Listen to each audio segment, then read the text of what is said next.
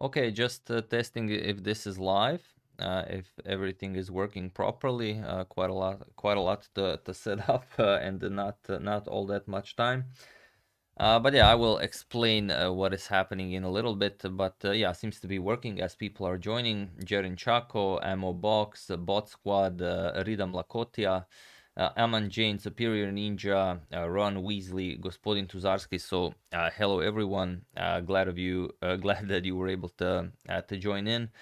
So I'm gonna wait for a few more minutes, and then we can dive into it. The official event is supposed to start in some 17 minutes. Will it be at that exact time? I don't know, but hopefully it will, or rather, it should be. I think it will be on time. All right, just have to keep checking everything. Pozdrav svima, and yeah, hello everyone again to those of you who are only joining in now. So basically what is happening today is that Judit Polgar is holding a simultaneous exhibition. She will be playing against, well, not 10 people, but rather 10 communities. She will be playing against 10 streamers and their communities. So whenever Judit makes a move, you will see the move here on the board.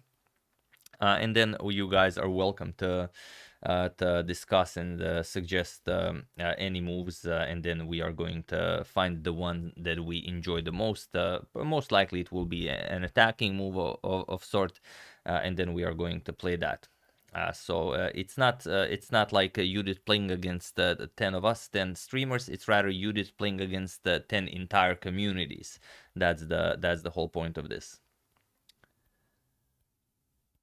Yes, and AS says it well. Hello everyone and welcome back to the Lichess Simul by Judit Polgar.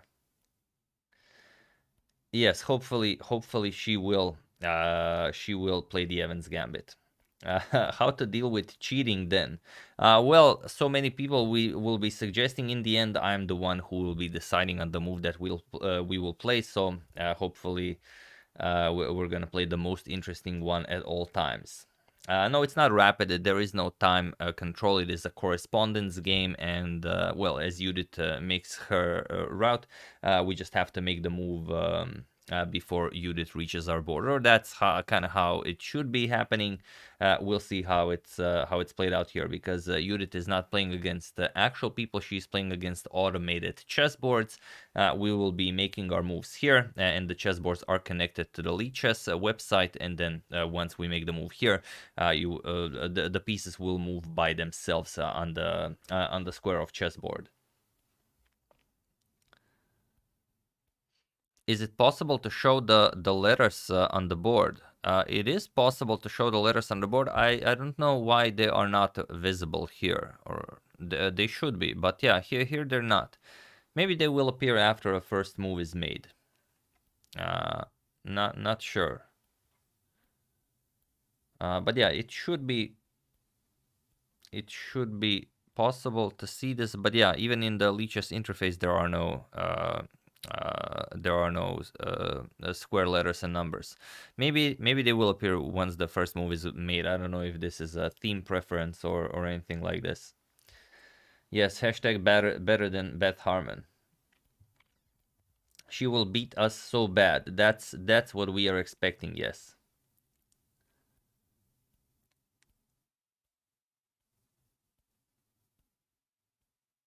The games are starting at 2 p.m. We're still making sure that everything is fully operational and that everything is going according to plan. So for the moment, it is should be okay. Yes, Meadow is waiting too. I might have to at some point take Meadow for a walk, but we'll see. I did take him for a long walk right before the stream, so he should be okay, but you never know. Judith is the queen of chess without a doubt. Yes, that is correct, sir. Yeah, and at some point during the stream, I might have to take a call, as they will be sort of interfacing with us for the actual show. So don't be weirded out by this if I suddenly pick up a phone and start talking to people. No, it's not a 3-minute blitz. It's a correspondence game, so no time limit. You are welcome to discuss the moves all you want. And to make this experience as well as pleasant as possible. Just enjoy the games, as you know, discuss the moves, suggest the moves, but don't use any outside assistance, as that's gonna be well, that's kind of gonna spoiling the fun. Yes, the games should start in 10 minutes unless unless something happens. Will I post the video of the analysis as usual? Most certainly, yes. I most certainly will. So it's basically you guys playing against Judit Polgar. Let's make it a good one so we have plenty to cover in the analysis video. I am seeing you, Bolu. Thank you for joining in. Yeah. Hey, Mike Wire. Thank you for the for being here the first time. It's yeah, don't use outside assistance like Nigel Kamath. Abhinav Gupta. Hello, man. Who's the other communities? Well, there are quite a lot of them, as you'll see later on. To give you the full go around, it's Anna Rudolph, Keti Tatsalashvili, Anna Kramling, Pepe Cuenca, Jennifer Shahadi, the Magnus Chess Academy, Ray Enigma, Samay Raina, myself, and Odzdarva. Those are the 10 communities that Judit will be playing.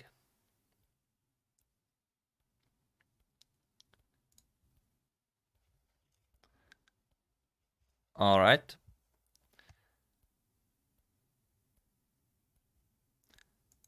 I have here the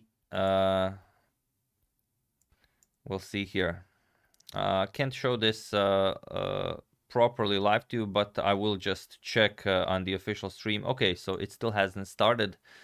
Just to make sure if Judit is already making her rounds, or if we will still have to wait a little bit. But that's fine.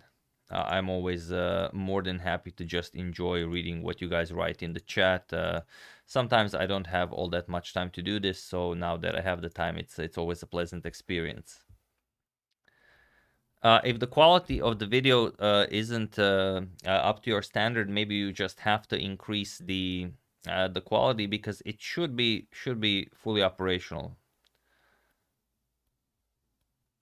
I mean, the internet quality in Croatia is not spectacular, but it should be enough for a stream with a chessboard. D6 against anything. We'll see. It will be up to you guys. Yeah, some people are saying it's fine, so it's probably a matter of only adjusting the quality setting. Yes, I will continue my daily uploads if I can, Victor. That is the plan. Pozdrav iz Rijeke, pozdrav.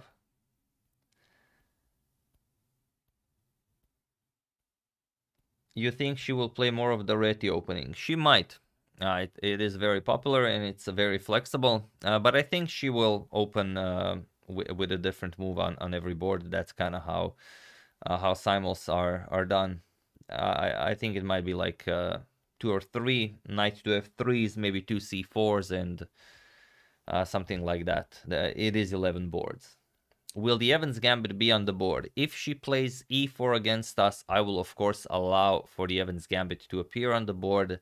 That is a promise. Yes, we all support Judit. That is true. Yes, Sama is also streaming. Everyone is streaming this. This will be one of the most covered events of all times, I imagine. Judit is strong against the Sicilians, so don't play that. Yes, everyone knows that. But Judit is very strong against any any sharp opening, for that matter. Where can you see Judit live? I will put a link to the official stream on Judit's Twitch channel in the description below. So let me just put this in the description. Let me see this. All right. Oh, but it kind of already is. No, this is the Chess Connects Us. Okay, let's write official stream. There we go. Yeah, Hungary Expo 2020. Okay, it's 2022, but still should work properly. Okay, so you have the link in the description below where you can watch the official stream. Let me just check how that is going. Still says the show will begin shortly. I imagine they're still working on a few details.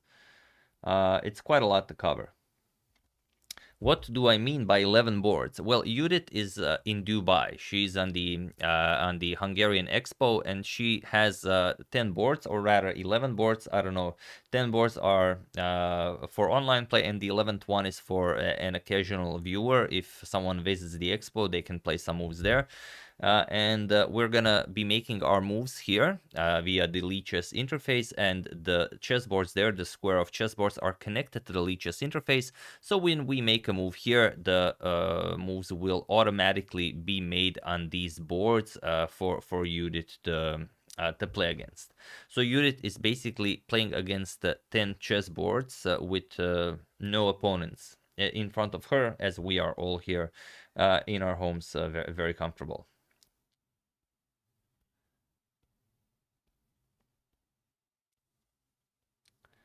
How do you vote for moves? Well, there will not be an official sort of an implemented voting system. You can just type moves in the chat, and I will discuss the moves with you, and we can make, well, we'll always go for the one that seems the most interesting, the most daring, the most dangerous. So all in all, we just wanna have a fun game. The time format is correspondence. There is no time. Basically, we have to make a move before Judit reaches our board. Mano Majunat, thank you for the contribution, man. I'm glad you enjoy the content. Yes, I mean, who does not fear B4? That is the real question. How do you offer a draw? Oh, well, in real life, you just offer it, and on Lichess, there's this 1/2, which means offer a draw. Yes, there are many openings we can go for. Am I the most famous person from Croatia? Not by a long shot. Ah, nice to see you live. I thought you wrote nice to see you alive. Yes, Re Enigma is playing as well. No draw offers. We play it until the bare naked kings. All right, let me just check if we have any information on this. Nope, still nothing. Also, if you guys have any questions, feel free to ask in the chat. We have some time until the simul starts. Yes, Samai is also playing. We are expecting great things from Samai. Will I ever do a collaboration with Hanging Pawns? I might. I don't know. I don't really do all that many collaborations. I'm kind of a solo writer here.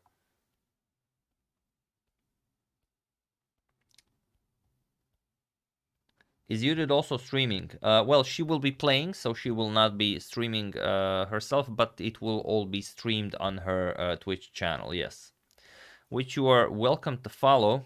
For the moment, I think it's a new channel. It has some 60 subscribers, or they're called followers on Twitch. When will the podcast return? When my baby girl grows up a little bit, as she is quite a handful at the moment, so not a lot of time for other activities. Why is Meadow always sleeping? Well, he's very old, and he usually just ate, so he likes to have his nap. Yes, I will cover this match that we play against Judit, unless it will be an absolute snooze fest in a video, most likely today or tomorrow, and we might cover some of the other games as well. We'll see how it goes. How old is she? If you are referring to my daughter, she's currently 9 months old, so quite a young one. Do I still smoke? No, I quit some. I think it's like 5 years ago now. Something like 5 years. Maybe 6 even. I don't know.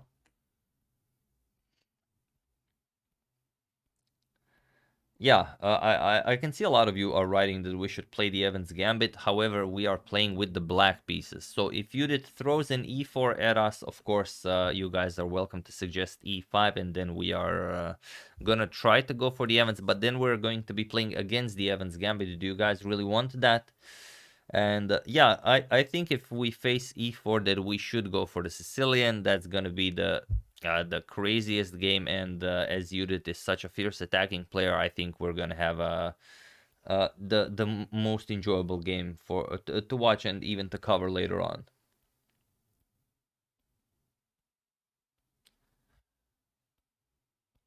No, everyone is playing. This is a unit against community, or rather, a unit against 10 communities. So she's playing against all the communities at once. That's the point. Am I coming to India for the Olympiad? I would very much enjoy that, but we'll see.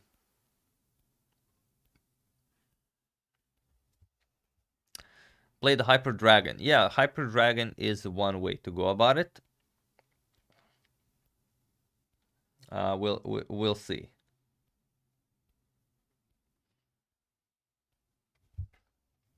All right. It seems that everything else set. The show begins in a few minutes. So let me just check this.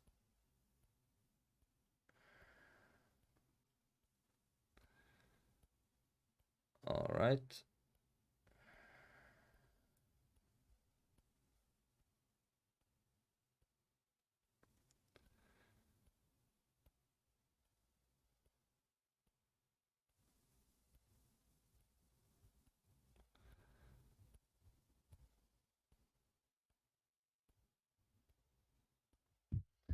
All right. It seems that everything is fully operational now. Oh, I'm not nervous. I'm not the one playing. You guys are playing. You should be nervous.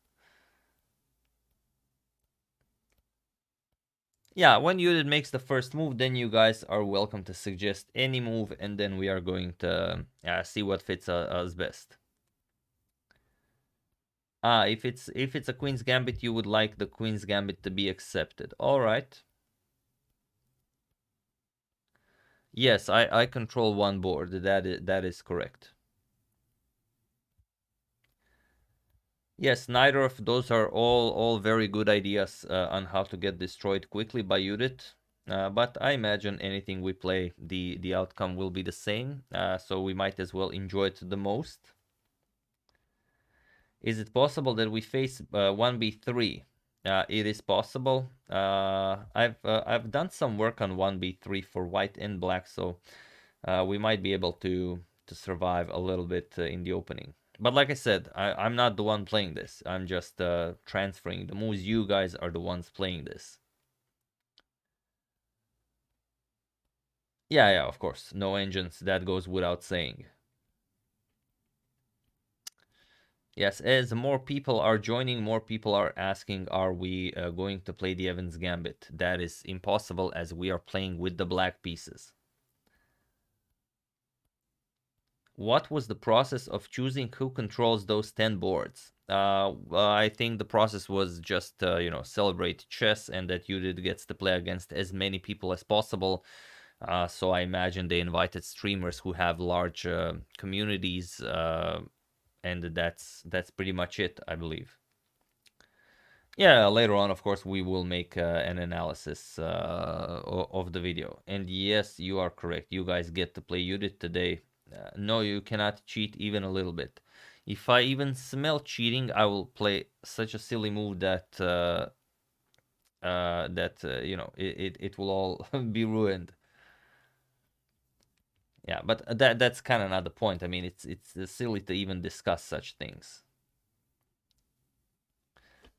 Who are the other 10 players? Okay, for those of you who still have not heard, let me just mute okay. For those of you who still haven't heard, so the other players are Anna Rudolf, Keti Tatsalashvili, Anna Kramling, Pepe Cuenca, Jennifer Shahadi, the Magnus Chess Academy, Re Enigma, Samay Raina, myself, and Odzdarova. So those are the 10 communities that Judit will be facing. No Stafford, please. All right.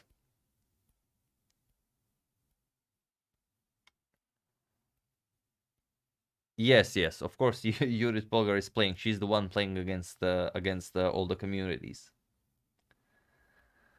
All right, let me just check what is going on. So the show will begin shortly. All right, so the show still hasn't started, which is perfectly. Whoops, sorry about that. Which is perfectly fine. As we have time for some extra questions. If you guys have any other questions about the channel, about chess in general, about you know, anything, feel free to ask, as it seems that we do have some time. Is this the good stuff? Yes, I believe this is as good as the stuff gets. Against London system, we play knight f6, c5, queen b6. That is true. That is one of my favorite ways to do it. Although I've done some work on c6 instead of c5 and queen b6, and also just the standard way of facing the London is also pretty cool. So it's okay. If you know how to treat your light square bishop against the London, then you will be fine. Yes, not only can you suggest moves, you have to suggest moves. That's how we will be choosing the moves.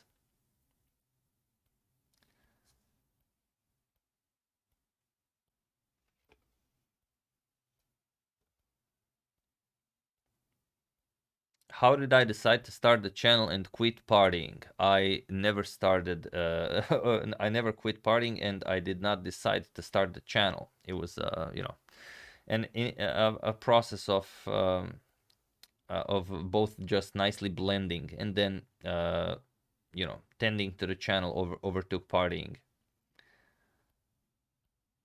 What is my proudest game in my chess career? Well, my chess career is a fairly short one, but I do have one game that I am extremely proud of that I still haven't shown on the channel. I'm waiting for the right moment to do so, but you guys will enjoy it. It's actually my first game against a FIDE master that I played. I was yeah, I think I only just gotten my rating. I was rated 1600, and it was well, I really enjoyed that game. Can I show the grid on the board? Yeah, someone already required, or rather inquired about this. Okay, so we have a move, and the move seems to be knight to c3. All right, there you have it, knight to c3. What do you guys want here? So this is absolute madness. We have knight to c3, and you guys can go for whatever you want. So I suggest we just keep it very principled and well, occupy the center. However, how else would we play this? So basically, you guys are between e5 and d5. Let's go e5, and then we'll see. All right, let me just check. All right, so the show has started. But the second move will not be made so quickly. I think this is just the test if it's working. Yeah, this is just a test if it's working, as the game has now been abandoned. So, false alarm.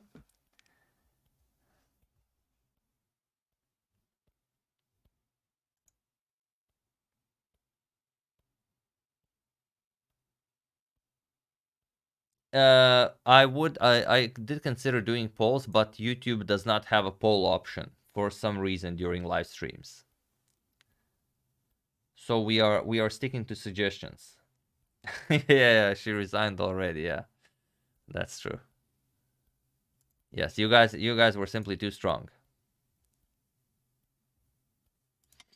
All right, let me just check if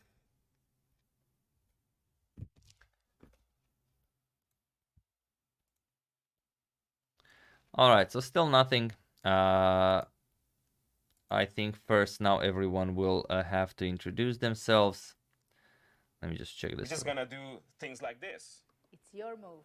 Ooh, how amazing is that? I mean, all right, so there you have it. That's from the official stream. You can also check out the official stream just to know what's currently happening.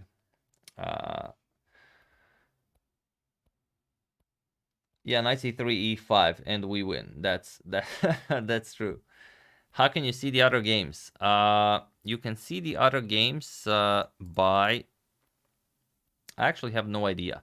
There is a world board that you can watch. That's a board where the entire world is playing and everyone can make moves and it gets voted on. I've put a link to that in the description below. But you have to, I think, grab the games or the links to the games from the other streamers. Yes, yes, I will do an analysis on this game, and if you guys enjoy any other games from the other streamers, we will also show that one.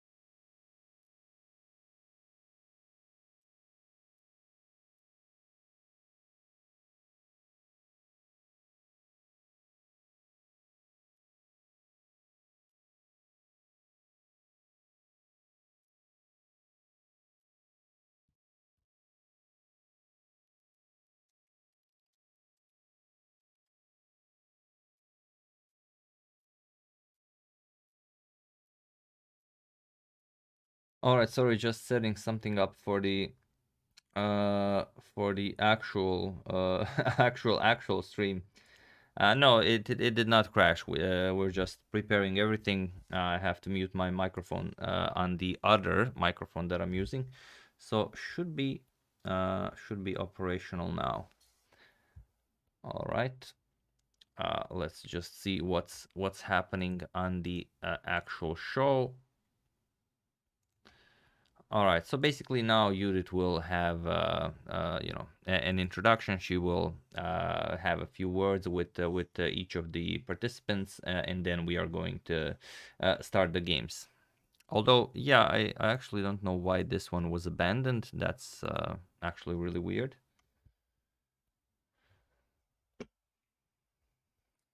So who is Judit actually playing against? Judit is playing against all the communities simultaneously. So she's playing against the 10 of us who are transferring the moves from our communities to the boards that are making the moves by themselves.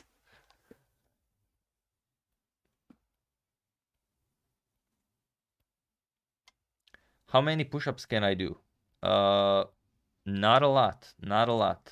I've the most I've done is 45. Once I almost reached 46, but it did not go all that well. Yes, Anna Rudolph is one of the players. All right, everything seems to be operational now.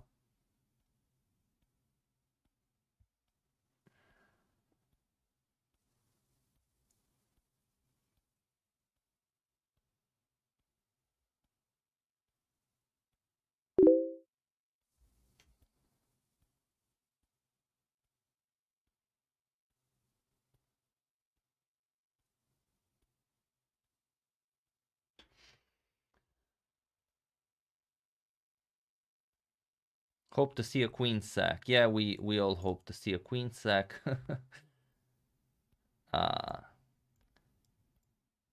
It's a shame that Discord does not have a stay on top feature. We should all have a beer if we win. That is definitely true. We should all have a beer even if we don't win. You guys are welcome to visit my hometown, and there's really awesome beer here. We could definitely have a beer. How will we celebrate if we win? Oh, it's all right. Getting some challenges here, but today we are only playing against Judit, so not accepting any challenges for the moment.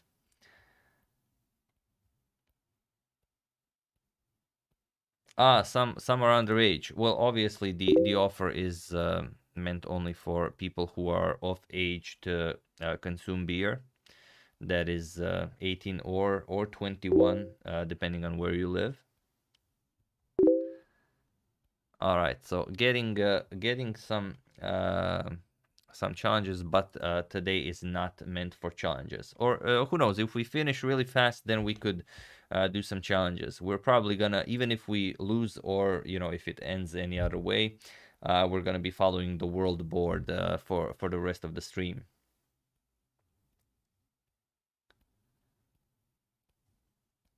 It's Persian New Year. I did not know that. New Year Eve.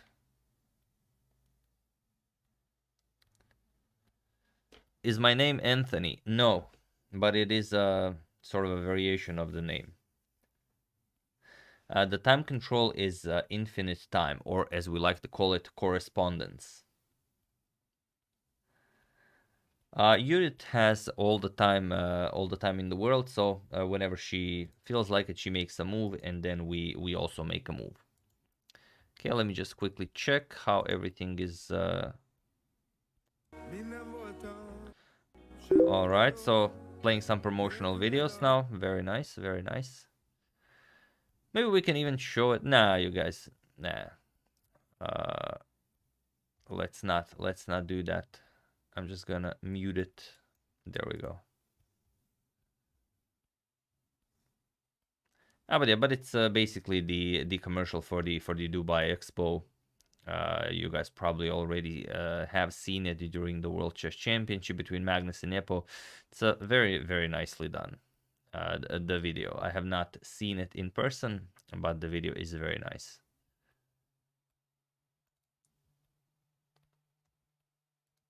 All right, any other very important questions? Muted Judit. No, we did not mute Judit. We only muted the commercials. Žuja or Karlovačko? Neither really, as we have a really cool beer right in here in my hometown, the Križevačko pivo. That is the one that we like to consume here. Yes, showing a promotional video can be a nasty opening. Okay, as a lot of you guys are requesting me to turn on the coordinates, I will attempt to do so. But I don't know where piece destination board coordinates. Ah, okay. Let's do it like this.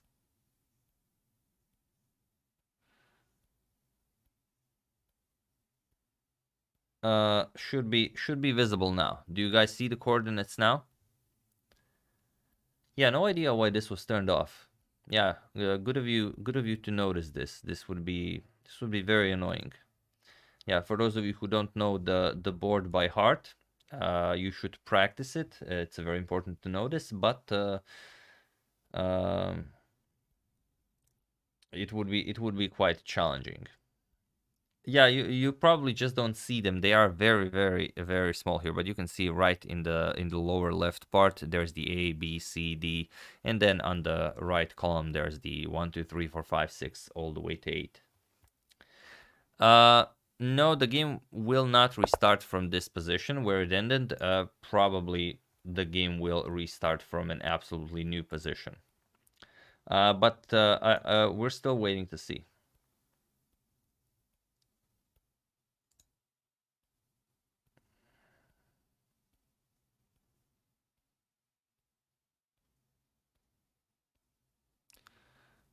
Okay, so I think we will be getting another challenge now. Waiting for it, but no.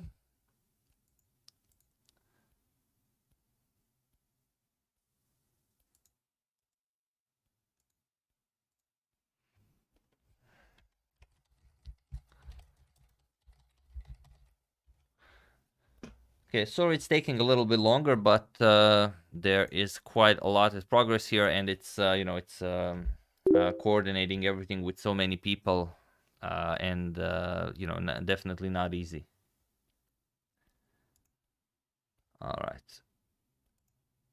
All right, so it is confirmed. We will now be receiving a new challenge. So when this is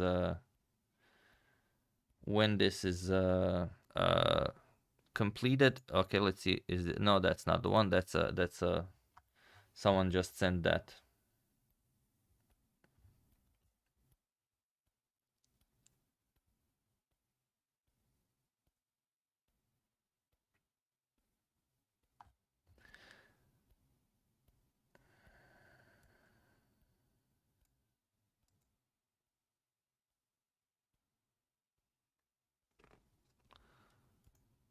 Okay, let me just check something.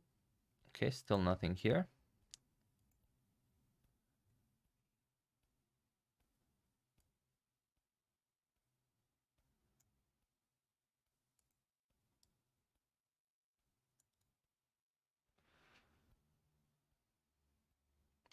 All right. Don't mind me just staring at the screen. I'm actually just concentrating on something as we are trying to coordinate this very impressive task. So yeah, this is just me concentrating. Nothing wild happening.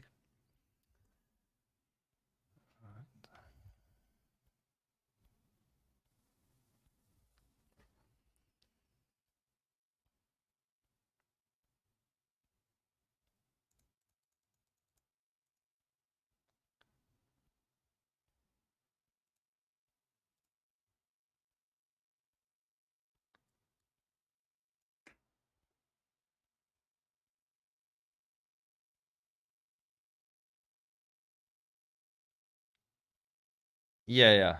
Like I said, if it will be possible, we will play the Evans Gambit with black. But you know, it all depends on what Judit plays.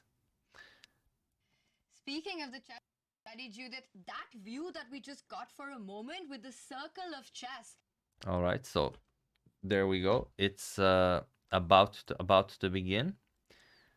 So let me just check one more thing. Okay. No, I have never been to India, unfortunately. It is definitely one of my plans. Has Alireza ever played against Judit? I don't think so. I could be wrong, but I really don't know. High Speed Turtle, thanks for the contribution, man. No, I don't think you win a prize if you win. It's more of a, I mean, you've the community defeated Judit, so it's I mean, a prize in itself. What more could you want?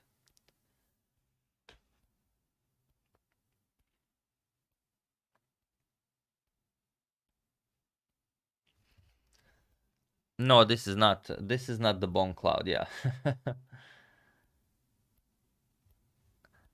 No, okay, when the game actually starts, we will have the black pieces, no worries there.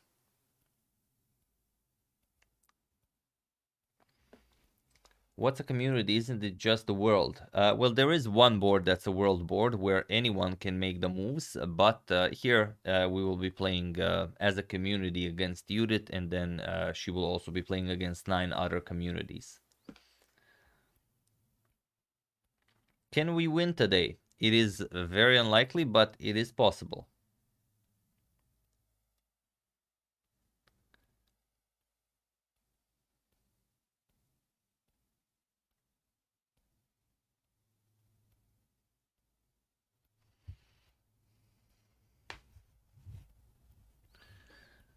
Okay, let me just check this real quickly.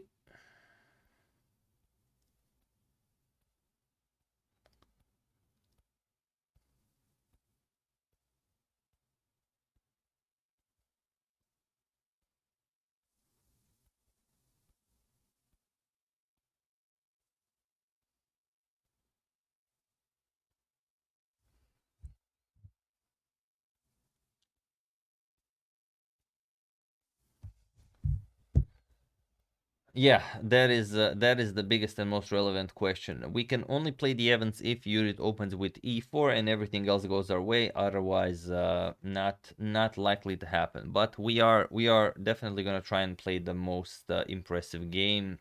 Whether we win or lose, that will be definitely fun to analyze. Yes, the King Seven's Morphe variation. That is the one that we are hoping for. We'll see how it goes.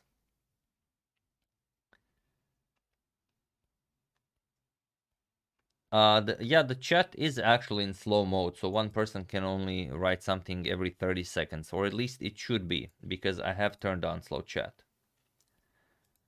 Who is my favorite chess player? That is the secret.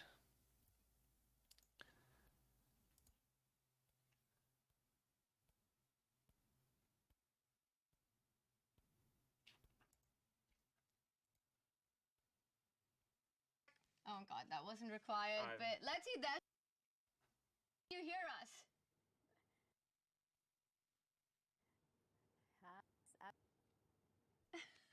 It's we can always do applause. I can always do JP versus the word. Oh, we can always do All right, so they've started getting people into the show, so we are on our way. So after 9 people say hello, myself included, then the games will start. That's the plan, and then everything will be going smoothly. So hopefully I don't miss the start. But until then, yeah, you guys are welcome to ask some questions, like I said. Hey, Morgan H. Hoodie guy squad activated. That's right. Summon your inner hoodie guy and let's do this. And also High Speed Turtle, thanks again for the contribution. I could play the pterodactyl, but it is definitely up to you guys what we will play.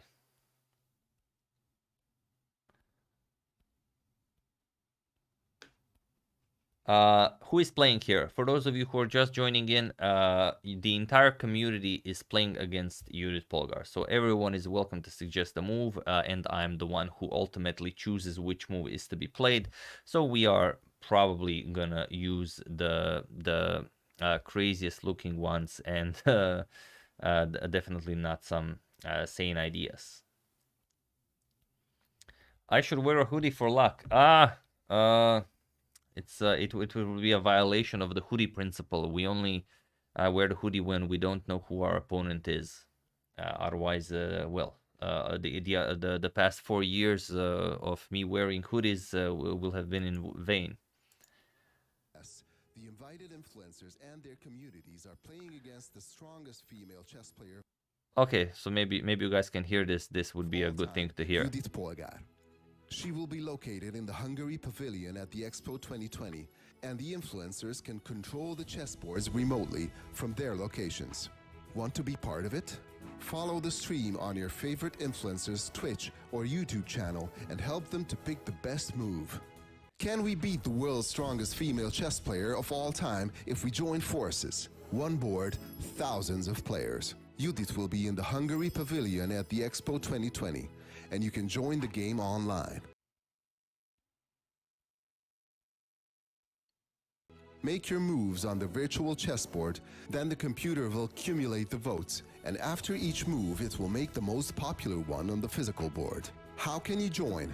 Register on our website, follow the stream, and play. Let's unite in an epic game. How to join?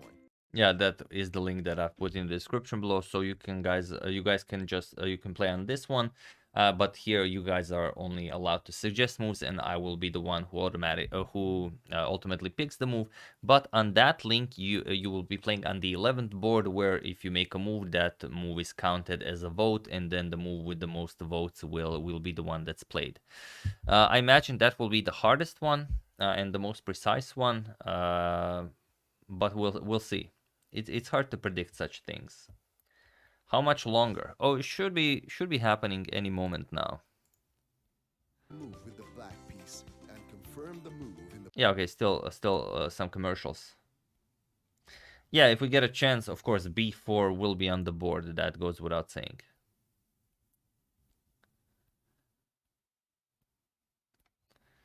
So this is how it's happening. So we are accepting the challenges one by one.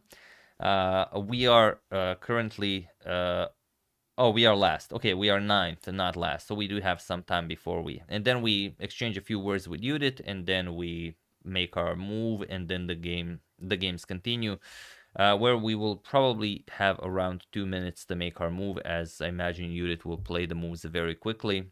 Well, we don't want to torture Judit for 10 hours. Usually a simultaneous exhibition of this sort lasts for some maybe 4 to 5 minutes, 4 to 5 hours, so it will not be a simple task, even like this. All right, so we have the second person. I will not share who it is, but you guys, of course, can easily find out if you just join the official chat. All right, any other super important questions in the chat you guys might have before we start? Yeah, there is no time format. It's a correspondence game. It's a correspondence game. We have infinite time, or rather until Judit shows up at our virtual board. Chess brings people release. It is being completed as we speak, so should be around the corner. B5, B4. I don't know. I think we can expect pretty old school openings from Judit. So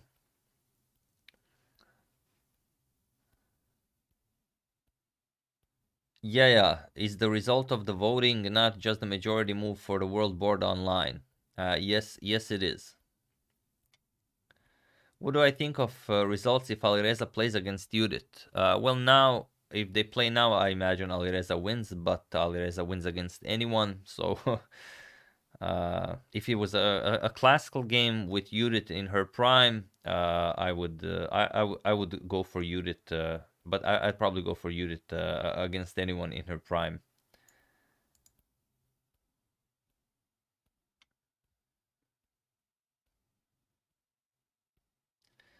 Can I repeat all the other communities' representatives? Of course, by all means. So, the other community representatives are Anna Rudolf, Keti Tatsalashvili, Anna Kramling, Pepe Cuenca, Jennifer Shahadi, Magnus Chess Academy, Ray Enigma, Samay Raina, myself, and Odzdarva.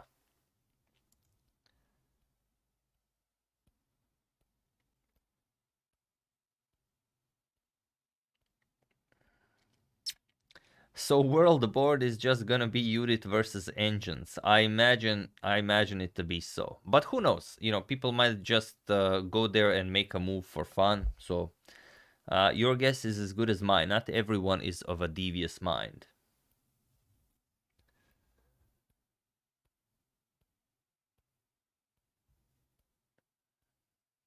Do I still flip a coin for thumbnails? Of course, it would be irresponsible to do thumbnails without flipping the coin. Favorite Judit Polgar game? I don't know if I have a favorite one. Probably one against some of the top players that she was able to beat. Maybe the one against Anand that we've shown, or the one against Kasparov.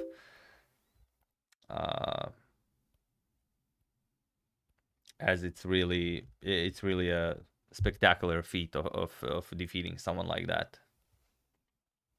Aron Nimzovic saga. Yeah, definitely one of the sagas that we are hoping to make before we stop making sagas altogether. But yeah, Nimzovic saga would go a long way.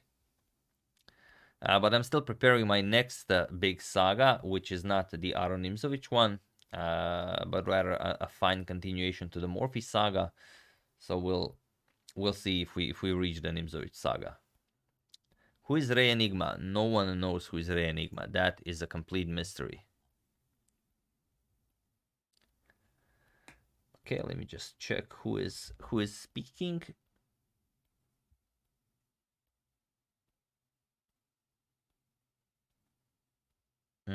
Okay.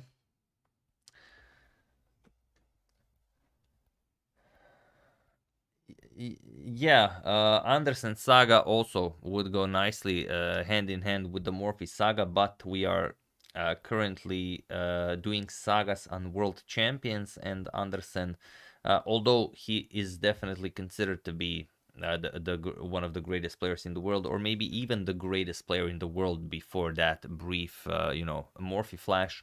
But we simply don't have enough time. I'd have to either start making shorter sagas, or I don't know how I would fit it all together. I don't know. I don't think Levy is playing. I don't know, and I don't know why he is not playing. Probably has something to do with the event being on leeches, I imagine.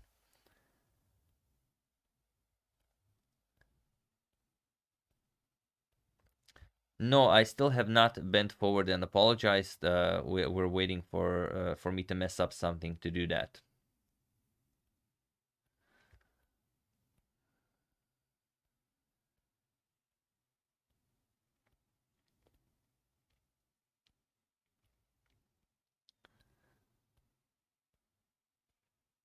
How long will the move voting last in the community board? I imagine 2 minutes, not longer than that.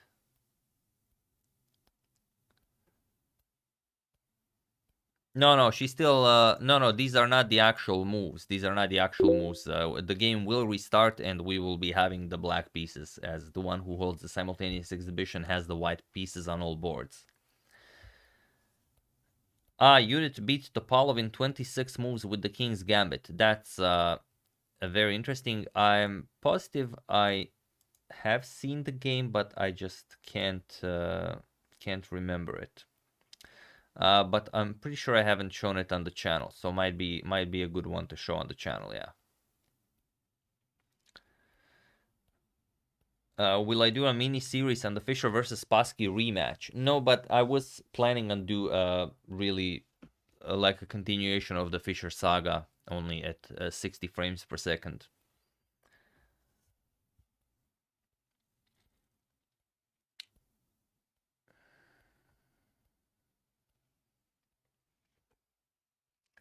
Petrov's Immortal. I'm pretty sure I've shown Petrov's Immortal game. I could be wrong, but yeah, we've completed the Capablanca saga. It took us quite a while, but we did it. If we ever see a free piece from Judit, don't take it. Steinitz saga is a fine idea and would be a great continuation to the Morphy saga.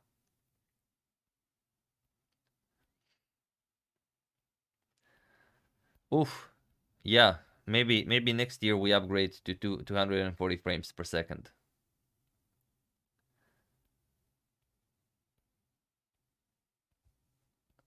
Strongest player I've ever met. Well, that would be Magnus Carlsen. If I have to be very specific.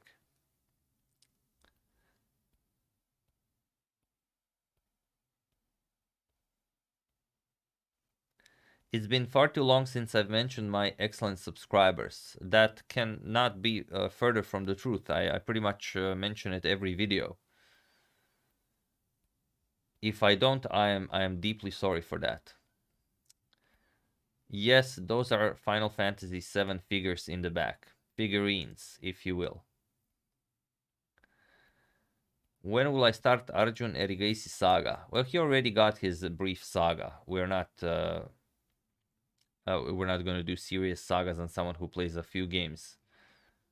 And he's far too young to be getting a saga. Kasparov has been a world champion for many years, and he still did not get a saga.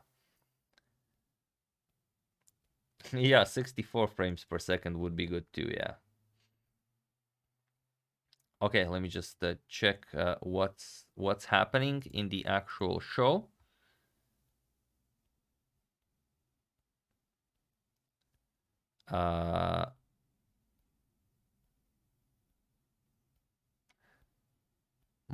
More ads. Yes, more ads. That's what is happening. All right.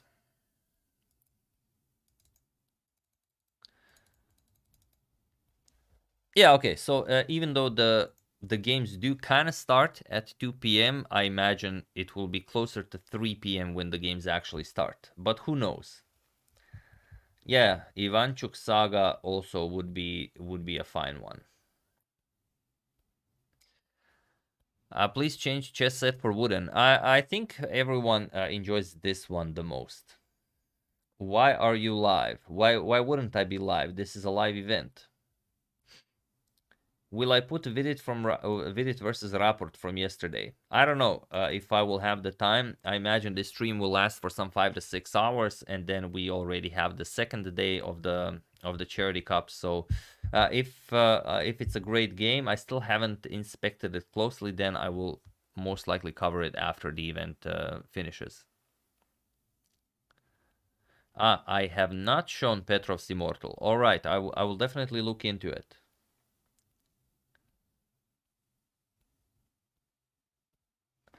No, I did not see Supi's game against Giovanni Vescovi. Also, if you could send me an email with the PGN.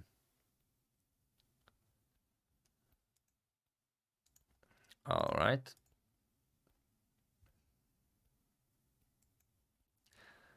Yeah, I imagine there's still quite a little bit of time before we get started. So any questions you guys might have, I am here to answer them all while we're waiting for the games to begin. How to send suggestions? Best way to send the suggestion is via my email.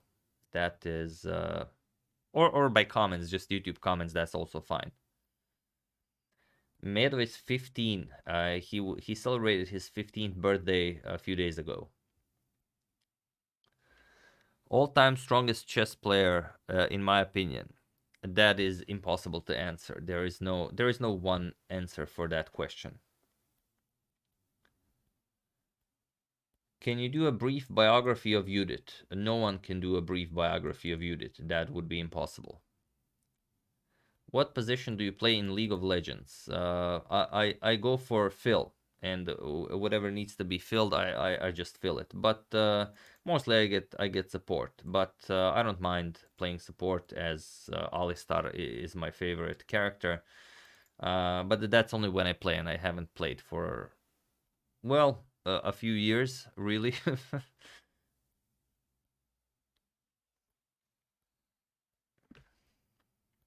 The most underrated opening. I don't think there's such a thing as the most underrated opening, but might be something like, I don't know.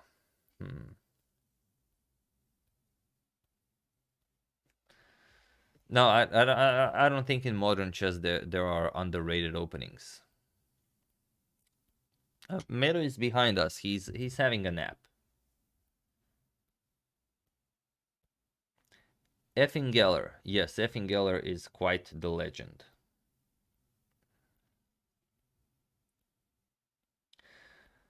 Sama is using a plugin to tally all the move suggestions. Yeah, that would be useful, but I have not prepared such a thing, and I don't think it would be possible to implement it in such a short time. And also, I think Twitch has a way of doing this. I just don't think YouTube has such a thing, and I don't want this. I think that's not a good idea, because I don't want the move with the most votes to be played, as you know, people might be using too much outside assistance, and then the most popular vote could be the one that we don't want to play. So I'm just gonna look through the chat, see your suggestions, and then make the move that I consider to be well, plausible. Yes, we will have the black pieces. Dutch defense probably is underrated. Yeah, okay, you could say that, but still, I mean, even Magnus plays it on occasion. So I don't know if it's possible to say that it's underrated. Eminem is the greatest rapper alive. Well, that is definitely up for discussion. Did Judit ever play the Evans Gambit? I would be very surprised if she didn't. I'm pretty sure she has. Yeah, like no question about it.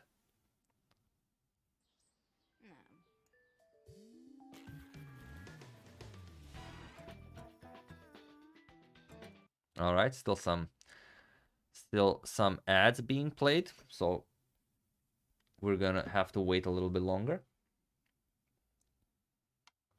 It looks so boring here without action. This is what a chess game looks like. You have the position, there's the board, and you just stare at it, sometimes for 45 minutes or maybe even an hour, with nothing happening. Sometimes no one even walks by. I've had games where I've been, just sitting, staring at the board for half an hour and nothing in the room moved. If someone, if someone did a video of that moment, it would be like a photo, not a video.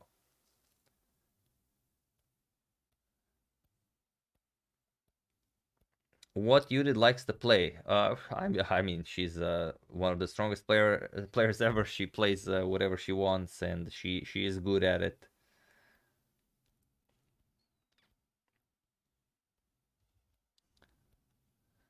When was the channel started? Ooh, long time ago. I think in 2007, and the first video was uploaded in 2007, but it wasn't a chess channel back then.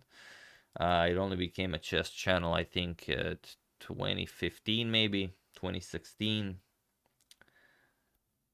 So I had like all sorts of videos here, some 300 videos that I've made invisible, as it would be pretty weird if I still had them on a chess channel.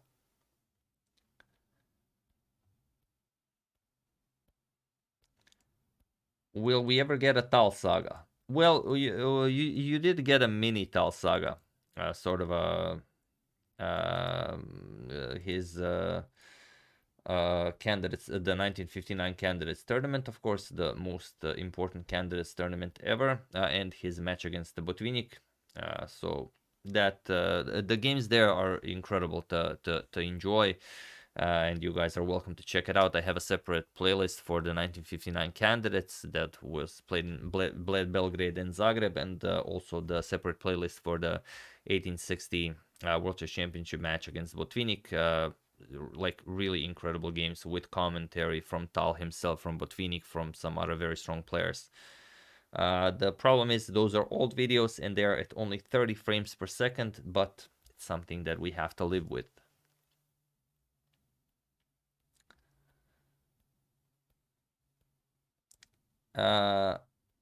Richard Fredlund, no, I'm not playing against Judit. All of you guys are playing against Judit. I am just a vessel that transfers the moves to the square of board.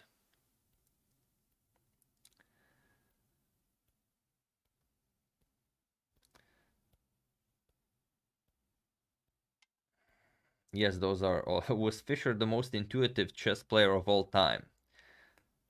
I would not say that at all. I mean, it's a very unlikely that before Fischer anyone studied chess as much as Fischer. So that wouldn't really be intuition. One would probably put Capablanca as the most intuitive player of all times, as he never studied chess, he never studied openings or endgames. When I say never, I don't really mean never. I just mean that he, you know, when there was something to find on the board, he found it. I never said that I was starting the Steinitz saga. This is only one of the possibilities that I'm starting the Steinitz saga.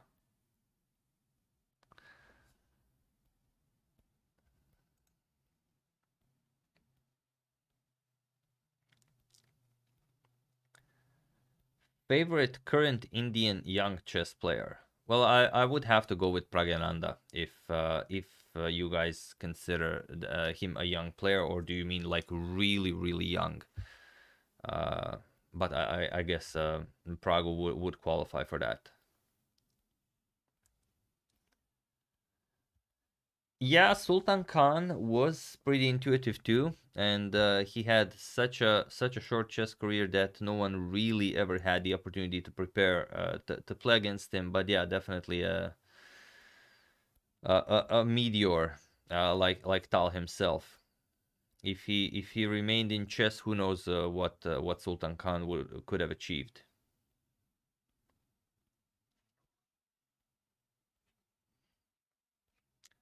It's hard to say the most romantic player of all time. There were some players that were a lot crazier than Tal when it came to romantic play. Nizhmedinov only being one of them. But yeah, compared to Nizhmedinov, Tal's games were pretty you know, correct.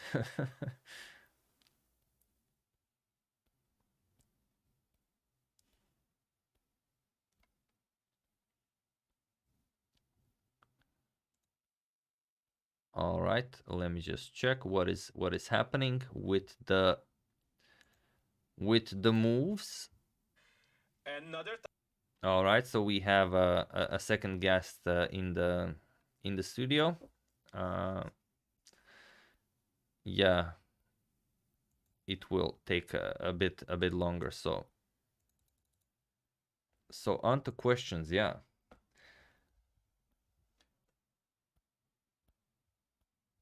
I don't think they meant it to last this long. It was supposed to be like a quick introduction and then we play the games. But I imagine they well, either had a bit well, a fair share of technical difficulties, or they just enjoyed this too much, and then we're gonna go into the games later. But whichever the case, we will get to the games. No worries.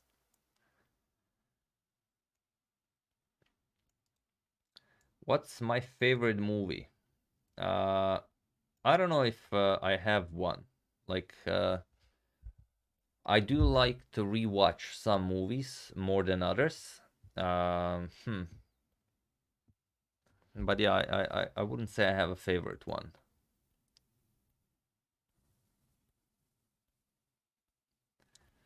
Yeah, probably something like 5 hours. Should last for some 5 hours, maybe even 6.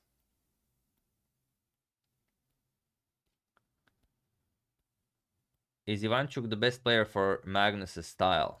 Probably not. You are probably referring to that 2016 Doha tournament where Vasil defeated Magnus twice in one event.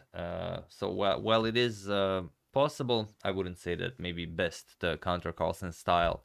As for one, Carlsen doesn't have a style, or so they say. And another one, Ivanchuk is the best player to counter anyone. So you could answer that many ways.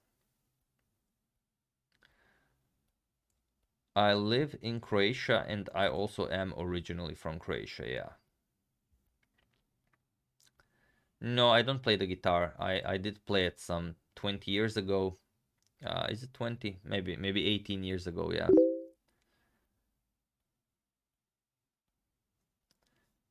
Did I hear the song about Hall of Fame? Yes, I'm pretty sure I know the one you mean. No, it has begun. You guys can also check out the original stream. It's on the Judit Polgar versus the World.Hungary Expo 2020.hu. But you have the link in the description of this, so you can check it out at least just see where we currently are with the presentation of the players who will be playing and when we will be starting.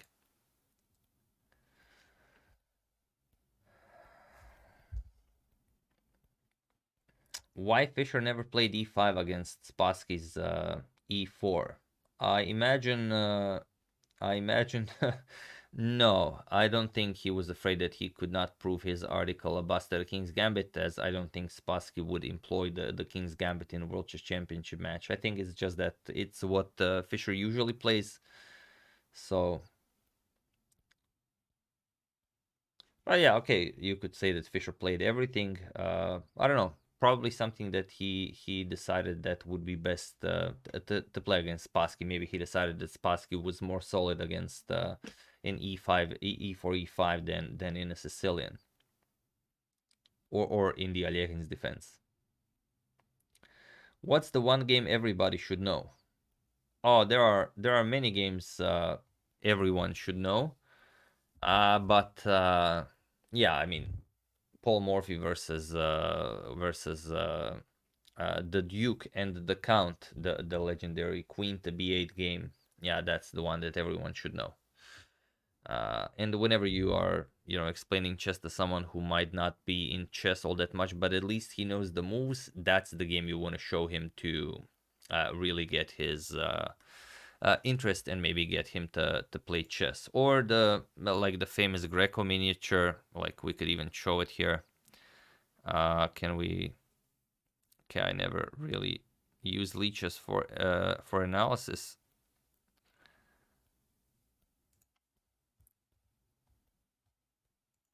Yeah, but like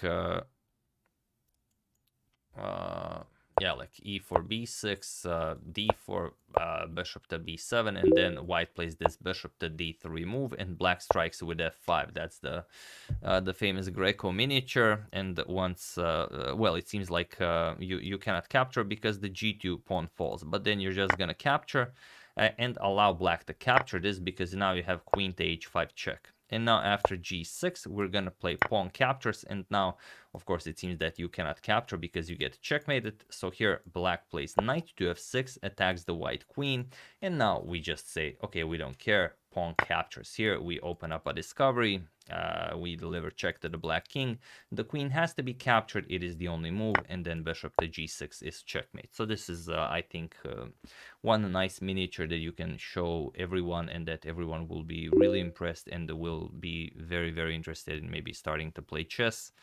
So it's 7 moves, really an enjoyable one. But there are, of course, many others to choose from. This is merely my opinion. And I also think that this is, if you guys ever tried using the chess master software, I think it's maybe one of the first games that you have there under miniatures.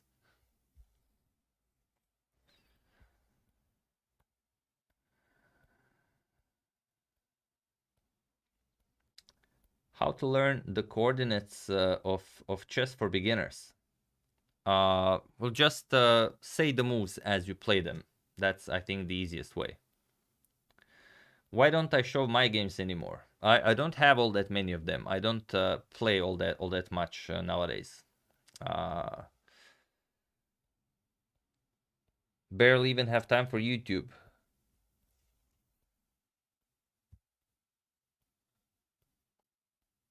Why do you always say bishop instead of bishop?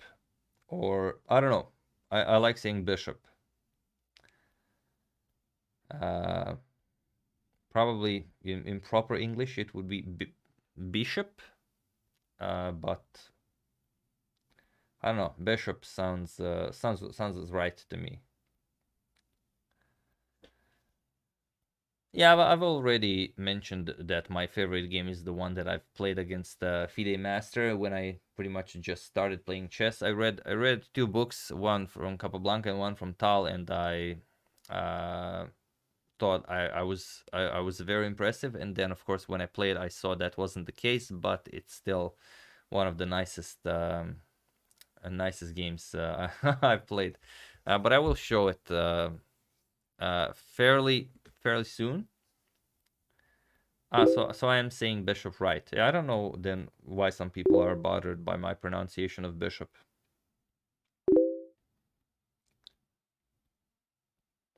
What's this game? This is the famous Greco Miniature. Okay, for those of you who are just joining in, we can show it one more time. So, oops, not that, obviously.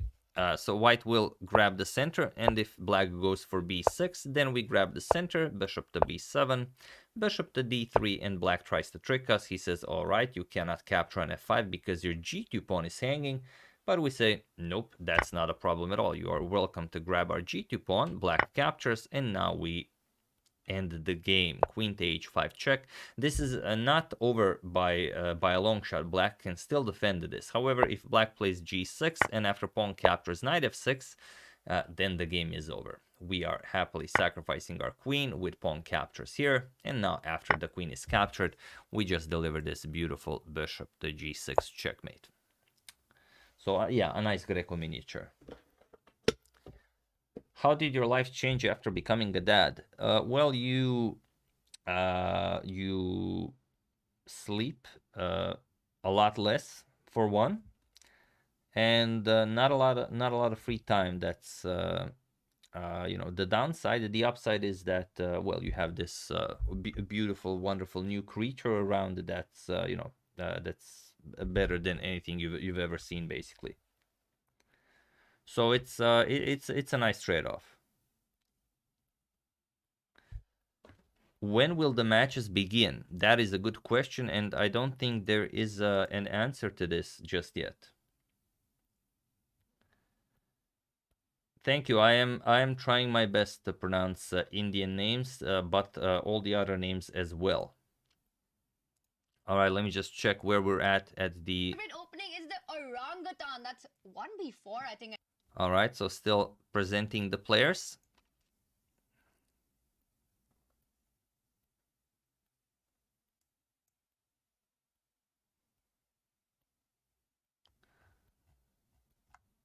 Aha, okay. Someone is sending me a photo from the expo of Judit waiting for the show to begin. We can even show this one, so you guys are well, following everything.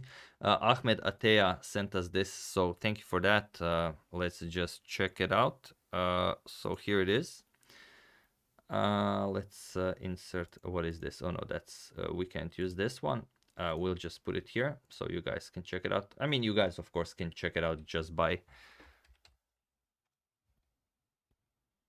watching the actual stream, but this is for those of you who maybe do not have such an opportunity, or maybe are just too lazy. So here is Judit. You can see waiting for the moves to be made. And then you can see there on the board, it says Anna Rudolph on the first board, then Kati Tatsalashvili, then Anna Kramling, and so on and so on. As this is the order in which the players are announced, and we are, I think, board number 9. So once all the players are introduced and we make the first move, then it will go a lot more smoothly, and you guys will be able to suggest the moves. So that's the idea basically behind it.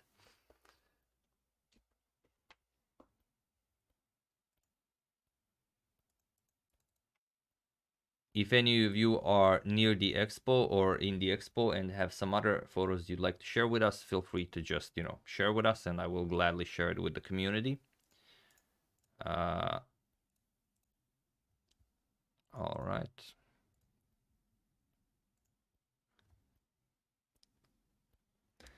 No, it's not. It's not only one game. Do I do I miss making chess videos? Wedding videos? Not really. I've made plenty of them. Enough enough for a lifetime. I've been to I think I've been to around 300 weddings as a wedding videographer. So that's quite a lot. Mircea, still a fan of Elrond. Yes, I'm still a big fan of Elrond. That goes without saying. Yes, she's going to play all of them at the same time. That is basically the definition of a simultaneous exhibition. You are exhibiting your skills simultaneously. What's the one book every chess player should have? That's a good one. Probably something maybe about the end game. It's okay, maybe something from Capablanca would be great, but I think the end game manual would be the way to go.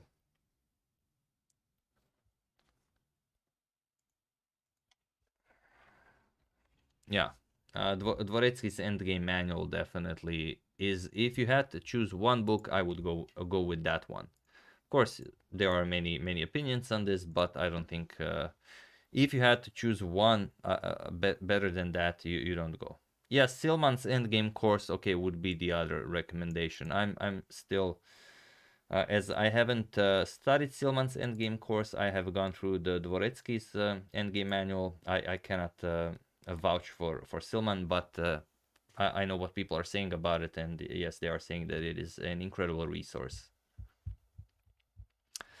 I do not have a favorite Sith Lord.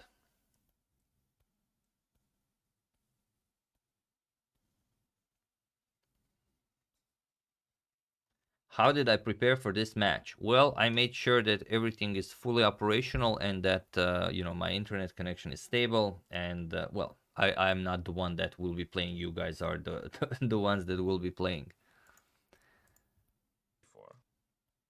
It's definitely a skill. I mean, all right, so currently Samai is being introduced, so we are very close to. I think we're actually next.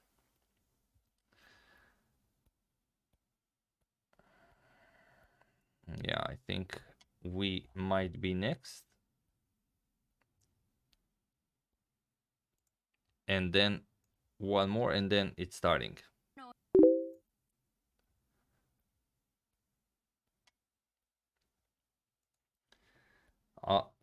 Yeah, Medo is 15. He's a really old dude.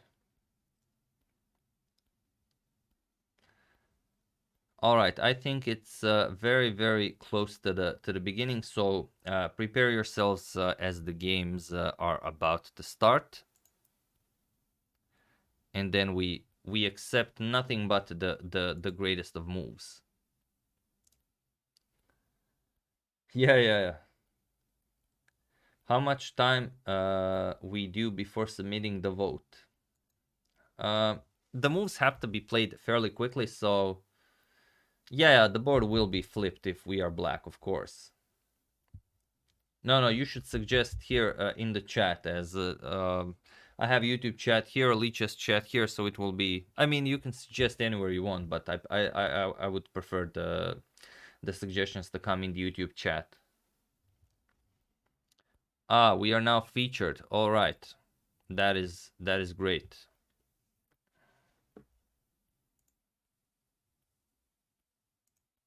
On some amazing, incredible educational content, and we're going to be having him take on Judith on one of the boards along with his community.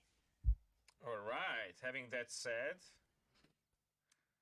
And his favorite chess opening is the Evans Gambit. I saw Samea's is the King's Gambit, and Antonio's is the Evans Gambit. So when we have a gambit on the board, Greg, At the very start, it basically means you sacrifice a little bit of material, usually a pawn, and you try to play for the initiative. You try to get the attack going. You try to develop your pieces really quickly. So very interesting to see how these players are going to try to get the initiative against one of probably the most aggressive players of all times. So that's going to be fun. We've got one more influencer. Just the one more. Let's bring our final influencer up, and this I know has been a last addition to our team and a very cool one, because this is a very well-known streamer from Andorra, Ots Darva, and he once again loves chess. In fact, fun fact, Anna Rudolph has been training with him a little bit, has been having some sessions with him. A lot of connection between these players. A lot of connection, and he... All right, so this is the last one being introduced, and then we are off.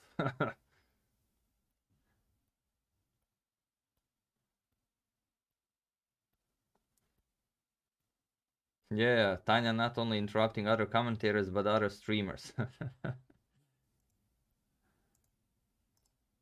All right. Tanya, when I wanted to get, we're like, okay, Gregory, we have to bring you up to speed regarding chess. You never mentioned anything about lip reading. That was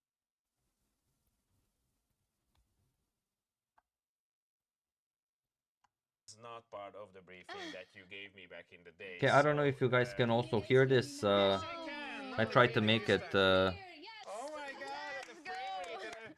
Whoa, applause! This was a clutch moment, and we definitely need a lot of applause for this to go. Anna, let's start at the beginning.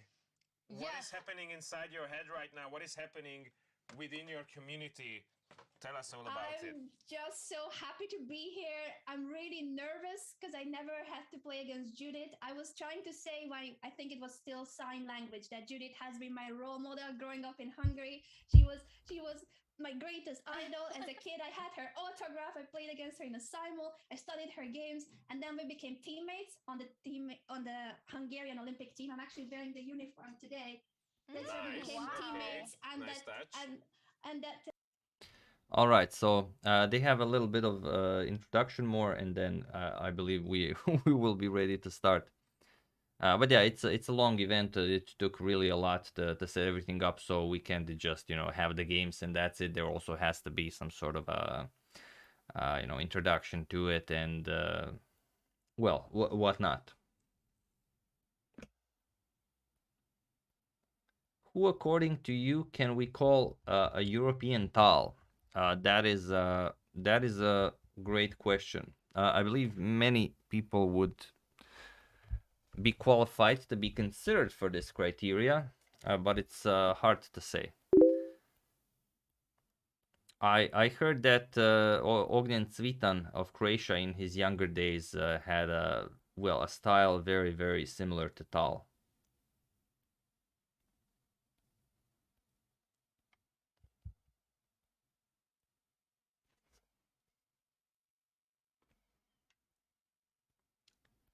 Yeah, I guess we could play a few bullet games or maybe blitz until it starts, but I don't want to mess it up, when it actually starts.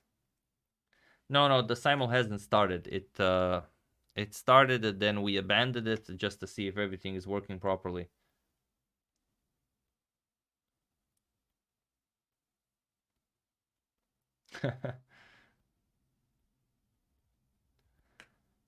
Yeah, Dubov. Okay. But the Dubov is on a whole other level, considering. Yeah, but yeah, you could say. If I had to say who would be in the top level, maybe playing like Tal, maybe, yeah.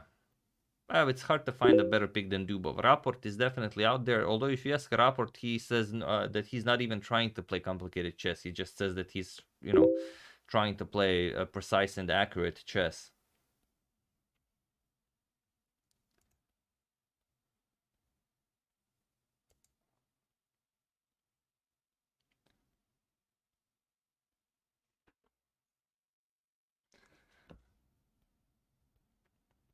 All right, we have there we go. we have been challenged. Let's see now.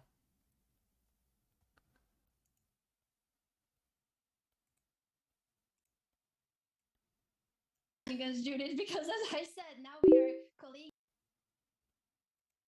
and friends, and we've never had to play against each other. We are always on the same side. We are always on the same team as organizers, as commentators, as friends.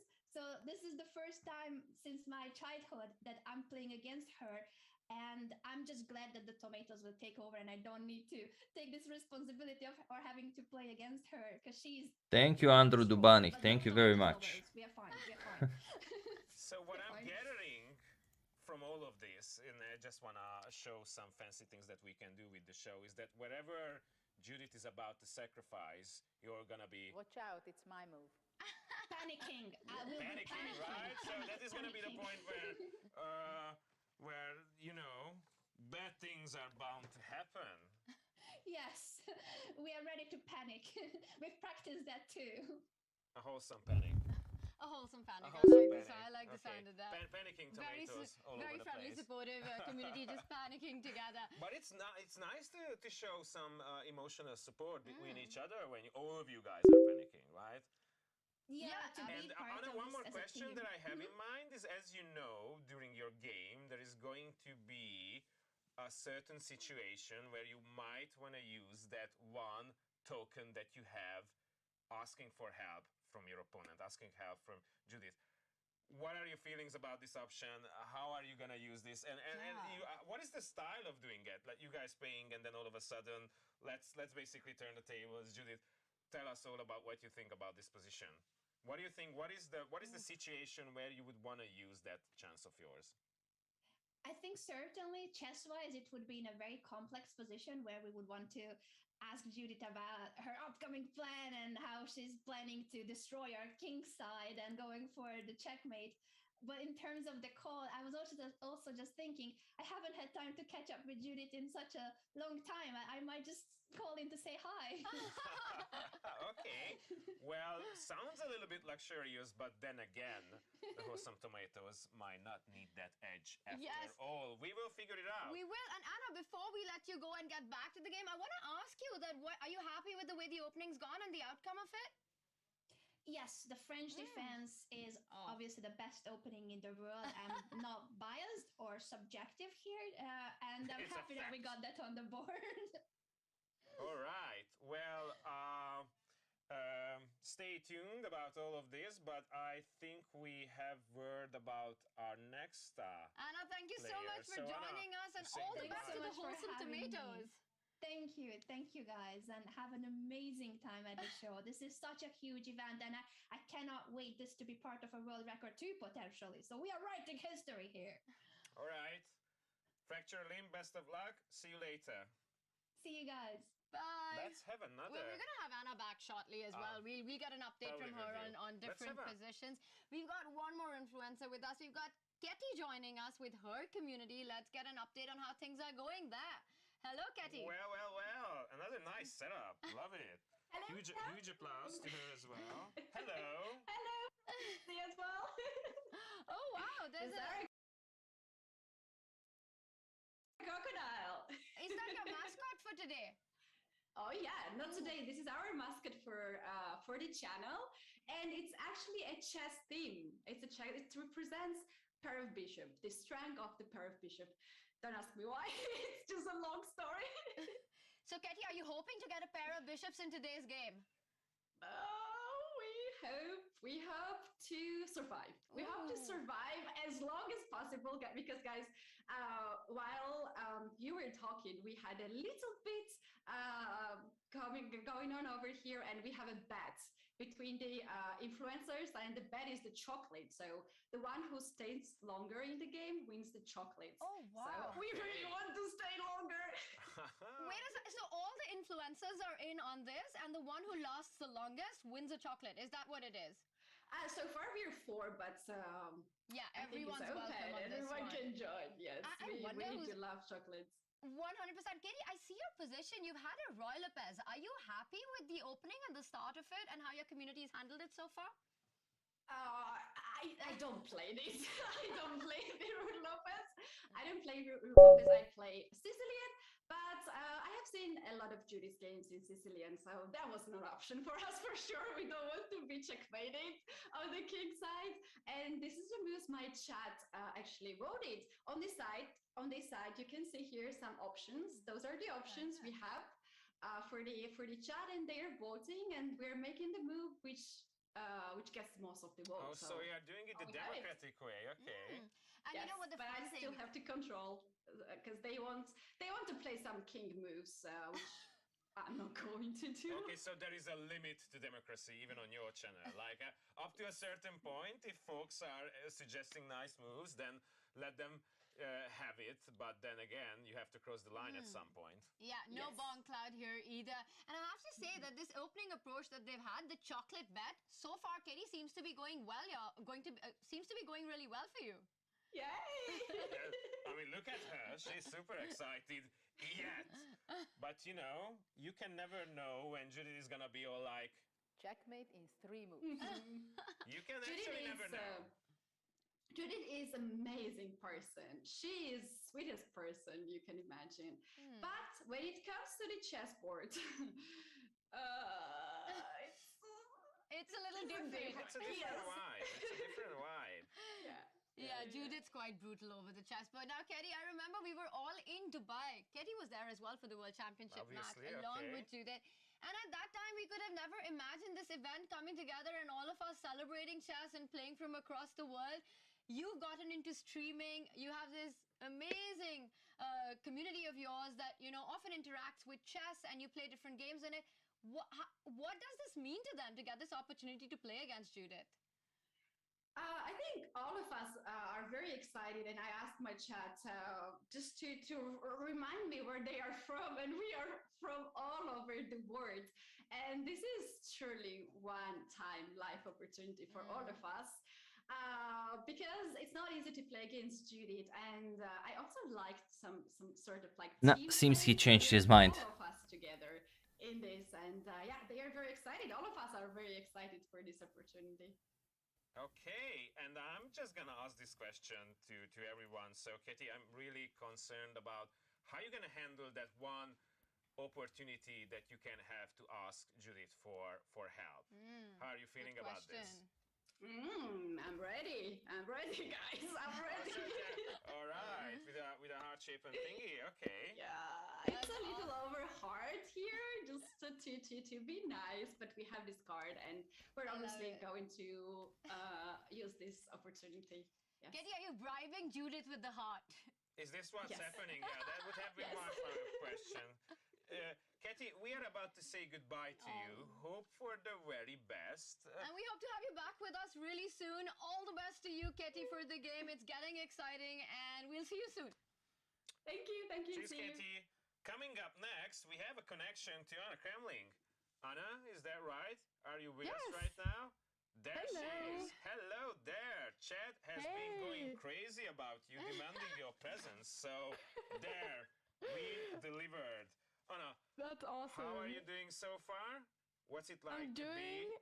I'm doing as good as you can when you're playing against Judith. You know, we're just in move number 3 right now, and we're just trying to survive. But so far, we've survived for 3 moves, so that is good. Can you give us a summary about what's going on so far? Well, there is Rosalima on the board, I believe. I think that is what we're going to be seeing. So I'm happy that chat decided to play a Sicilian. I was afraid that I would have to play any other opening because I've only played the Sicilian throughout my life. So I'm really happy that chat decided to be kind to me and choose the Sicilian. So far I feel good about this. Wow, it's really important to feel confident and good when you're playing against someone like Judith. You've got to like your position. Anna, are you in on the streamer's bet of who's going to last the longest against Judith? Yes. I mean, as soon as I heard Anna and Samai talk about it, I was listening in. Me and chat were listening into that conversation, and then also I heard that Katie jumped in, and I was like, if Katie's jumping in, we have to jump in. Yeah, the challenge is accepted though, but it's just not our turn yet. So we once it gets to our board, we will play a few moves, and then we will probably have a few words with Judith, and then we will dive into the game. Player. But Yes. you're up against the most attacking player of all time. So are you going to go all out in this game? Are you going to pick the options which are super aggressive? Or will you try to play a little safe against her? You see, that's a dilemma that's going on in my head, right? Because in one part, I really want to play really tactically because that's what I do. But at the same time, I'm playing against the queen of playing tactically in this world. So it's kind of hard. Sorry, Yeah. this is exactly what I've been expecting. Like, Judith's presence is putting a lot of pressure on you guys, right? It's one thing to do your own play style, but when you are facing with one of the greats, I'm pretty sure it's taking a toll on you. Yeah, no, exactly. So, I'm hoping that we can play tactically. I think that's the way I'm gonna go. Because you have to do what you're best at. So, I think we're gonna be doing that. And I have a few things with me. I have a couple things. I saw that Katie was bringing some things. I also have a few things that bring me luck in this channel. So I have them around me just to really have that luck during this game. So I hope they work. Yeah, try to put them in the front of the camera so we can see them. All right. I have a little octopus. This is one of those that, if you're in a happy mood, then you have this. But then if you're in a sad mood, then you can do this. Oh, you flip it around. So are you expecting that turn is going to happen once or twice during this game, right? So you might have a chance to actually articulate what you guys are going through. So which mood are you guys in right now? You guys still happy? We're still here, but in 10 moves, I might call for a lifeline or something, and I'll be like this. The best thing to get yourself prepared with that toe is to, when Judith Watch is all out, like, it's my move.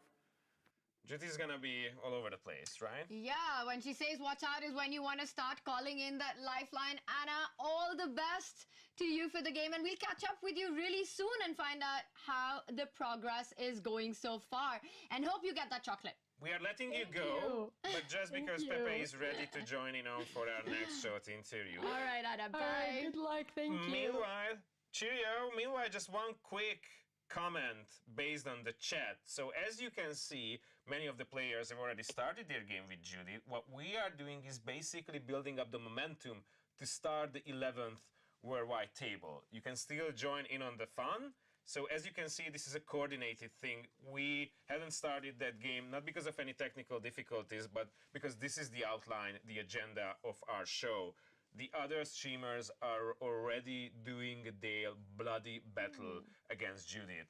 We are building up the momentum for the word table. And well, all the other tables really, and I think you can go and join on any streamer that you want, and you can play anywhere. And of course, as the global board, the world board, which is going to start soon, go to chessconnectsus.com, and that's where you'll find all the info to join the world table. We do have a guest with us. One of the other influencers is joining us, so let's bring Pepe Cuenca on board. Hello, Pepe. That is not Hello, guys. How are you doing? Hello. The man himself.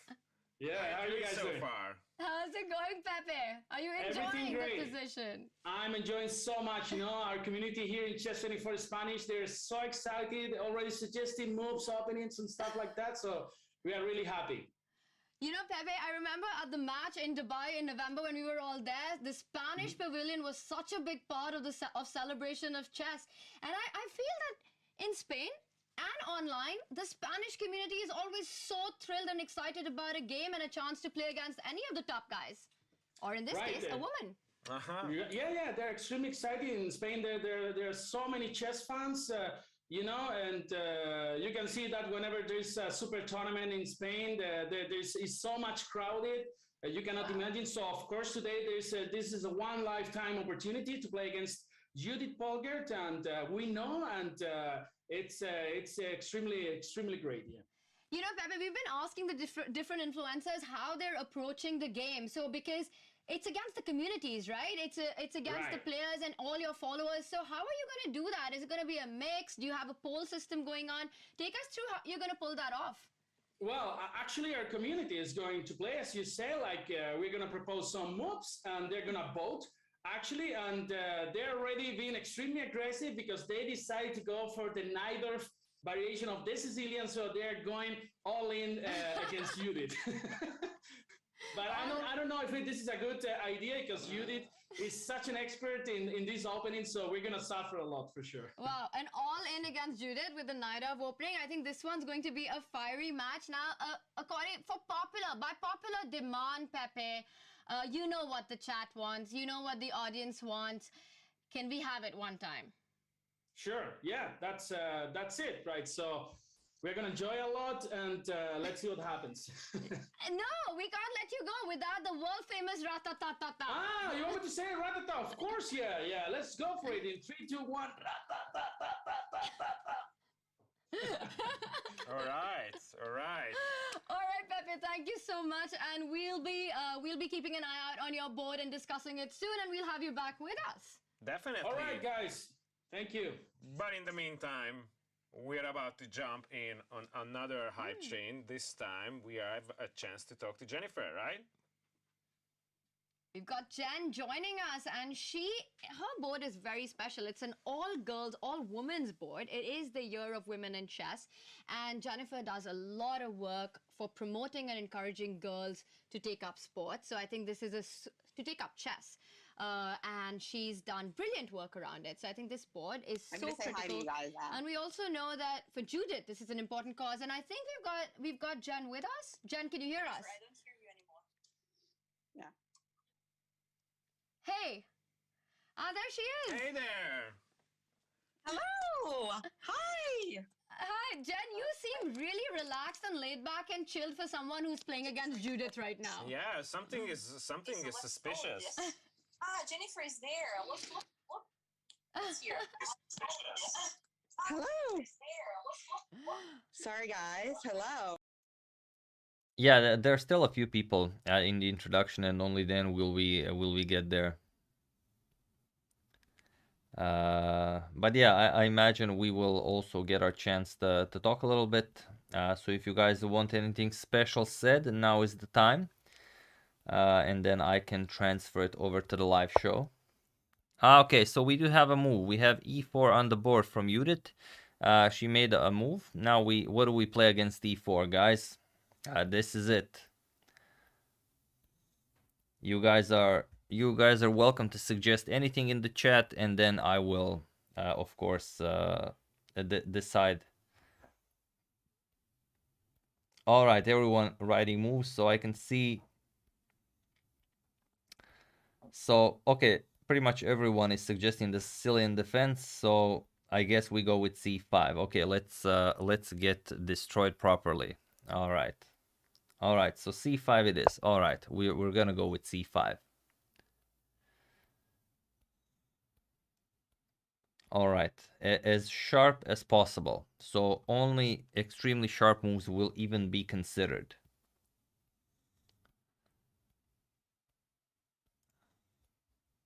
All right.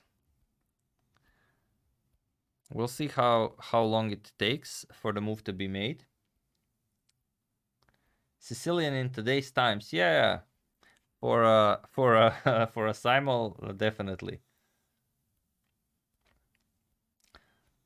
No, it would be too scary to play against the Evans Gambit. So, and too many of you guys suggested c5, so we're going with c5.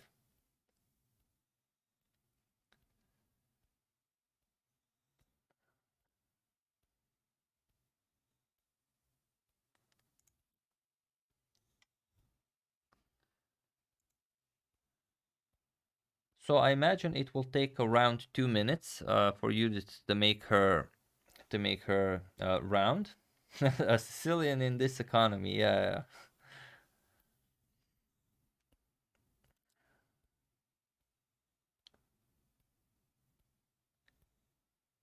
She plays against all of the players at once. So she plays against 10 of us, transferring the moves of the community.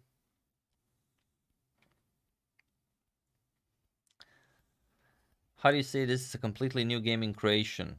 One would rarely say that, but it would be something like ovo je potpuno nova partija or igra, depends on what you use for a chess game. Call for Rashid Nejmedinov to be named an honorary grandmaster when they get to you. Unfortunately, they are not the ones who decide on such things. Only FIDE can grant that. But I think we've already discussed that maybe it's best if we leave Rashid where he is, as this way. You know, like I said, so many grandmasters who are not considered legends, and he is a legend who is not a grandmaster. So I think he would appreciate that. In his own words, like he said after his well, game against Polugevski defeated him like 11-1, and Polugevski said that he would trade all of his victories for that one game that Nismedinov won against him. So I think it's maybe it's, even though it kind of seems right for him to have a Grandmaster's title, but maybe it's even more special this way.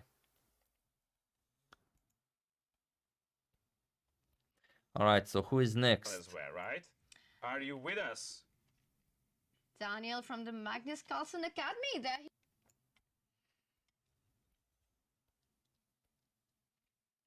Okay, let me just check.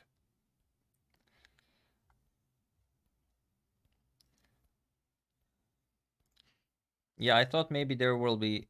Why did we play the Sicilian? I thought it would be the most fun for everyone, as it's very, you know, tactically present. I thought maybe there would be a video footage of just Judit actually walking around the boards that we could also implement here, but doesn't seem to be the case. How are the moves picked? Well, you guys suggest the moves, write them in the chat, and then we play something. If I like a move, and if it's something that could be considered aggressive, then probably what we are going to play.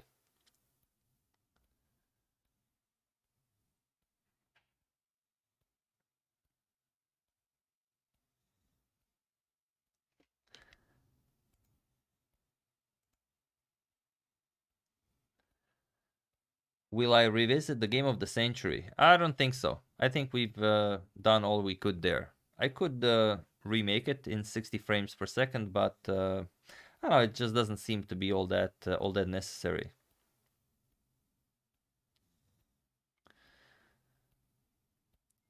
Judit's video is available in Zoom.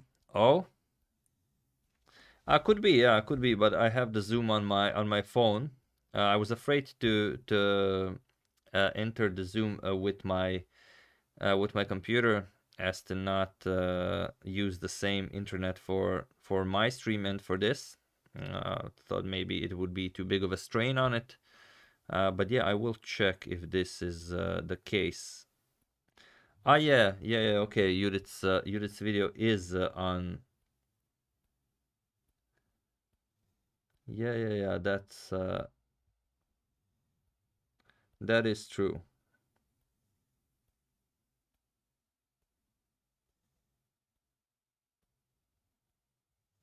Alright, so she seems to be going fairly quickly about it. Okay, she's reaching our board. Alright, there we go. Yeah, she'll be... Okay, one more board and then she arrives at our board.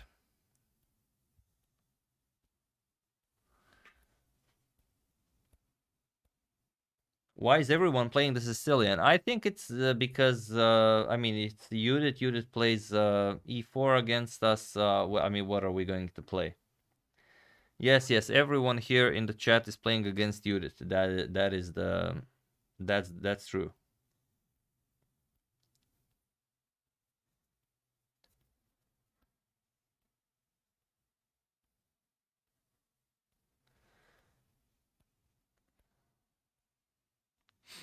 All right, so the only question is, if she goes for the open Sicilian, do we want to play really open, or really fast, or even faster than that? So that's the only question.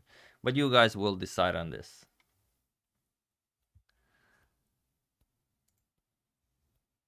All right, so we are on the next player. Who is the next player? Power level because of their own stream. And then we have a chance to put them into a situation where these guys are meeting with someone online who they truly admire. I just love the dynamics. Yeah, I think it's really a very interesting position for all of them. And I see Vijay in chat is saying, looks like everyone is playing the Sicilian. I've got my eyes out on the game, and maybe while our next guest joins us, we could get to the chess action because we're having a lot of openings all across the boards. The first few moves have been played. We know some of the streamers, they've mentioned what their favorite openings are. It's going to be interesting to see if they manage to get their communities and the telepathy going and to achieve the position that they want. But before... All right, so Ray Enigma is next, and then we'll see.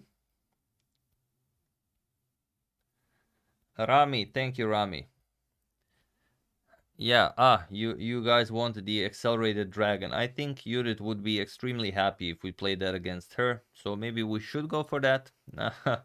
But you guys will decide on that. Okay, let me just see. It seems odd that she still didn't play a move.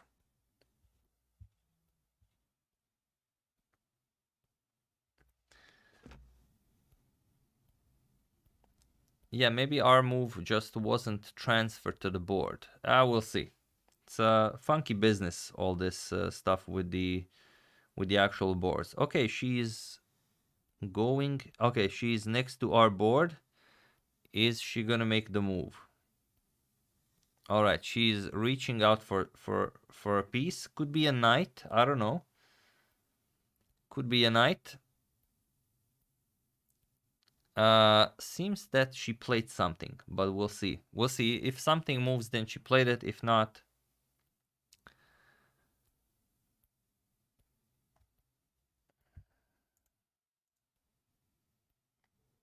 yeah, could be a king. But no. Yeah, it's strange to say the least, because she already made 3 rounds and she was next to our board, but the move is not being made here. So maybe there is something strange happening here. It's hard to say. We'll see. Once we get you know, everyone once everyone says hi in their official stream, then we can turn that off and pay attention to the games. But for the moment, no, we are not getting the moves in. Yeah, it's taking a bit longer to set everything up, but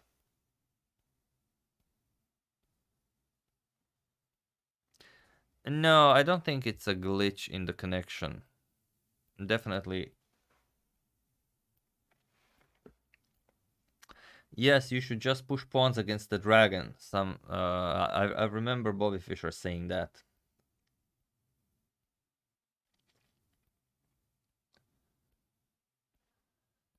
Is it too late for Karo Khan?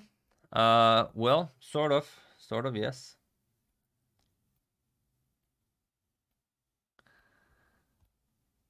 Yeah, for those of you inquiring about the ratings, this is due to the correspondence format being used, so...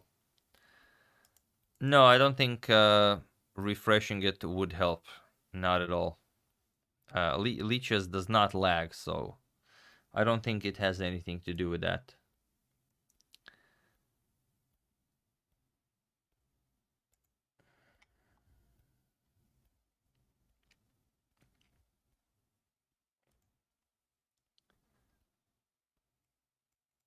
Yeah, luckily we cannot use a lose on time, as there is no time limit here. We have infinite time. Yeah, queen to a5, obviously. We start with that, yeah. Yeah, famous last words. Leeches does not lag. Wow, is that a little bit of an age dig there? So, like, long story, Greg, I'll tell you at some point. But Sammy, I have to ask you, you know, you are originally a stand-up comedian. By the way, Sammy is a stand-up comedian. Yeah.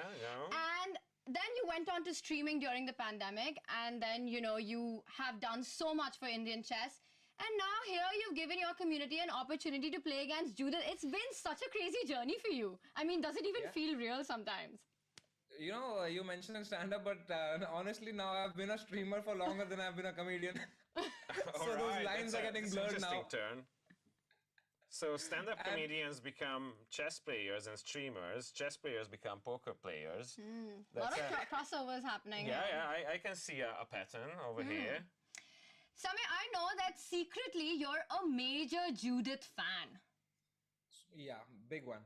No secret about it. Yeah, no secret about it anymore. And you had her a couple of days ago for a training session. Do you think that's helped you or prepared you for today's match? It has definitely made me much comfortable and less nervous. And she has a phenomenal personality. She's very funny and she's very, very charismatic. So I'm a big fan. Of course, the chess is brilliant. But even as I learn a lot, not only from a chess, but also from a personality. And I'm so glad that she gave me the opportunity to come and play against her in this amazing simul. So it's nothing but an honor here. Yeah. And thank you guys, man. I mean, I'm really excited. We're so excited to have you, and you're known as the blunder master. Now you do know that if against Judith you make a blunder, that's probably the only blunder you ever make. Oh, yeah, but the good part is that entire community I can blame after that. I am really good at putting the blame on other people. Comedians are great manipulators. Hey, does that come from, is that why you call yourself the supreme leader? Yeah, I'm the supreme leader of my army today, but the entire army is heading to a blunder. My goal is not to win against Judith because I'm sure I will not be able to do that. My goal is to win against all these streamers for a chocolate challenge that we have today. So that who will survive the longest. And that is what I'm trying to do here. You think your community's got this one? Yeah, we have 10,000 people, more people. We have better decisions, I guess. So really counting on that. That's interesting, but I have to ask you, how are you making these decisions? Because you've got so many people with you right now playing against Judith. So how are you handling that? So we have a nice poll made here by one of our community members itself. So now whatever the move chat is saying in our chat, we have like a graph coming in our live stream. So it will tell you like right now, entire chat is insisting we play King D7. Why are you saying King D7 chat? We're not playing King D7. Because Samir, our life is unfair.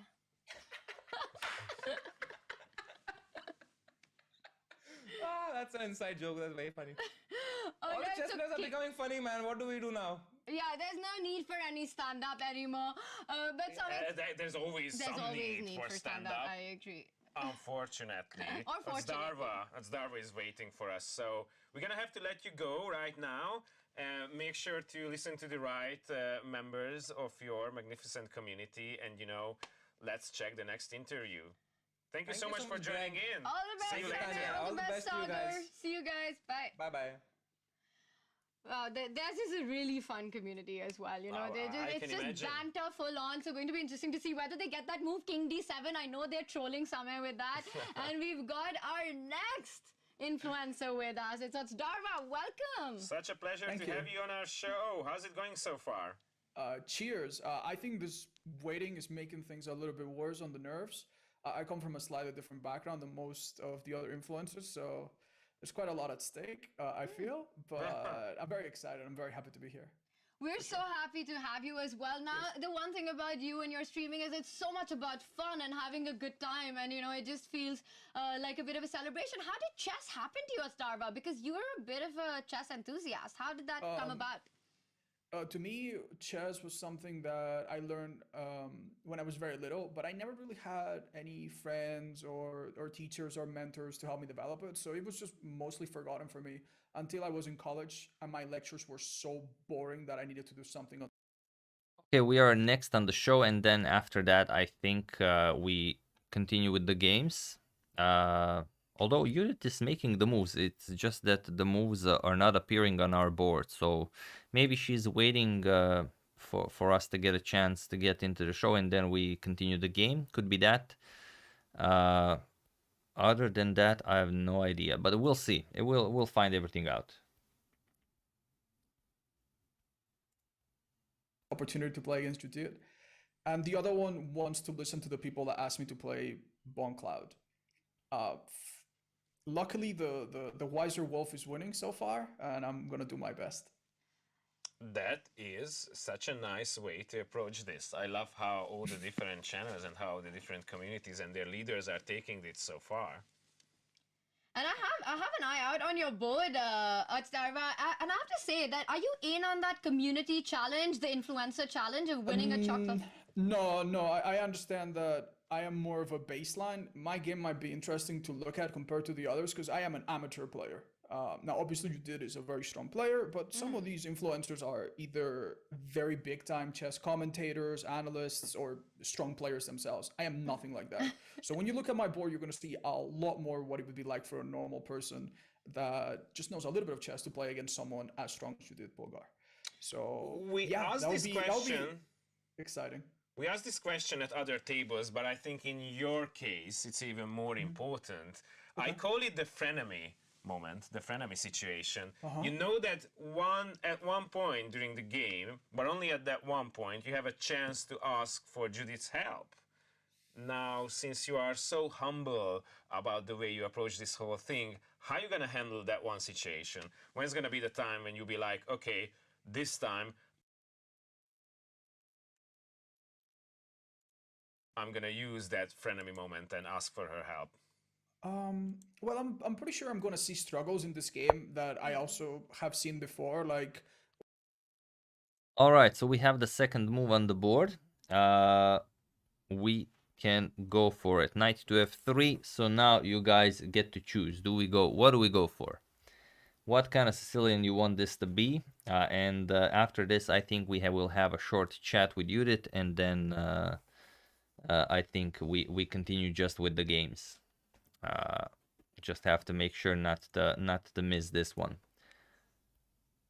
All right, so what do you guys want? You want e6, d6, knight to c6. So it will. You guys either want a knight or a dragon. There are some other nice ideas here. All right, so mostly, what am I seeing mostly? Mostly, it's a very, very interesting. But okay, you guys are very persistent in it. I guess it is knight to c6. All right, that's what we're going for. All right, yes, knight move because they are tricky bastards. That's what I find most challenging is the fact that it sometimes really does feel like some people are on completely different levels, and it's really difficult not to compare yourself to them in a way that is difficult. And I think that ties back to what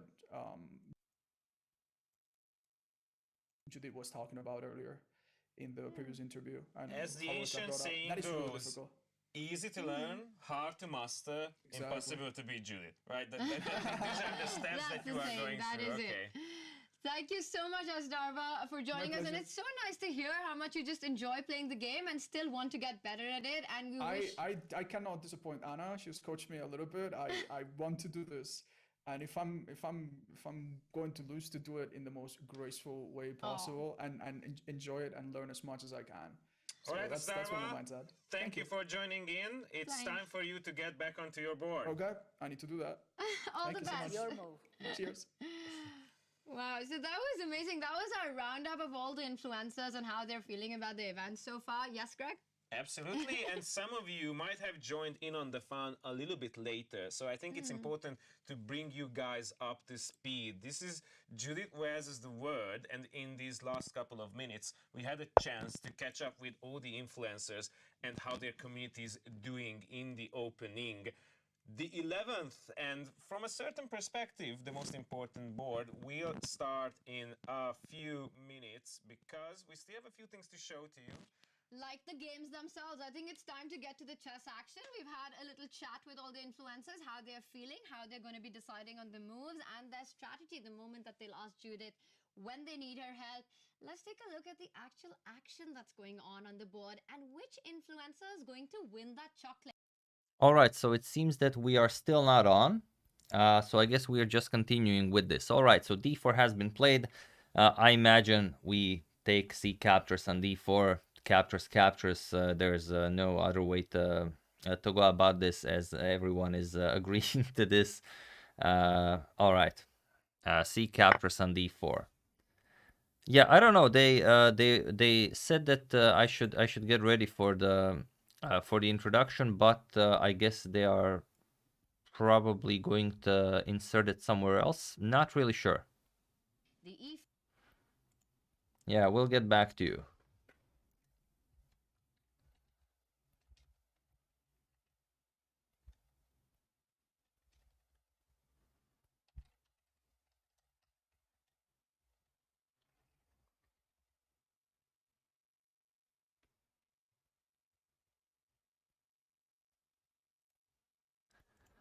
All right, so what do we play here?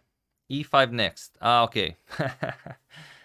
I imagine she will recapture, yes, with the knight. And what do we play there? I don't think we can even expect a move other than knight captures on d4, but it could be some bishop to c4, c3. Could be anything.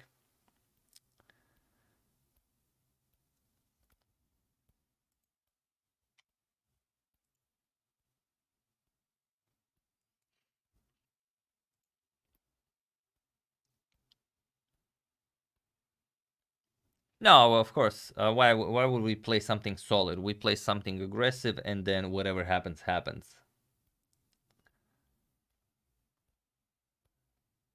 Ha, pre-move f6, yeah.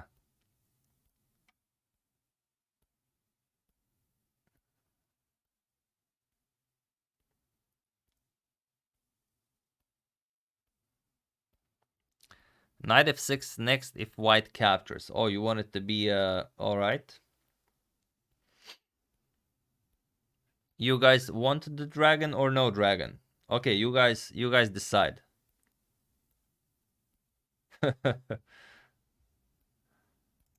You guys decide what you want this to be. Once she recaptures. Okay, so most players have already played quite a few moves. I don't know why our board is so slow, but yeah, Judit captures with knight captures on d4. What do you guys want? What do you guys want? Ah, you don't want the dragon? Wow, everyone is either riding dragon or no dragon. So what move do you want? Something boring, something solid, something special?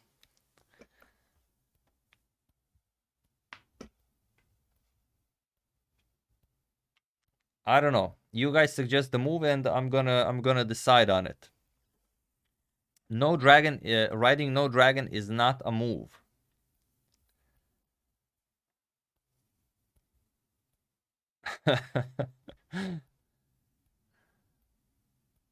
All right, I'm seeing a lot of okay. I'm seeing a lot of e5s, so you guys oh, that's super complicated. Okay. That's super complicated. I'm very interested in how you guys will play this. But yeah, okay, we do have some g6. All right, e5, okay, e5. It's hard to decide, I can see that you guys either want you want to play the dragon, but also not so much. Yeah, that would be that wouldn't be maybe the greatest of the variations. Okay, so you guys are all serious about this. You want the modern. Okay. E5, let's go. If you guys want this, we play this. E5, she resigned last time we played E5. Okay. Let's see. This will be very interesting.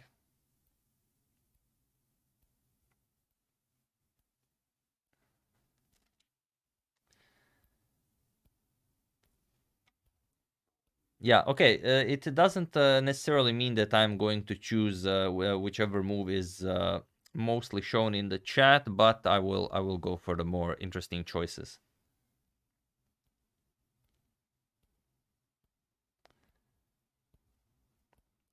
Yes, d6 will be weak, but that's kind of what you want if you play the Sicilian. We will try our best to execute the d5 at some point. Yes, pre-move king e7.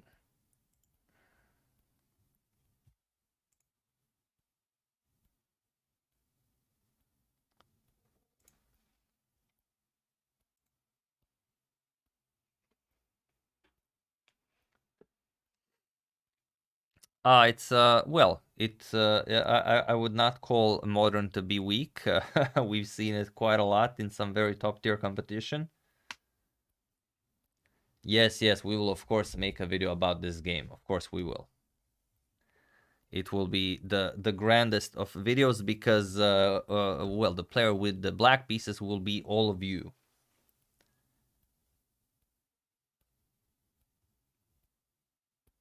Yes, Danger is our middle name. That is well said. Dolph, I saw their opening. It looks like it could be dangerous. So that one looks like a bit of a board that we'll check on really soon, which could turn a bit dangerous for the community, but we'll come back to it.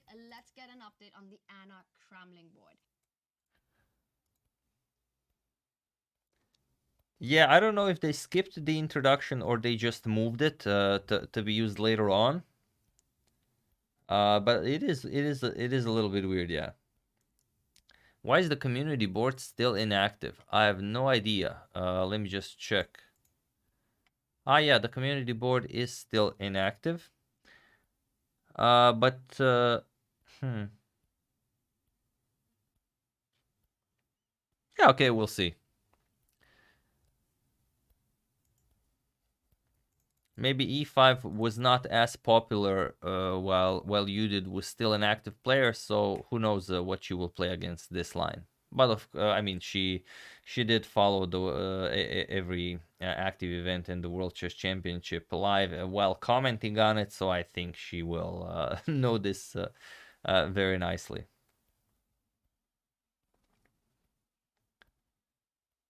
Ah, the community board starts after the influencers finish. Ah, okay. I did not know that.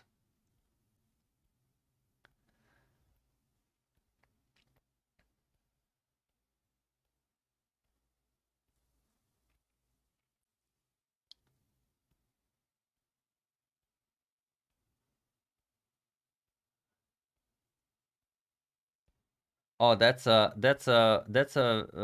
well layout plan how to get a draw in 7 moves from this position. I like it. Although we don't want this. We want many chances. We want her to get attacking chances, and we would like ourselves to get attacking chances. But we'll see.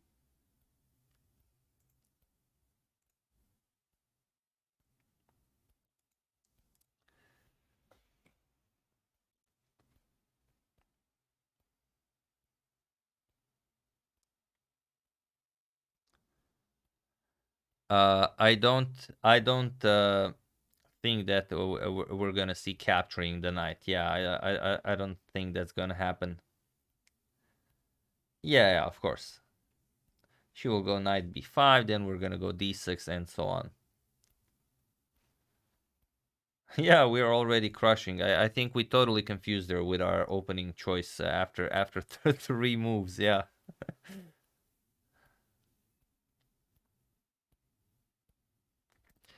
Yeah, that's true. How are we stopping b4? For the moment, we are guarding it with our knight and the bishop, so no worries about b4. I know you guys are always worried about that move.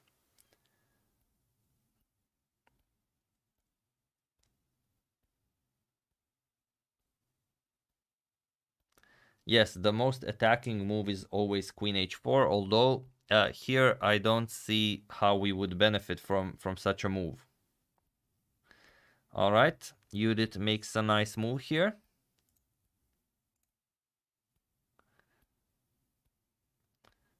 We'll see when they will be discussing our board. I'm gonna turn on the audio so you guys hear what they think about your position.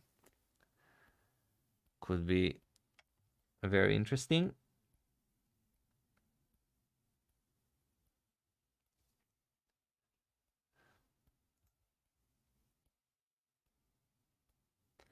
Oh, I think she is very much aware of it.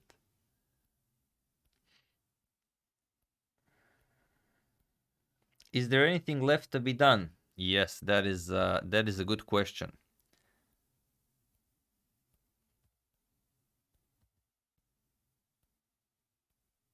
No, I don't think it will go for 10 hours. I think once the the introduction and the beginnings are made, and after a few more moves are made, then I think the simul will continue fairly quickly.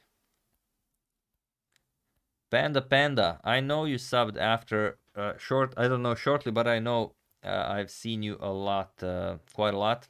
But it's been a while since I've made those top 10 videos. Probably like 6 years or 5 years.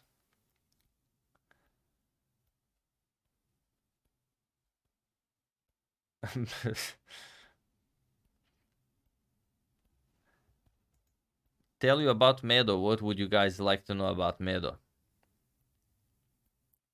Oh, that's a pretty funky idea. Knight f3, f5 on the Re Enigma board. That's a very interesting way of meeting the Reti. Not one that I've seen very often. Probably never in a such a top tier game. As we still don't know who Re Enigma is, but I imagine it is either an incredibly strong young international master or a grandmaster. Thank you for the contribution, Panda Panda. Hope you enjoyed some nice videos during all of these years.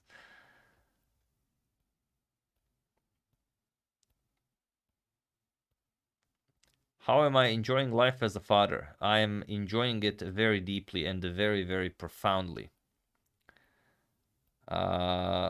We are very happy to have such a healthy young girl. She's already 9 months old, and well, so far we have not had any issues whatsoever. She had like a runny nose for 3 days, and that's it. So you really, you know, if it remains like this, we could have like 10 of them. I mean, it's very nice.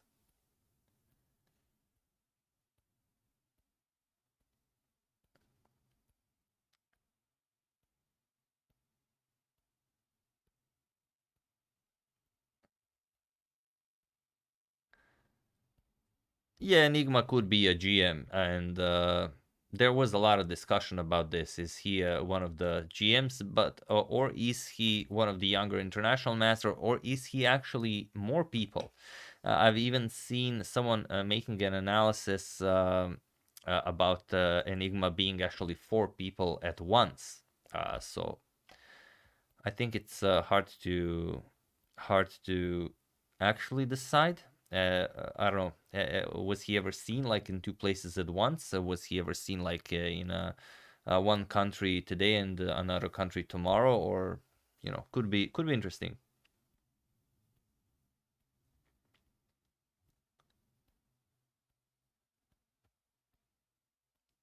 I forgot the 2 other super chats. I apologize. As they only remained for on the chat for so long. I was probably distracted watching what they're doing in the actual game.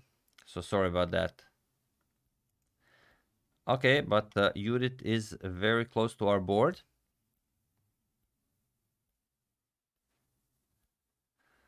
So we'll see what happens.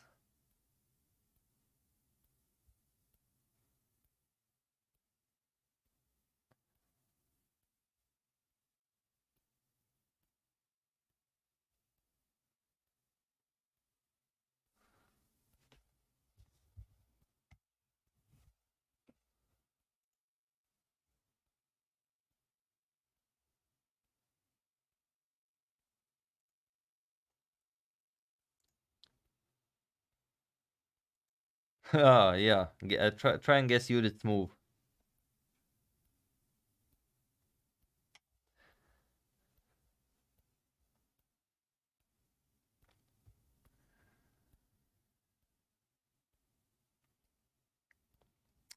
What are we doing for her first birthday? It's a good question. Judith's games.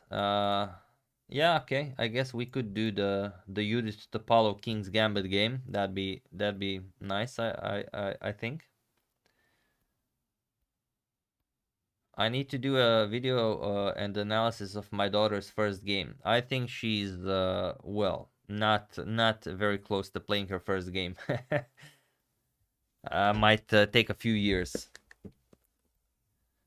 Like, okay, I've seen people play at 3-year-old, but it's more like 4.5 where they will be able to actually play the game, you know. But even that's pushing it.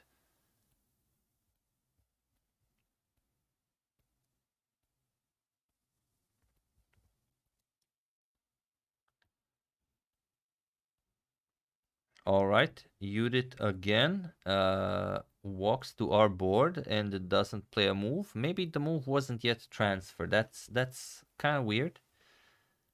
Yeah, she's now back at Anna Rudolph's table. Maybe she's still deciding. Yeah, she doesn't have to play a move once she gets to our board. She can just skip it. Einarin, thank you for the contribution, man. Would I like to pronounce? Yeah, no. I've watched a couple of videos on YouTube regarding pronunciation of Icelandic words, and no. But I could give it a long stare.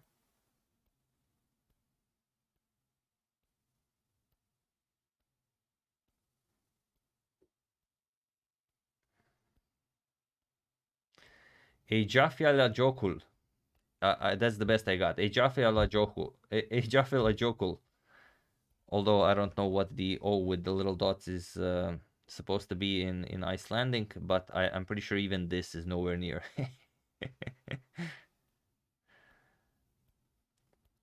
Yeah, okay, but what is the meaning of the word? That's also very important.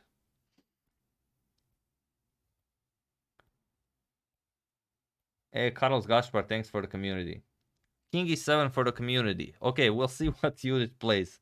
If you guys, I mean, as pretty much everyone is trolling other streamers with King to E7. I guess we can be the board that doesn't do that, but you know, I can't stop you. You are of course always welcome to suggest any move you want.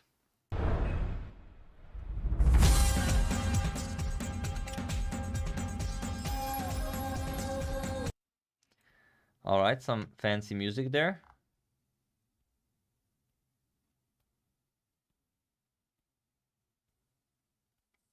All right, so the community board will open very quickly now. They are saying, so you guys will be able to also suggest moves there.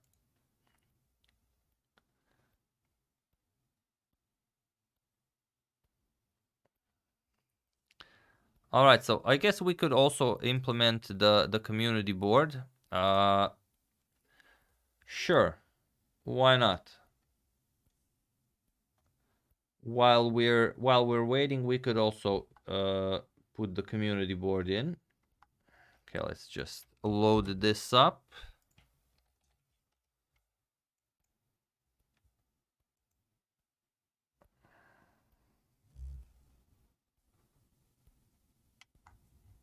Ah, there it is. Sorry, yeah. There's the official stream. So this is the actual board. All right, it's not of the highest quality, but I think it will do. I will make it fit properly, so don't worry, guys. It will not look like this. All right, so unit goes for knight to b5. Where do we stand on this? You guys are of course who we listen to, so whatever you guys suggest, do suggest. So knight to b5 is on the board as we expected. What do we go? What do we play? Oh, everyone suggesting d6. You are all incredibly strong players and very serious players.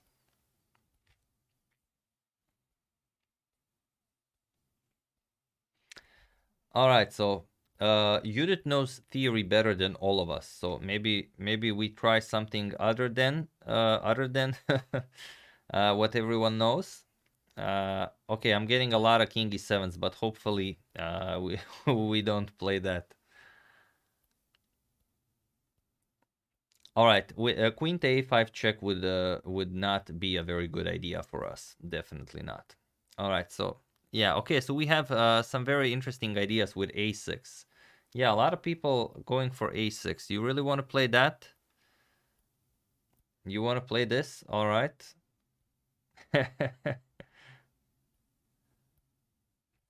Okay, so many good suggestions. It's very hard to decide. Yeah, but okay, a6. Okay, it's between d6 and a6. This is standard, whatever one plays, this would be incredibly incredibly exciting. Okay, but yeah, I think too many of you are writing d6 for me to ignore, so d6 it will be. All right. All right. Hey, Daniel Alvarez, thank you for remaining a member for 4 months of the Hoodie Guys. Thank you very much, sir. All right, so d6 it is.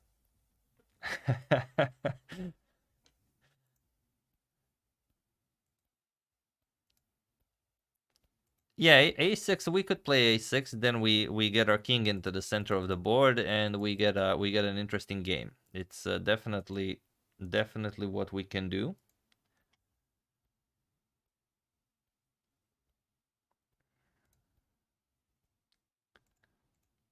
All right. What is Judit up to? Let's just oh, we don't have the Judit video anymore, so who knows what she's up to. But okay, we got our move in. What do you guys think of this?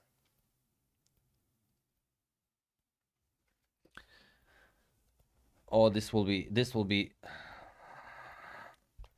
you were hoping for a more dynamic position after 3 moves. Well, this can get very, very dynamic. I mean, if we transpose a little bit, we could even wind up in a Morphy versus Anderson game. You would like some KGA action in the next game. I imagine you are referring to the King's Gambit accepted. Yes, that is always a good try, but we played e5. Okay, we played c5, so yeah, maybe she would have gone for this if we had gone e5. I don't know.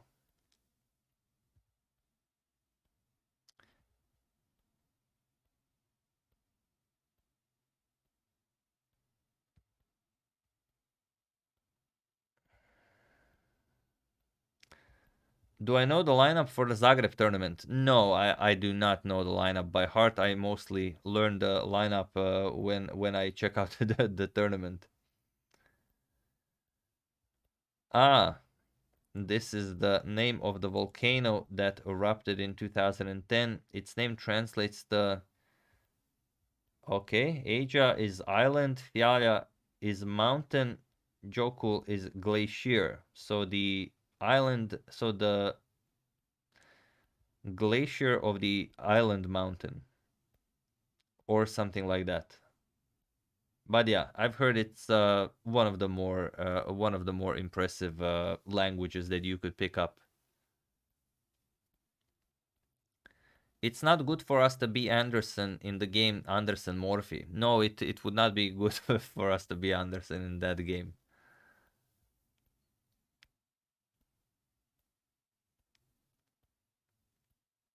Federico, greetings. Welcome from the far land of Argentina. Yeah, it's hard to say if Judit will just go for some standard stuff or not, but yeah, she could pretty much play anything here.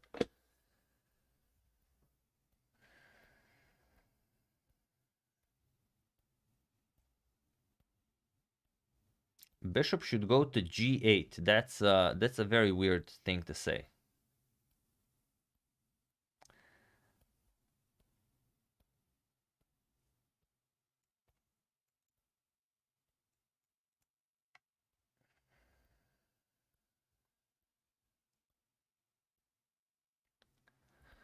You can watch all the games on the official stream, but I don't know if you can watch all of them at once. So let me just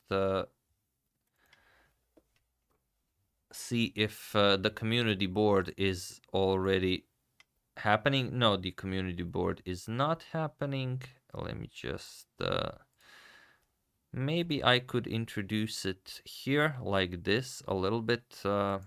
Just yeah, I don't know. Yeah.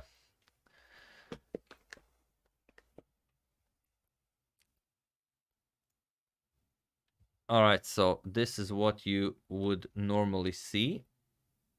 Yeah, okay, this is the community board basically that you see Judit again has the brown pieces here, and the majority, or rather the world, has the dark blue pieces, and here we will be able to make the moves.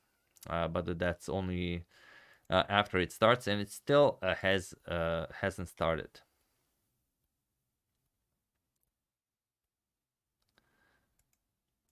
All right. We should pre-move a6, you say. Ah, that's pre-move in a correspondence game. Now, I don't think no one did that ever in the history of chess. Pre-move in a correspondence game. Wow.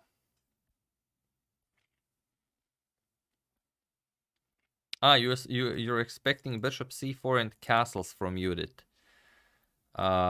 I don't think that's very likely, as Judit knows what is the absolute best here, but we'll see. Yeah, of course. Judit will not have problem with any of these lines. That goes without saying. We should be the first to pre-move a6. Yeah, what could happen? What could happen?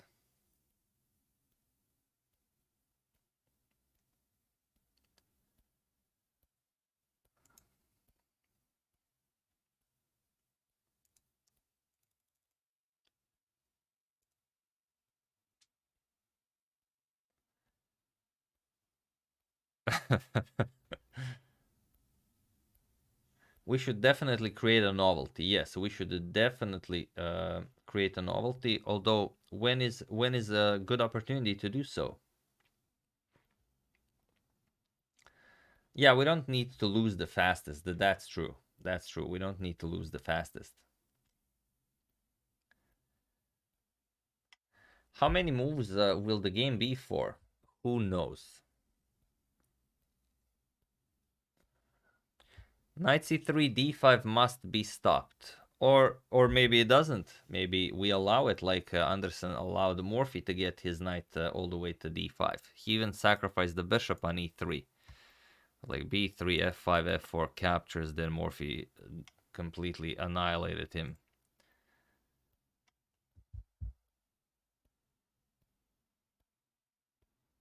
Well, I knew what board she was at because I had it on the what's it called? On the voice chat, but she left, so could be that something else is happening. Yeah, f5 also good for the next move. There are many great ideas here. You guys, I will not impose my will just because I move the pieces.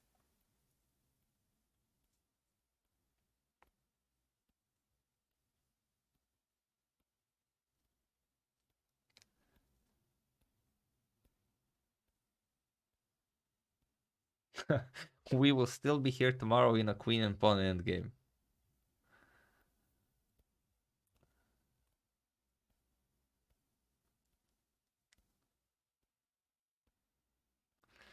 Ah, you want some special play with h5, h4. I like it. I like the way you think. I like it, and well, who knows how Judit would punish us for such insolence? But it is possible to play like this. That is true.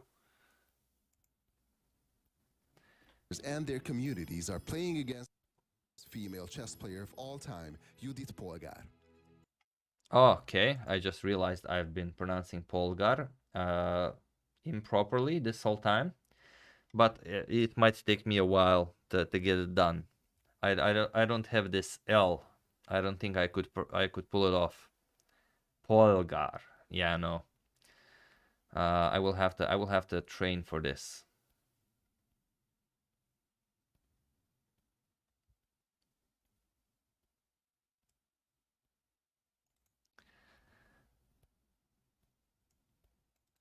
No, it's not that. It's not that there is no time limit. We should move within a minute when Judit makes the move. But for Judit, of course, she has to walk around, so it will take her some time to play out the moves. Yeah, Peter Toth likes the H5 idea, huh? You like the H5 H4 idea? Just completely wing it, huh?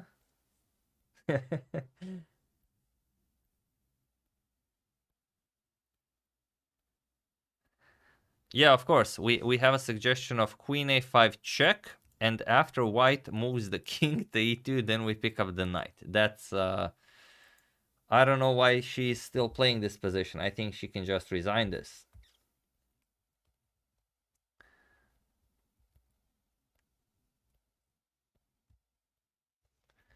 Krasi Totev, do I like lamb meat? I like the pet it, definitely, but as I am vegan, I don't like to eat it if that's what you mean. But maybe, you know, play with it and cuddle it. Yeah, that's cool.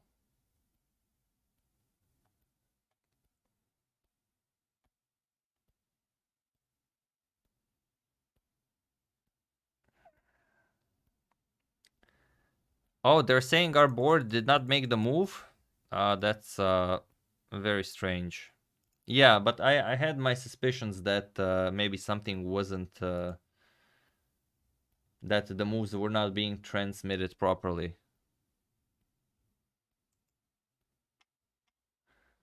Okay, so next move we'll make instantly, because the other boards are already almost finished, and we have like 3 moves on the board. No, okay, I'm kidding. They're not finished, but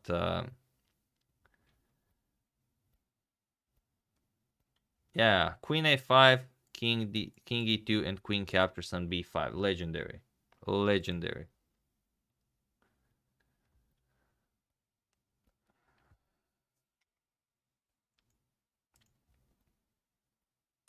So early days has got a lot of ideas. Well, the one of But no, okay, I see Anna Kramling's position. It's like they made some 4 moves, so it's nothing.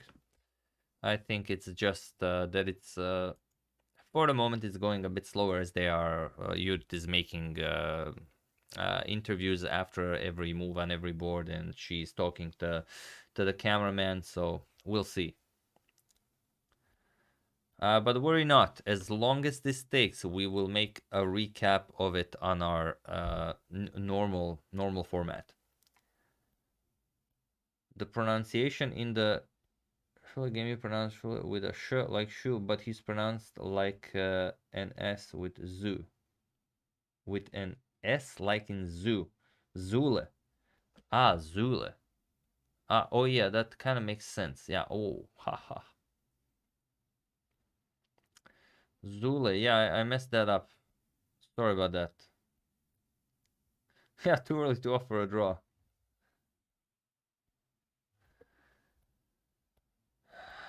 Is my favorite food broccoli? No, but you are very close. You are very close. It is actually cauliflower. Yeah, they're stretching out the event, but it was designed that way. But I think after a few more moves are made, then the situation will liven up. Oh, it's slow because Judit has to walk to all the 10 boards and then make the move. Yeah, we've shown Tony Miles versus Karpov. I think that one we've definitely shown. Other than that, I don't know if we've shown other Tony Miles games. Cauliflower is basically a white broccoli. Well, hard to argue with that.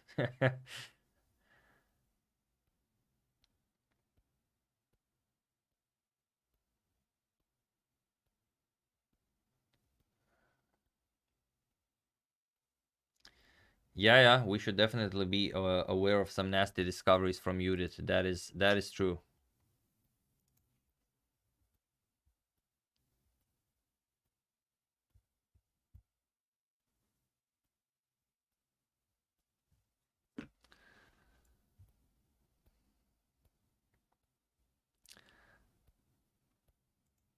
Oh, it's really not too much time. I mean, for a chess game, this is I mean, this is a simultaneous exhibition. This is not like it's not bullet or blitz. Ah, you shall now lecture chat on the health benefits of kale. That's the stuff. Water or beer, they are both essential. They are both essential.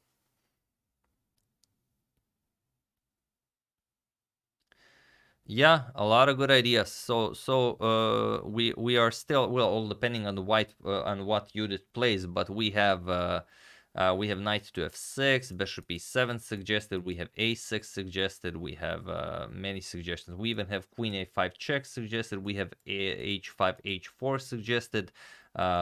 Many well, great suggestions.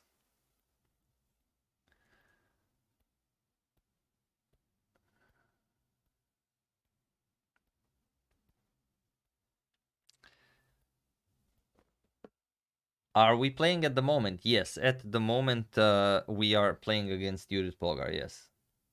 Judit has the cauliflower pieces. That is that is true. Did I celebrate St. Patrick's Day? Yes, but not maybe in a way that I would celebrate a couple of years ago. Yes, h5, h4, very popular.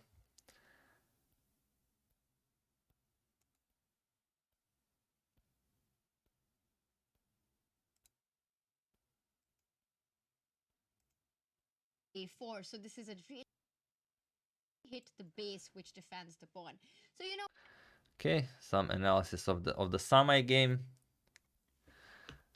Yeah, I think it's too late for that dragon. All right, so we do have c4. c4 is on the board now. Chat, whatever you want, we can go for it. How do we want to tackle this? Yeah, you can see Meadow, but he's always there sleeping. Ah, some crazy lines. Ooh, I like it. I like it. What do we have? All right, so all of you are going for the absolute main theory. I need some more suggestions. I need more suggestions. If we don't want to go with the main line, then we have to play something. All right, someone even suggested f4. That's so like an f5 f4 thing, huh? All right, so slow playing it, or maybe like that. You got nothing, okay?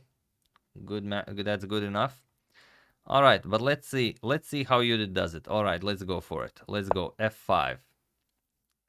This is gonna be a great game. Let's do this.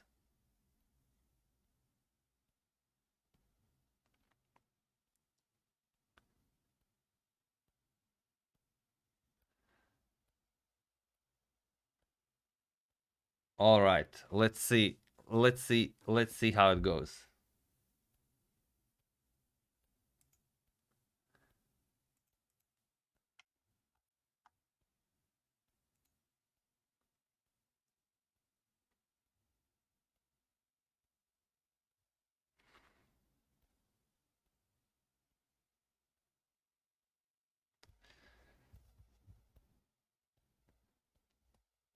Yeah, I mean, development is overrated. Everyone knows that.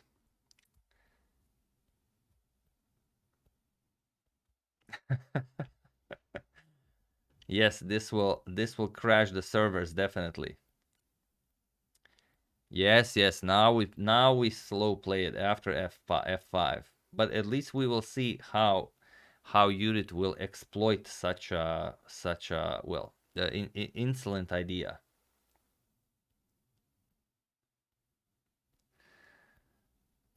Oh, if this is too much action for you at this pace, you are welcome to check out the shorter version that we are going to make.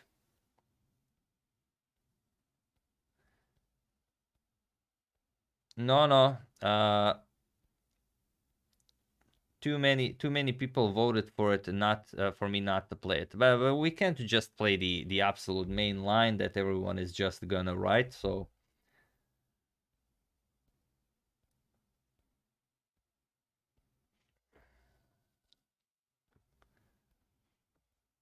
Yeah, we'll see. I mean, Anderson played c5. Has to be good.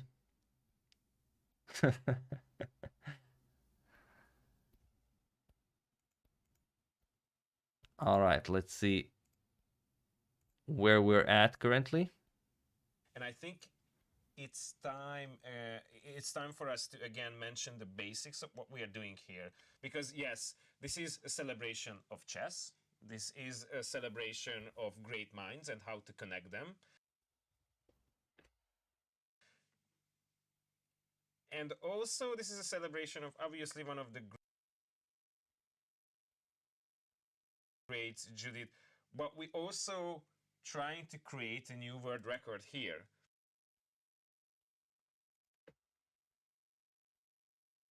And to tell you all about it, let's see another clip. Can we beat the world's strongest female chess player of all time if we join forces? One board, thousands of players. Judit will be in the Hungary pavilion at the Expo 2020, and you can join the game online. Make your moves on the virtual chessboard, then the computer will accumulate the votes, and after each move it will make the most popular one on the physical board. How can you join? Register on our website, follow the stream, and play. Let's unite in an epic game. How to join? Visit the event's website, scroll to Vote Chess. In the upper right corner, sign up by clicking on... Okay, so the world board still hasn't started. I will pull it up when it starts so you guys can make your moves. But as you can see... by the way, which move do you want on the world board? I guess you guys want e4. I don't even have to ask that, but you know, just in case. Just in case, we're gonna put that one in also.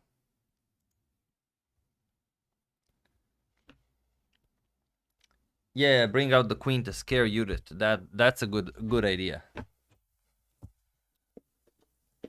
I think all the channels are streaming it pretty much. Yeah, okay. Now king e7 after f5 would be very impressive. I have to agree with you. Yes. Play the Reti on the world board. I don't know if we can make the moves just yet. No, I think nah, we still can't. Expecting you guys so fast. And we were just discussing while watching that video that we should join the world I'm board. thinking about joining the 11th table because it's... So they are joining it. It's Okay. unfair that you guys are having all the get to fun. play Judit and we don't. Yeah, we're just sitting here talking to all these amazing influencers, and every now and then Judith, we might want to jump on the action again.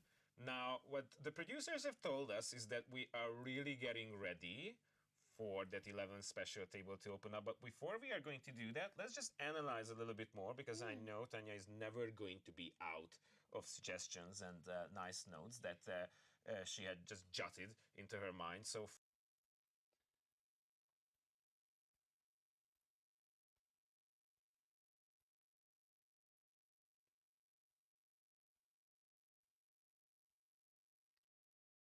All right, we'll see what she plays. We'll see what she plays.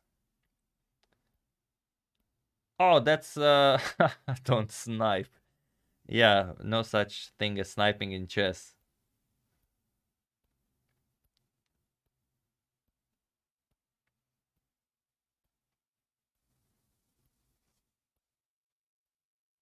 No, I don't think we need to consider our responses before we see her move. So let's wait for the move and then we're gonna... It was coming.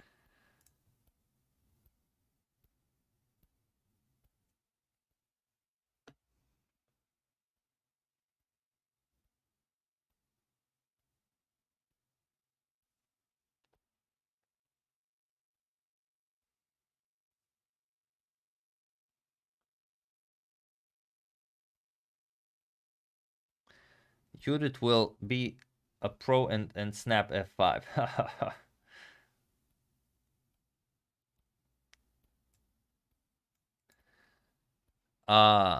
If we played f4, then we would I think we would seal our fate much like Anderson did against Morphy.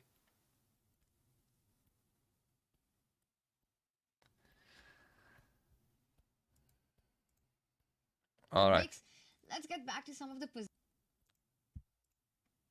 Oh, Sloppy Singer, what is that? Why is Sammy playing a different Simul on his board? Tell us about that. But this is his game against Judit Polgar. And if he is doing that, he needs to focus on this one because it's going to heat up really quickly. I have one question for Samir Raina and his community and Sagar Shah. Why are your pieces not out? Take out some of those pieces already. Well, e6 on the board, the last move played by them, it simply means that they want to finally develop with the bishop coming to b4. Give a check on to the king to e1. Black has an extra pawn. All right, so Judit has captured an f5. Judit captures an f5. She gladly captures this. What do you guys play? So you guessed it well that you would go after the pawn. How do we play this? Nice and slow, or what do you want here?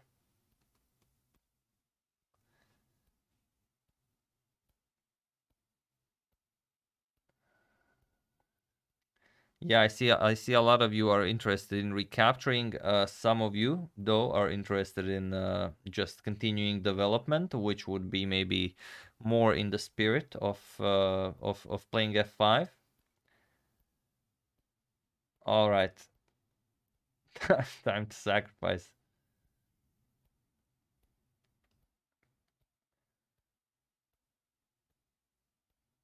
All right.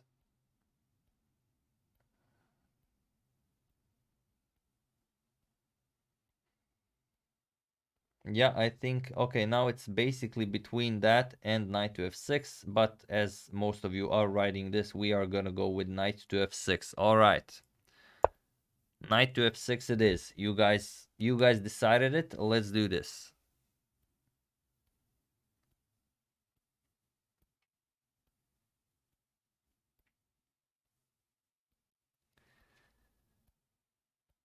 All right.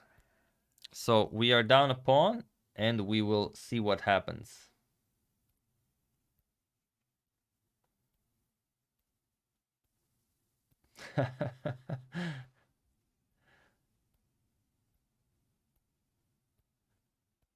There's probably a disgusting engine line we fall into. More probably there is, but will we get to see it? That is the question. Okay, what is happening here? The approach that Judith will have in this position, I think she's not going to stop. I'm expecting her to continue this pawn march down the board. And the reason for that is this is a very instructive and a very interesting moment. White, of course, wants to try to get h6 at some point. And if Black stops it, if Black says, you know what, I'm going to block that move with my own pawn, then this in chess, we call it a hook. Yeah, they did get a couple of more moves in on that board, but someone says it's a forced mate in 12. I very much am looking forward to seeing that. All right, so you plays bishop to d3. She defends the pawn. All right, now it's time to play real chess. What do you guys want here?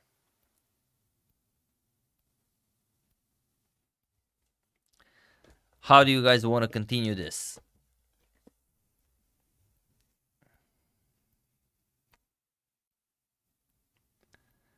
All right, I'm getting bishop to e7 in, a6 in, okay. Oh, I see some e4 moves in. Could be very tricky with the king still in the center, but yeah, I think mostly it's okay. You guys have to decide on it.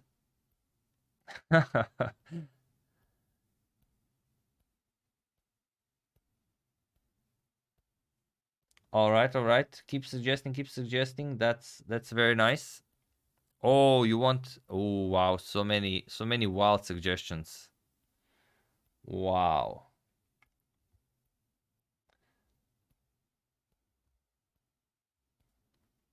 All right, you guys talked me into it. All right, a6 it is. A6 it is. Then we see what's happening. Yeah, so we got a lot of suggestions in. We got e4, we got d5, we got knight to b4, we got queen to a5, check bishop to e7. So pretty much every move in existence was suggested here.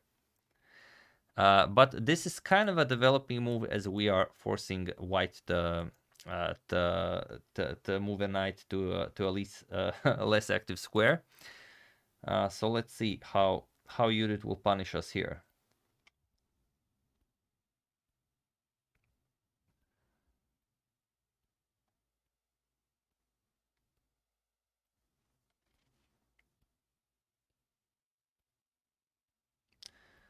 All right, there will be time for everything. There will be time for everything, but Click on the Login button to enter the interface.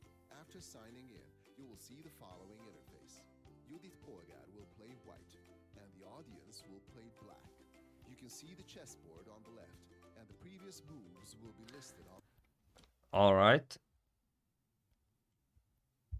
Okay, we got I got the users feedback on, so now I think they are going to start moving seriously.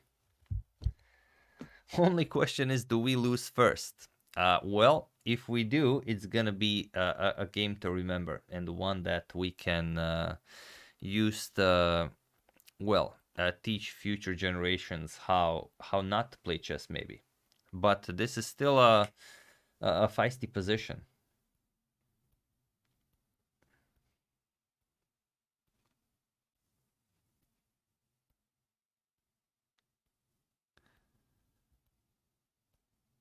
Oh, knight before bishop e2, knight to d4. Yeah, that's okay. So she goes back, knight to c3.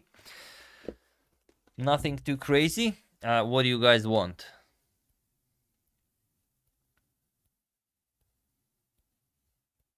Is the world board on?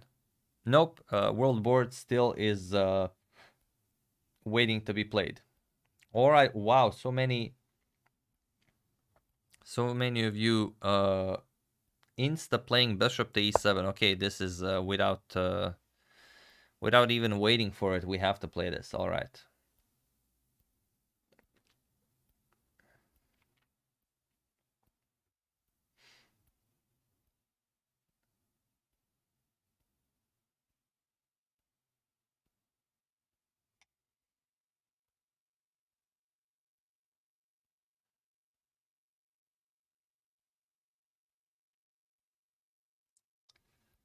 Yes, bishop to e7 played. All right. Oh, Judith's almost already back at our board. So I think now the positions are happening much faster. So, okay, I guess it's not like in a regular simultaneous exhibition where she would go to a board and then if no move was made, then you would kind of lose a point and you have 3 of these points that you can use. So you always have to make your move before Judith reaches the board. But now I think she's just sort of freestyling it through all the boards, and then when she sees a move being made, then she plays against it. And it's, I guess it's a little bit harder since there are no actual people there. She's playing against 10 empty boards. The moves are automatic. Yes, well said, Todd Wynn. There is no brilliancy without blunders. That's true.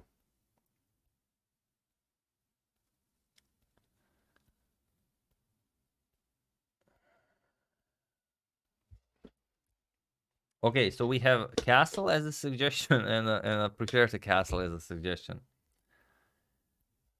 She either castles or plays bishop to g5. Yeah, we'll see.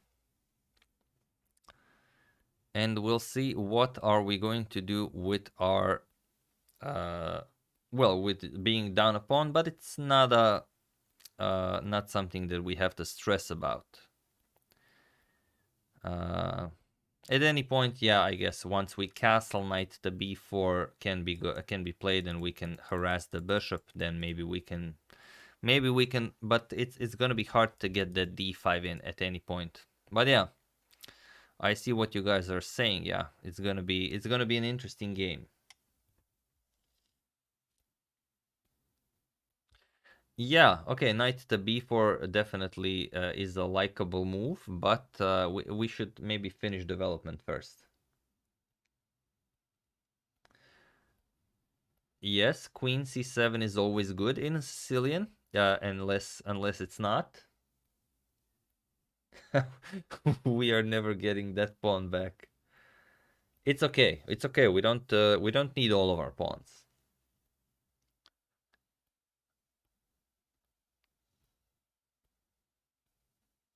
Yeah, it all depends on what she plays.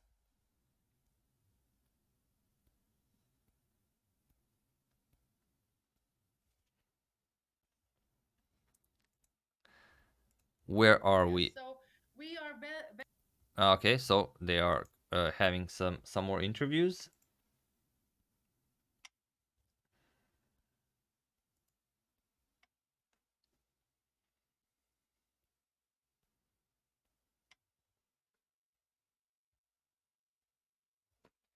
Yeah, and also it's a double F pawn. Let's not forget about that. It's not gonna be easy to convert this. It will be somewhat easy against us, but if you guys play well, could be very interesting. No, I have no doubt that the game will be extremely interesting, regardless of how it continues, because we've chosen a very interesting idea. Isn't knight d5 good for Judit? Well, it could be.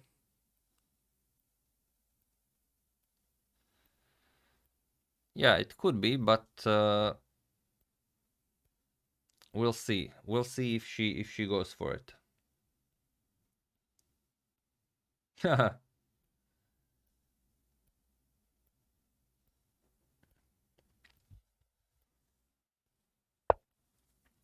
Okay, Judith plays g4. She goes for the aggressive approach.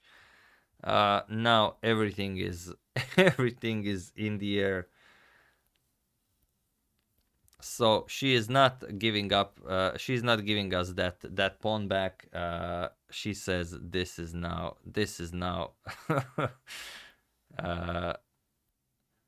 a very nice position for white, but also doesn't have to be true. What do you guys want here? All right, I have some very cool ideas. Yeah, okay. Well, it's very principled to go d5. I guess on a flank attack we should reply with a strike in the center. I'm getting a lot of h5s, a lot of e5s. Yeah, many. Okay, the e5 is already on the board. We should castle first. Yeah, okay. We're either castling or we're playing h5. We can play both. So what do you guys want? Knight to b4 in a situation like this might be a little bit tricky. Wow, so much d5.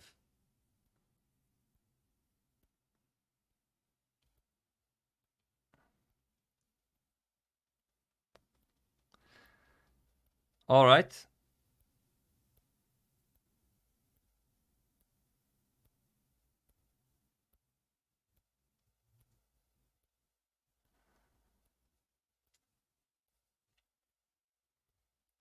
Wow, even that. Okay.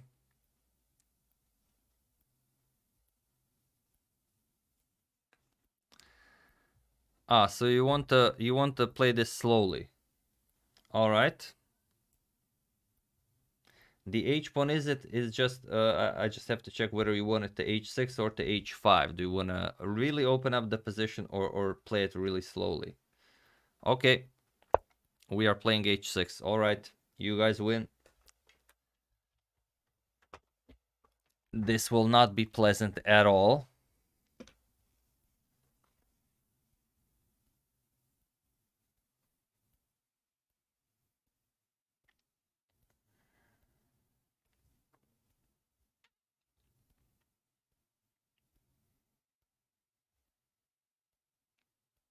Okay, so your plan is to make her overextend on the king side. I see. Okay. We're gonna go with that.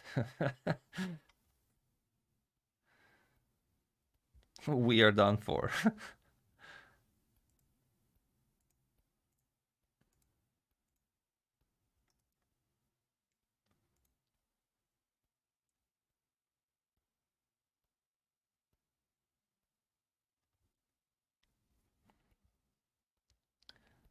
Well, more people seem to have been typing h6. That's why I had to play h6.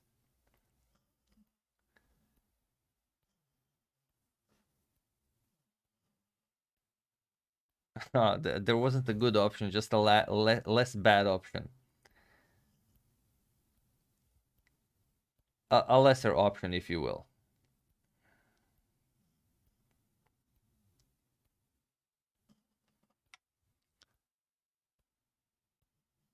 Why haven't we castled yet? Well, no one is suggesting castles. It's very simple. No, there aren't polls in YouTube streaming, and I decided not to use polls for the simple reason because if people just check their engines, they would vote for the strongest move, and then I would always have to play the strongest move. This way, you guys get to suggest, and I can pick any move. So, of course, some of the suggestions are engine moves, but this way, I think it's a bit more fair. Yes, yes, we will do an analysis of the video afterwards, and then we will see all the great moves that we have missed to play.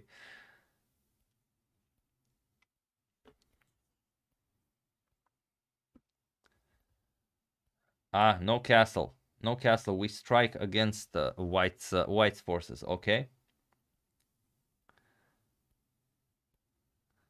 Yeah, but the White King is also naked in the center of the board. We also have to take that into consideration.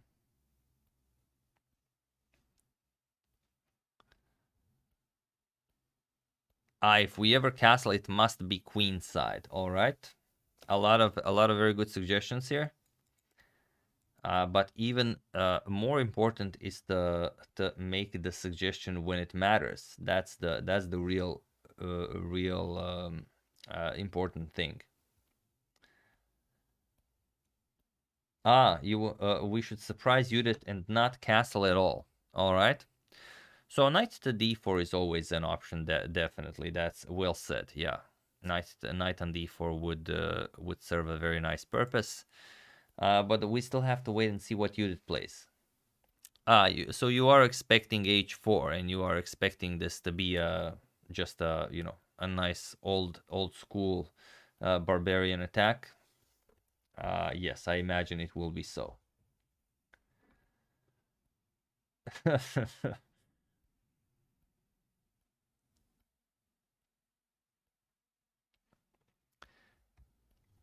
Yeah, so okay, we have we decided not to go too aggressive with h5, or rather most of you did. That's why we played it. Then we are either castling kingside into the pawn storm, which kind of doesn't look all that great, or another suggestion from you is to develop the queen, develop the bishop, and then castle queenside. So all very, very good ideas. We still have to wait and see what Judit plays, and then we are going to decide how are we proceeding here.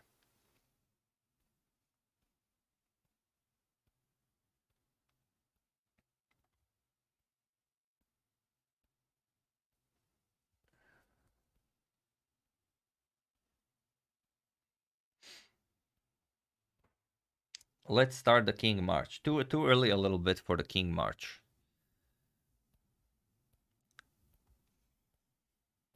How about not castling at all? Yes, those are all valid options. Yeah, but we have to decide on one of them. Do we have... Okay, Judit is at our board. She's very impressed with our h6 move. I can see by her impression. She's extremely impressed, and she is...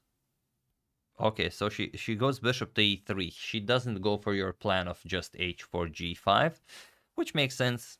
It's a very nice idea, taking care of some very important squares of b6. Also, knight to d5 when it comes will be joined with the b6 and the c7 square. So many great things happening here for white. So how do we proceed this? Do we still play it cool, keep the king in the center? Do you guys want to... What do you guys want? Yes, obviously there's a nice d5 is always very popular, especially now. Maybe if d5 can be played, then if captures, if everything gets traded off the board, then if queen captures on d5, we will already be attacking the rook here. So that's kind of goes in our favor. And I'm startled by how many of you guys are riding d5. You guys really want this. Knight d5 in super slow motion. Yeah. Okay, so some of you want a castle and then face Judit's armies. Some of you want knight to d4. Those are all very, very nice options. Wow, you guys really want this d5 move, huh? It's gonna be crazy. Yeah, everyone likes d5. Okay, so... but you also want to keep it flexible with queen to a5. I see. Wow, these are all very good suggestions. Okay, there's even a b5 there. All right. Okay, you guys convinced me. Let's do it. Let's go d5. You guys convinced me.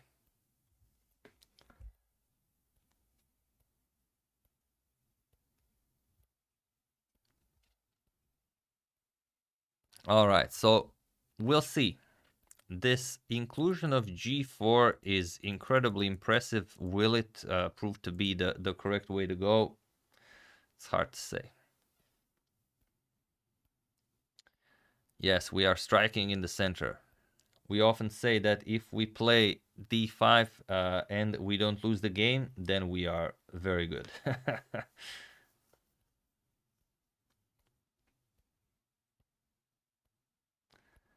Don't open the center of the board. Why not? We are playing the Sicilian. We have to play d5.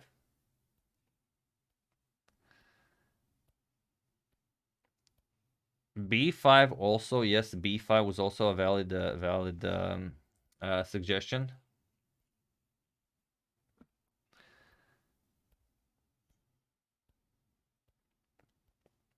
We've already given up one pawn. Maybe giving up the other one is a bit too scary at the moment. g6. What is g6?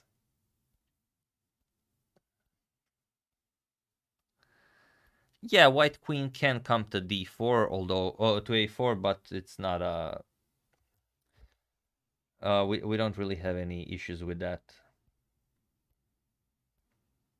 Am I worried about disappointing Judit? In what regard?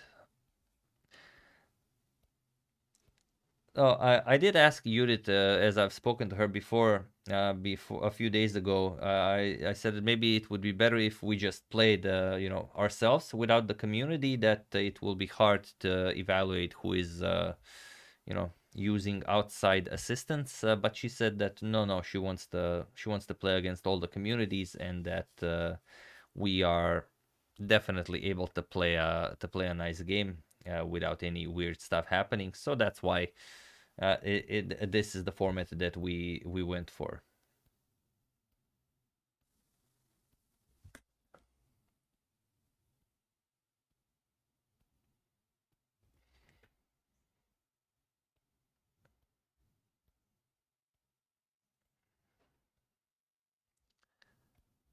All right.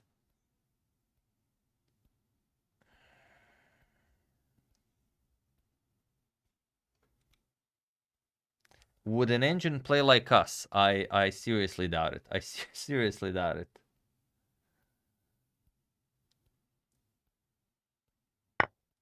All right, so she captures. I imagine you guys want to recapture this, but I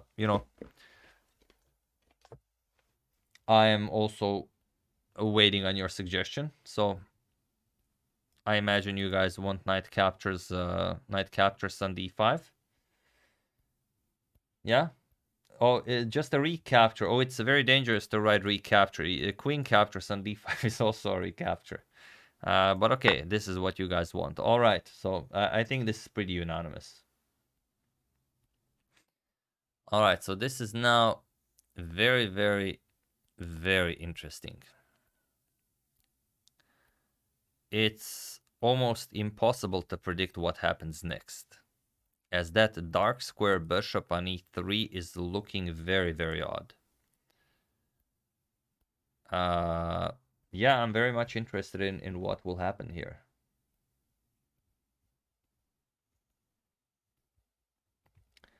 Mehmet Emin, thank you for the contribution, man. With a message, try.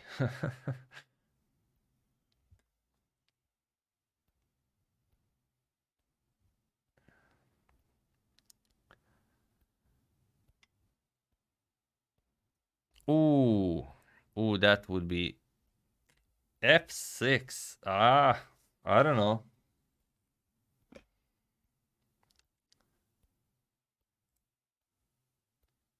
Where are we currently here? Let me just check real quickly.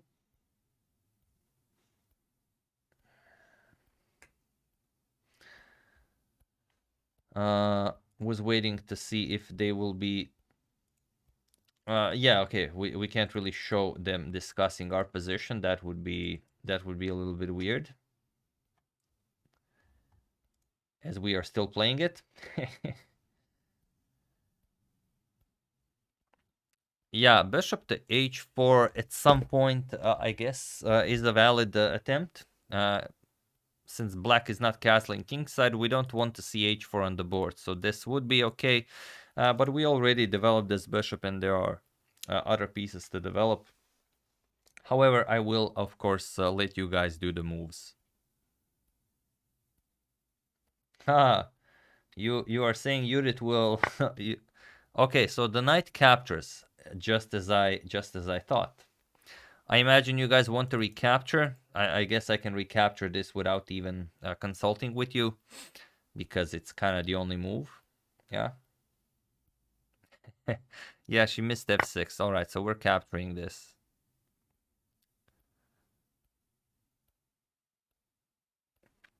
All right, so maybe she misses that her rook is hanging, and then we can win the game this way. If this happens, then we are okay.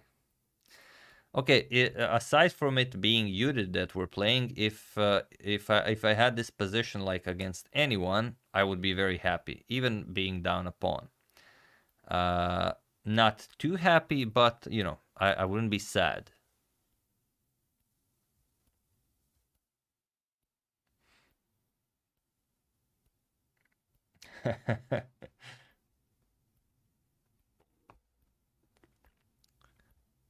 Ah, yes, the rook to a7 brilliancy.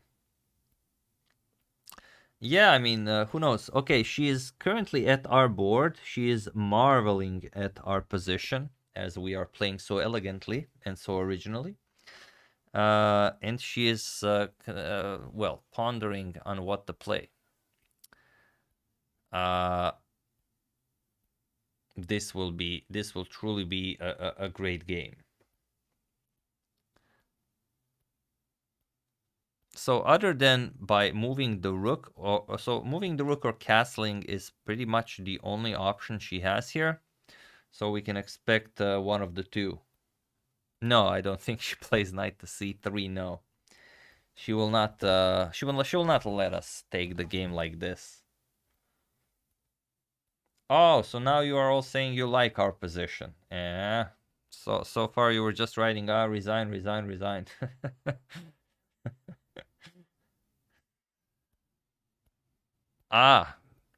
Once she makes the move, bishop g5. Yeah, there are many ideas to consider here.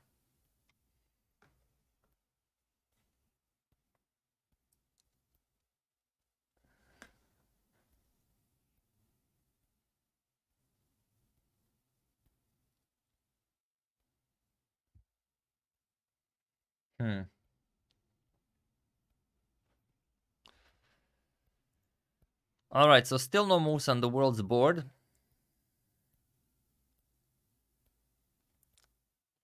Okay, Judit is taking her time on our board. Yeah, she's very impressed with our queen on d5. And who wouldn't be? Such a beautifully centralized queen for the price of one pawn. Yeah, this is definitely something else.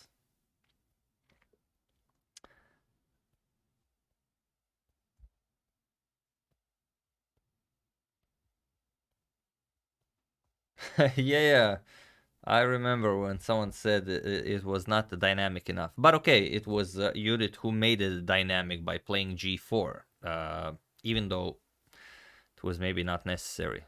And we did throw in that f5 move, which was maybe a bit too much, but yeah.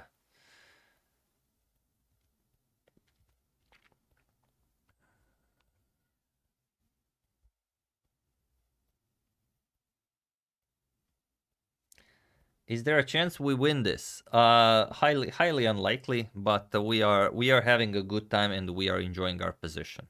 We play the Sicilian Defense, we managed to push d5 and we have a queen on d5 already. I don't know if, what could make us like as happy as we are now. So, you know, life is just good.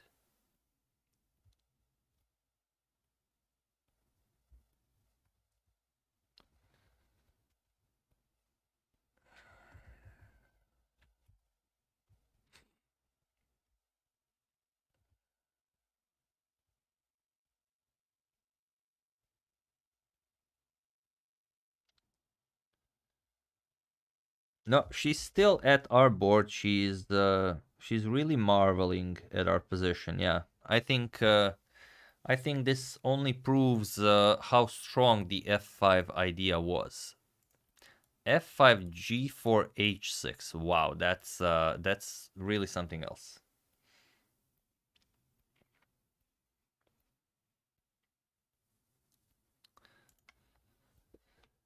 Yeah, we also have a bishop pair, although it's not as impressively developed. Yeah, she's looking for a quick checkmate. Yeah, could be.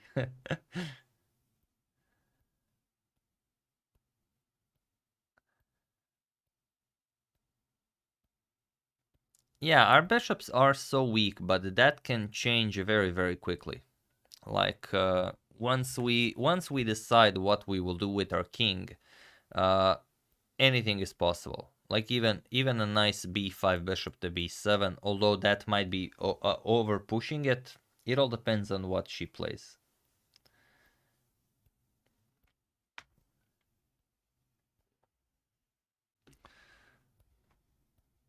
It's a very, very weird position. Maybe she's thinking about a move like king to e2. That could also be happening. Then the queen guards the rook. The king is in a nice, safe square surrounded by the bishop pair. And then she just continues pushing and crushes us. Good. Also a possibility.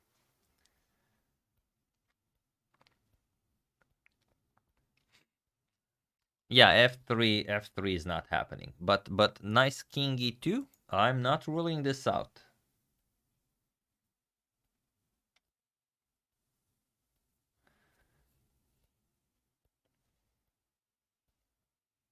Yeah, Meadow is sleeping, but it's well, if he doesn't wake up for a game like this, then I don't know what he will do. Why not f3? Well, I don't know. Just bishop h4 seems too much to allow black, of course. Why did we let this pawn here? Well, we kind of had to try something to not just play mainline moves, so we gave up a pawn for interesting play. And Judit is still okay. I think Judit is making a move. Yeah, she made a move, so we should be seeing it fairly quickly here. If that was our board. Yeah, Judit castled. Alright, so we have castles. It means that we are not going to face a kingside attack, but it also means that we could also maybe castle kingside, get our bishop to this diagonal, and then use this diagonal to, well, sort of wreak havoc, but I will of course let you guys decide on that. How do you want to play this?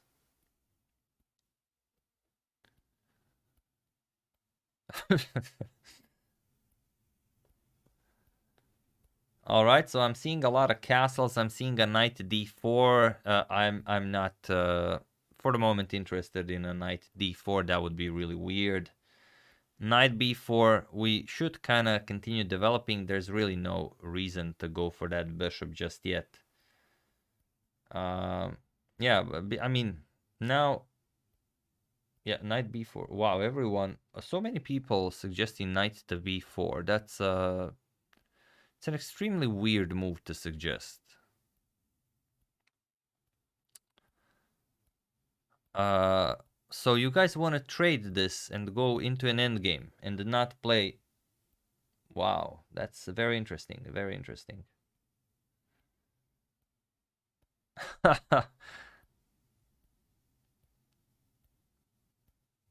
All right, all right, all right. All right, some b5, some e4s. You guys are basically suggesting every move there is in chess. I like it. I like that you are doing that. All right, all right, all right, all right. Okay, okay. So it's important for everyone to get their suggestion in. So, okay. Basically, it's between castles and the immediate b5. Wow. So basically between castles, the immediate b5 and knight b4, of course. Those are the options, yes. And the plans are clear. So are we afraid of leaving the king in the center? Castling puts our king and queen on the same diagonal. And then a move like a developing move might put us to great risk here. So maybe castling here is maybe a bit too much. And maybe she could exploit this a little bit too easy. Yeah, yeah. All right, so you guys are definitely correct about this. Yeah, it's all very good. I mean, we have to check for blunders, but yeah, I see what you guys are implying.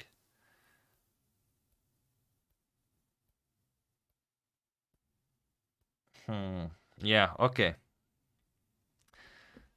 All right, I agree that knight to b4 is the way to go.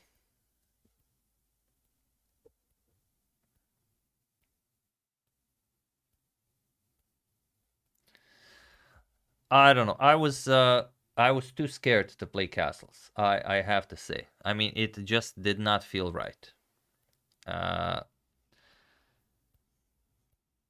Castling did not feel right.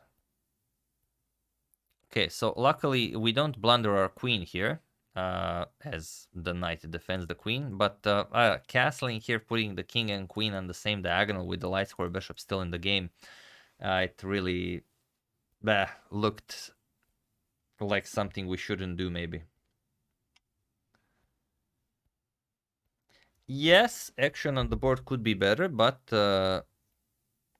now at least we've moved the knight from c6, and now if well, I imagine we have to trade queens now, but we are going to, I imagine, get our bishop to this diagonal, and then too much light square weaknesses. We'll see.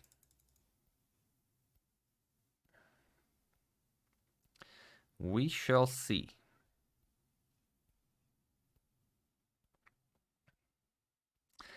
Yeah, the problem is you can't really play bishop e2. If bishop to e2, then we just trade. Okay, so yeah, bishop can also capture, then the c2 square is covered. Yeah. So it's a position. She's gonna play queen to a4. While this is possible, I don't see how it does anything other than develop our bishop. So I don't think we'll be seeing queen to a4.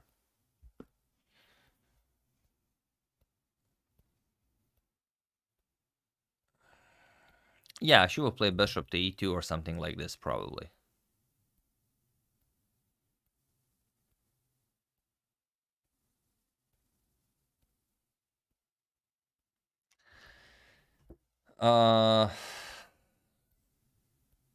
Yeah, and then maybe we go bishop c6 followed by this, or something like this.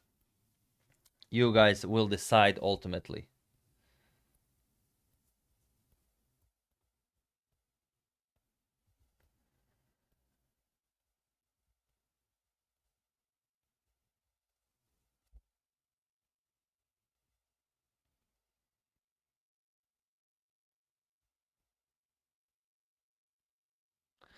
You actually can play b5 after queen to a4.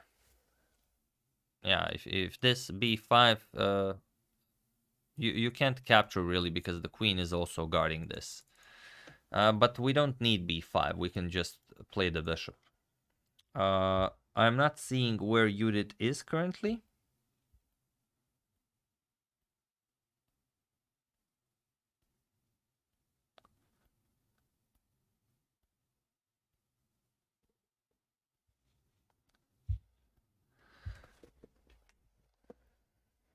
Yeah, she could do a lot of things.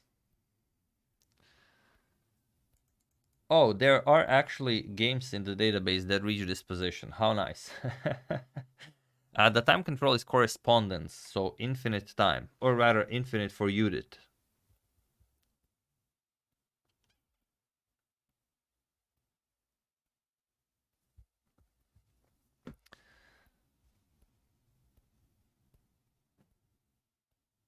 Ah, someone is saying she's on our board. She's deciding on what to do. All right.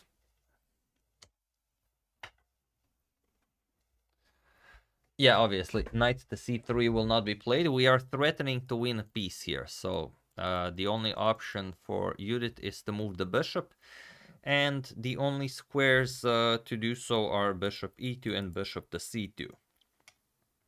With bishop to e2 making a bit more sense, as well, the bishop on c2 just gets under attack by the knight, so maybe not all that impressive.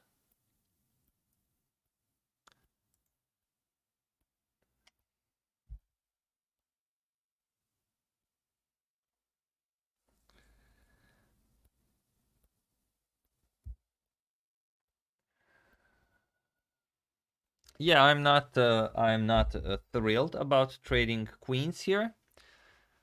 So we're gonna have to think really, really deeply in order to keep the queens on the board, which is very scary. Yeah, I don't see anything better than just whatever she plays, bishop d7 and long castles.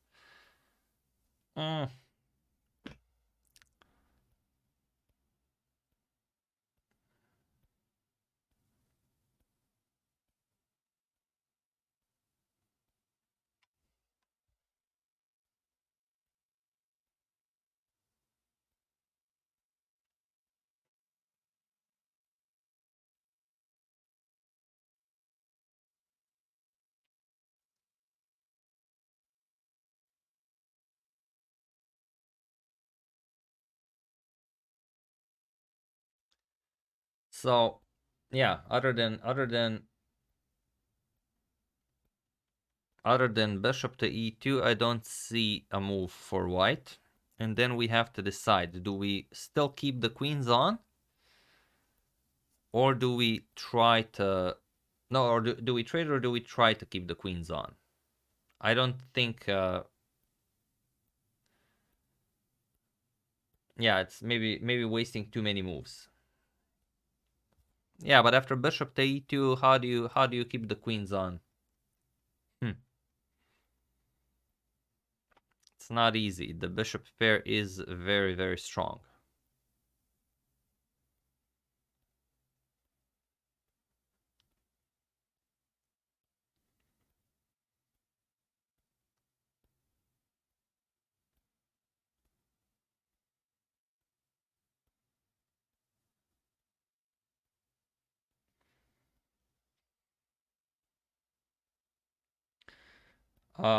For the moment, we cannot play bishop to g4.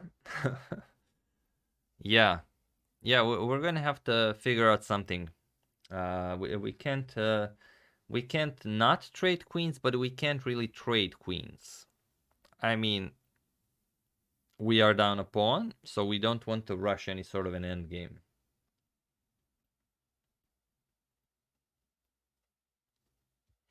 Yes, we of course we have an advantage due to our centralized queen, but after a move like bishop to e2, how do you keep the queens on the board? That's the real question. Any further centralizing idea might run into knight c3, so we're just gonna get harassed.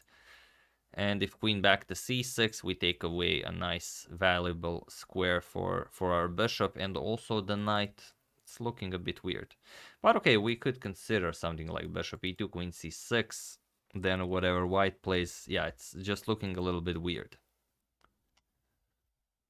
Trade queens and h5. Yeah, okay, that does make sense. Yeah. No, you don't trade the rook, because after, let's say, bishop e2, trade queens, bishop captures here, and bishop captures c2, so we cannot trap the rook this way.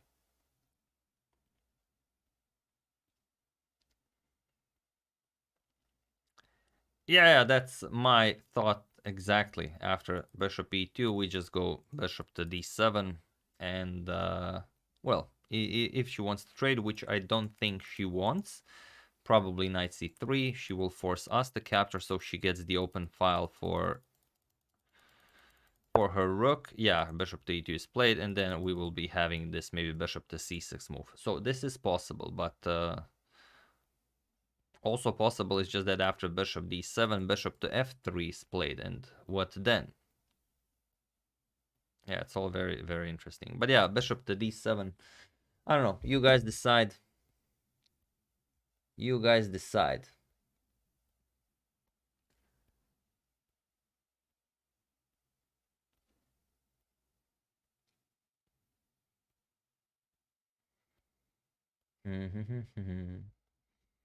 Yeah, okay, so a lot of you do enjoy. Okay, some of you are interested in actually capturing on d1. Some of you are interested in bishop to d7.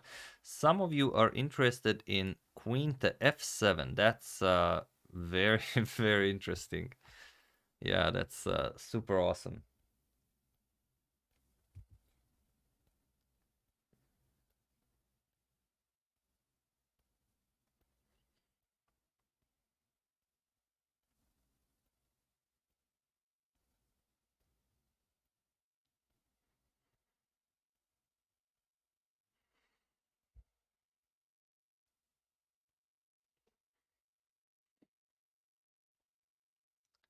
Yeah, so you guys really want this, huh? Bishop to d7. Yeah, also one of the ideas, just trade and h5. Yeah, force g5. Yeah, but then the f5 is very weak, so this is also possible if we wanna rush into the end game. Mm.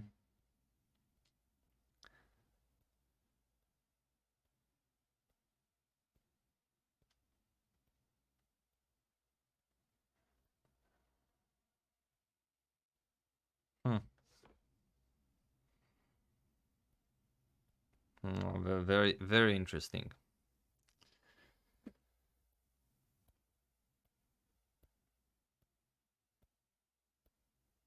All right, you guys have decided bishop to d7 it is. All right, there we go.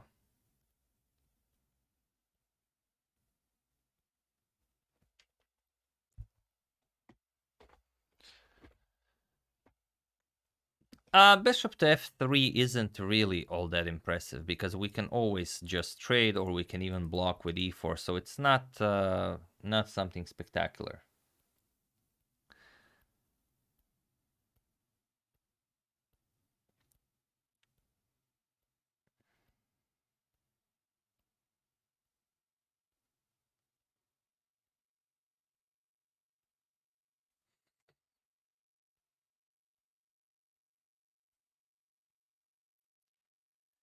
Yeah, I imagine knight to c3 is definitely an idea.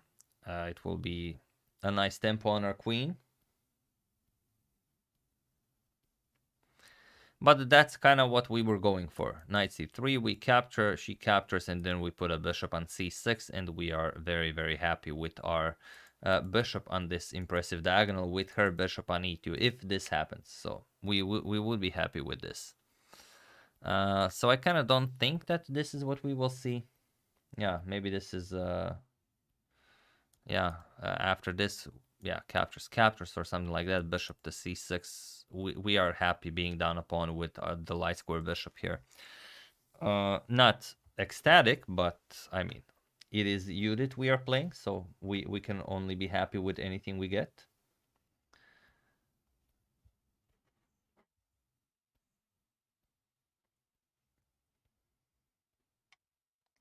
Yeah, our queen is better, but trying to keep the queen here would be just forcing her to a bad square. Plus, you could make you could make a remark for anything, I guess, but we are in this together, and I have to make a decision on your guys' suggestions. You think I should pre-move the queen trade? I don't know. I wouldn't be so sure.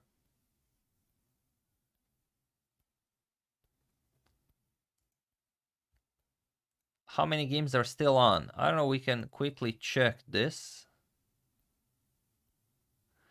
Okay, so some interviews happening. The world board is still not operational.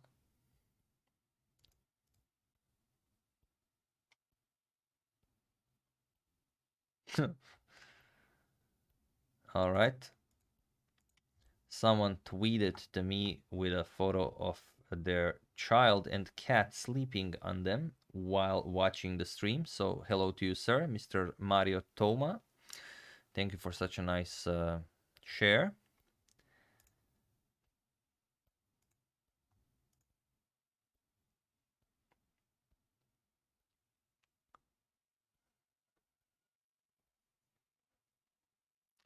Yeah, so it's the reason why I don't think, knight to c3 is maybe the best is that we get this diagonal for our bishop.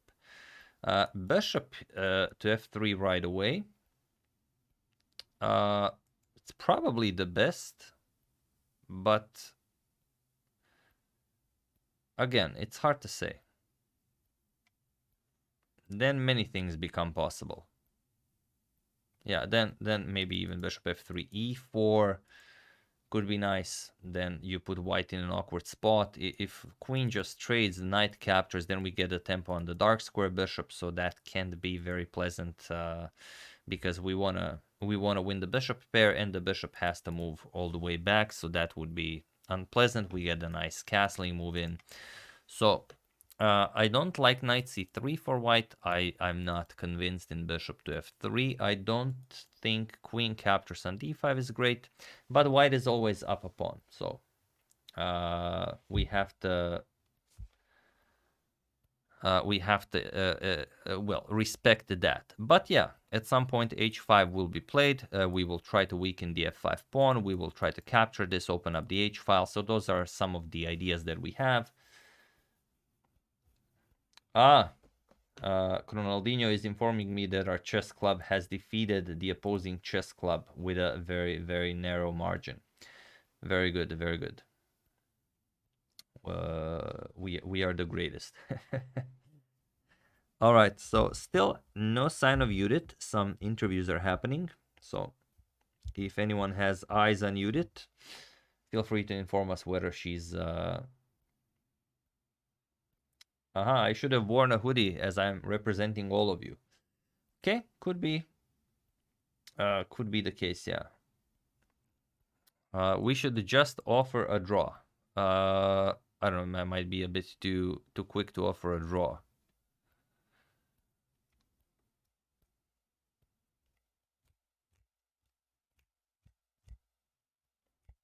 Yeah, so yeah, we still haven't castled, but yeah, so those are kind of the candidate moves, but Judith surprised us with g4, so she might surprise us again.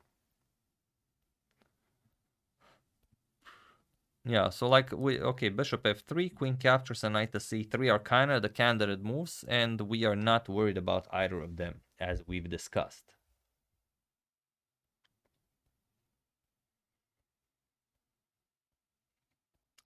If we trade the knight for the bishop, it will fix her pawn structure. That is true, but we will have the bishop pair, and if we point them, imagine if this bishop is gone and pawn captures the bishop here, then imagine if our bishop gets hold of this diagonal, and if this bishop gets hold of this diagonal, then we will definitely have compensation for our pawn, or we will have something as close to compensation as we can get.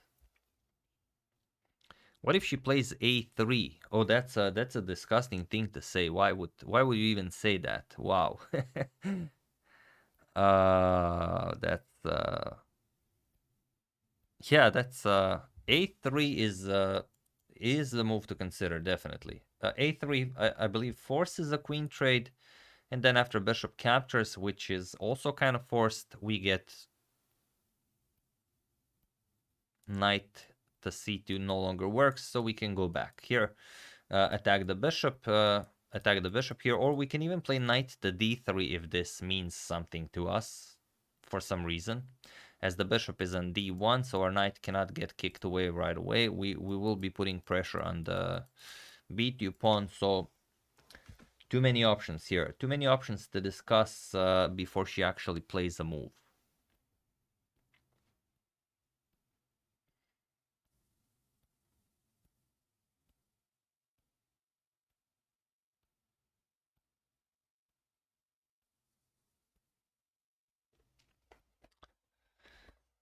Ah, yeah, okay. On a3, bishop to c6, threatening mate. Also a move to consider, yeah. Yeah, maybe a nice in-between move, yeah.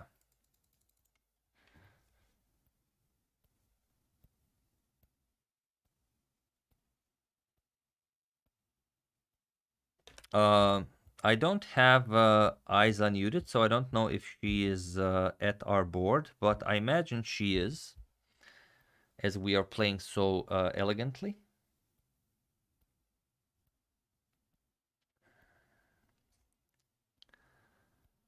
Let's see what's currently happening. Maybe some positions are being discussed. Like, you know, it's so easy because you just try to imagine her storming into the studio and be like, watch out, it's my move. All right, so Judit strikes us with knight to c3. All right, knight to c3 on the board. What do you guys like?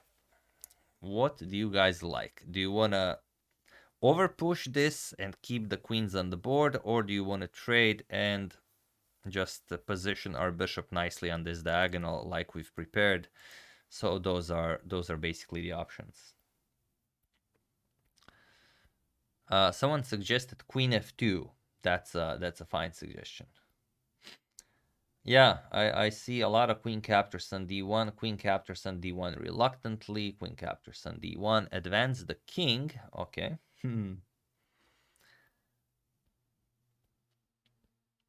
Yeah. The problem is if we move our queen somewhere inconsiderate, then we just allow bishop to f3, rook to c1, and she's just gonna destroy us. So capturing the queen here is, I believe, the only way to go. All right, so that's what we are doing.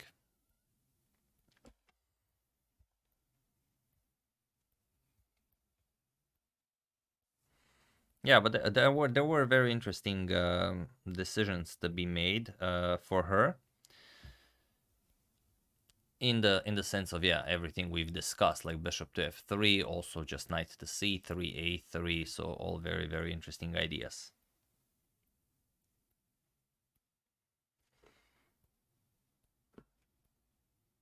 Ah, yeah, also if we just played queen f7, then g5 is possible.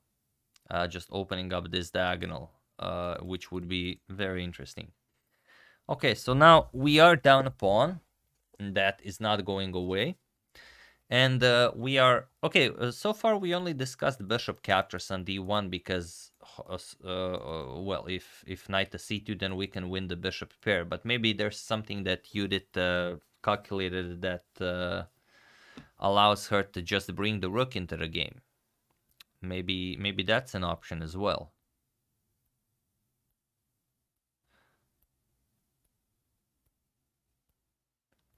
And also, it's very important to put the bishop on this diagonal, I would say, before white Judit puts her bishop on this diagonal. So we're down a pawn. At least we should have a better bishop pair. Yeah, 9 hours later. Yeah, okay, if rook captures, obviously we will discuss maybe knight here, and then after she moves the rook, we capture the bishop, and then we play bishop to c6, and then we are fully happy with our position, regardless being down a pawn.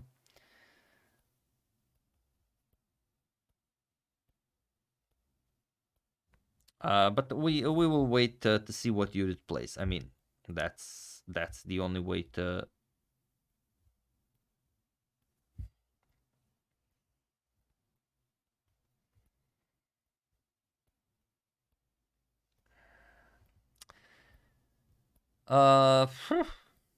Yeah, we'll see. If long castling is still even an idea. Once those rooks come on d1 and c1, maybe we will not be so happy here. But yeah, without the f pawn, her light square bishop will come on this diagonal, which is also very, very good. So we will have a good bishop here, although her bishop here will be very, very impressive. Yeah, we don't want to fix her structure, but for the bishop we will. For the bishop we will, I believe.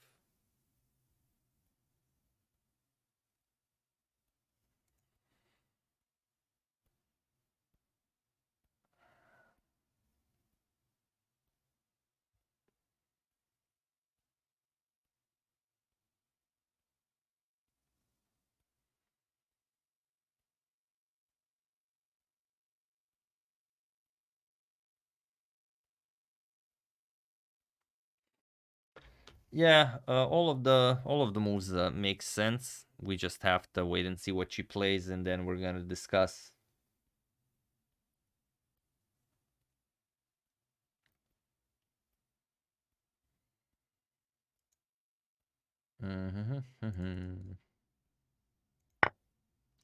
All right, so Judit, of course, captures with the A pawn. Now she grabs hold of the open C file.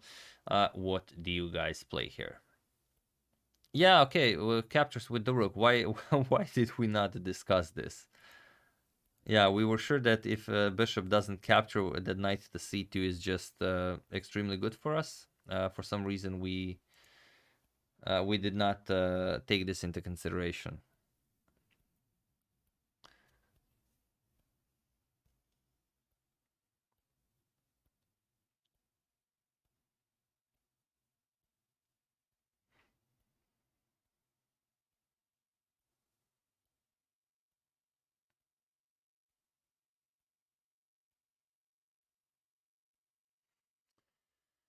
Yeah, so the idea is now, okay, that rook a to d1 was played, so we either castle here, connect the rooks, and then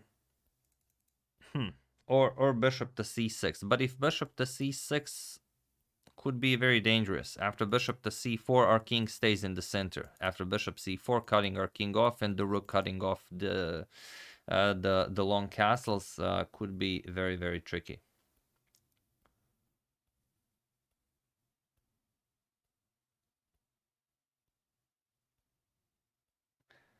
Yeah, those of you writing resign, that's super helpful. Okay, let's just do a really quick check. Yeah, this is not the best. Yeah, okay, for the moment the bishop remains. Yeah, okay, bishop c6 it is, but maybe not. Maybe not. It's just such a...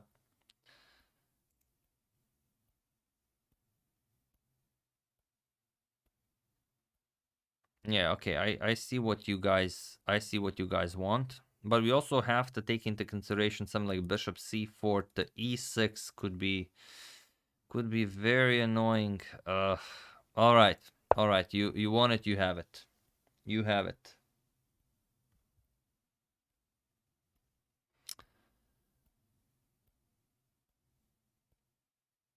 No, a3 does not trap the knight. We just play knight c2, attack the bishop, and then we shift it over to d4. This is actually a good square for the knight. So we plan to do this either way, regardless of what white plays. So I don't think we wanted to get our knight back either way.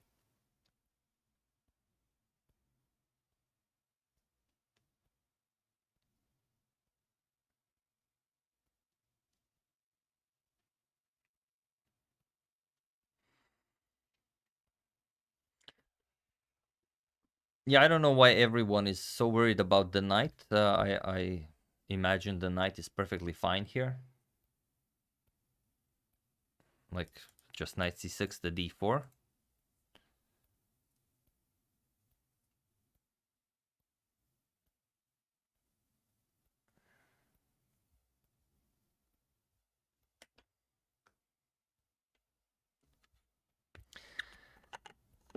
Yeah, could be.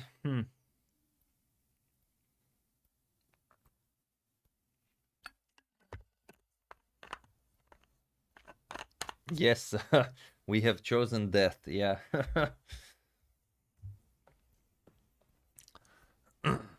No, I don't think, even if we offer the draw, I don't think Judit would accept the draw. Maybe if we, like, if we somehow...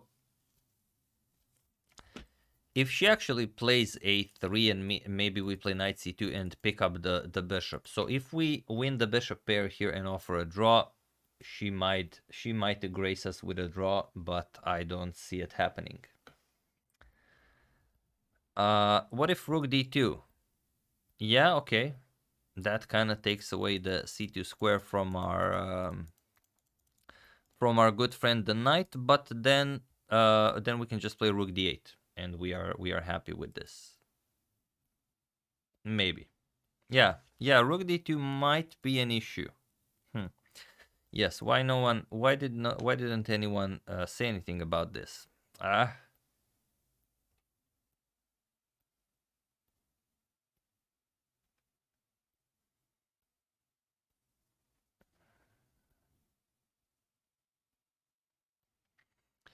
Yeah, if rook d2, taking away the c2 square from our knight, we could play rook d8, but then, yeah, then the other rook comes to the d file, she doubles up, and then what? That is the question. We still didn't get rid of the bishop pair.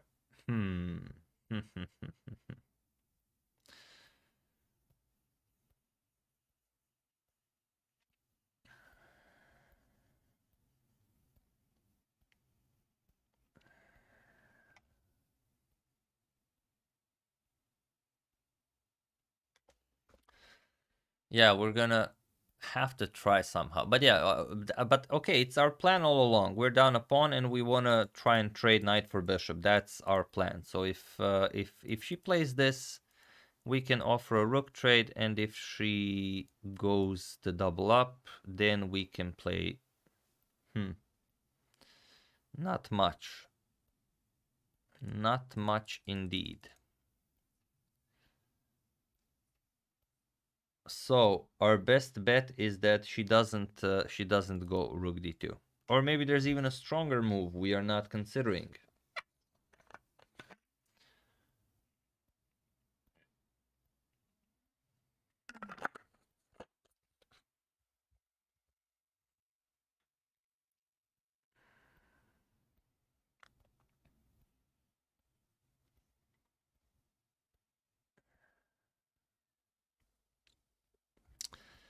Yeah, we don't really have time for b5 bishop to b7, or I don't think there's a reason for us to play this.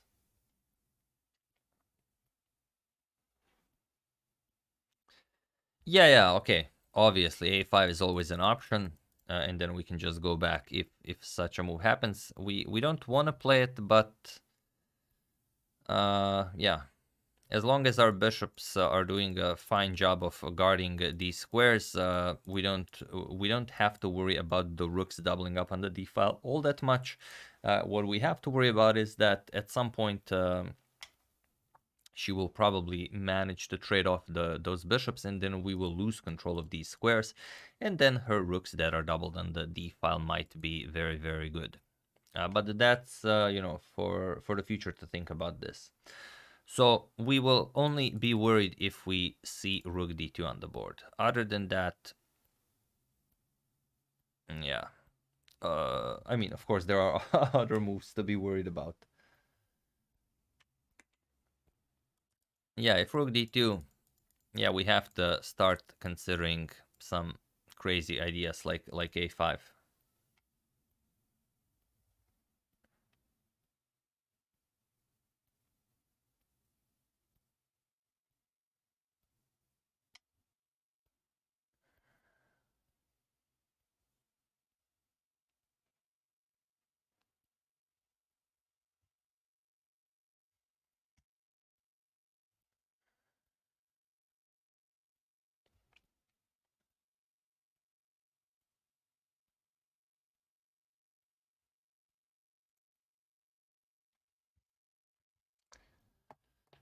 Yeah, we didn't really put our knight to the best possible square. Yeah, maybe that whole knight to b4 business was a bit too optimistic. But okay, I mean, if we played only the best moves, we would be in different places.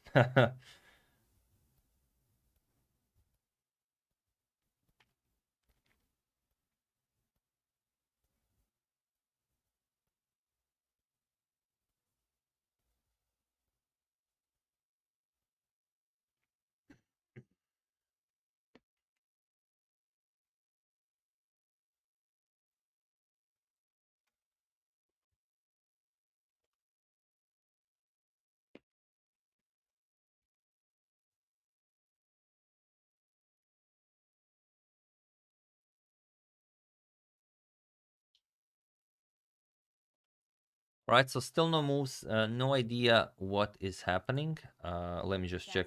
Okay, Judit is having an interview for currently. So Judit, how was the last 2 hours? How do you feel yourself? First of all, I'm very happy to be here. It's a very unique location. There are tons of people outside the last few days of the expo, but this pavilion is also very beautiful. So now it's all mine. It's only chess. And there are a lot of interesting things are happening, and it's really touching for me that there's so many communities and the world can also play with me and we can play together. Chess is a language for all of us. Yes, so maybe this is really the time that we let the game begin. So can I step? Make my move and I decide if I keep it or not. Okay. Go ahead. So let's see. And my move is done. I keep that. Yeah, so hajrá Magyarország, hajrá Judit. Thank you.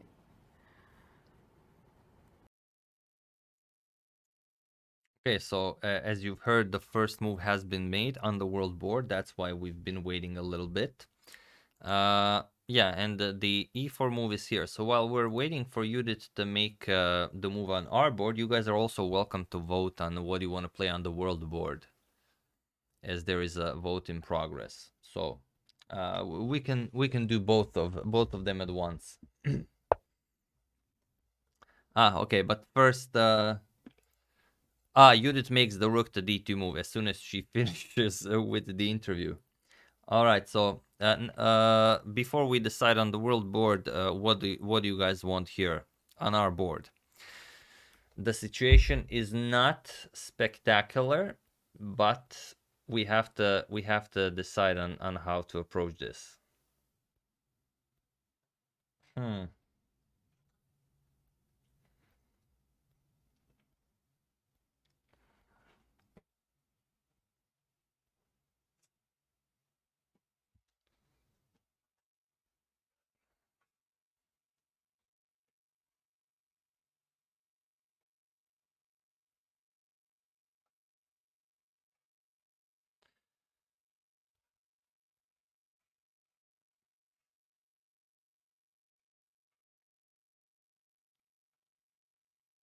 All right, a5 it is.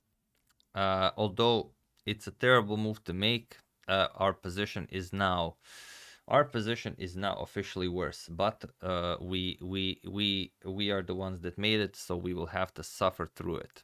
All right, so the world board is live. What move do you guys want on the world board?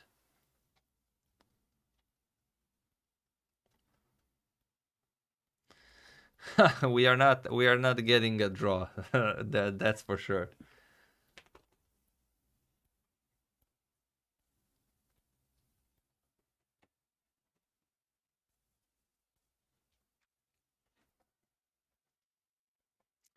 What do you want on the world board? Okay, it will not be our move. There will be a vote in progress. But yeah, you guys also want a c5. Okay, so c5 I imagine is what people enjoy the most. Okay, but how do we make the move?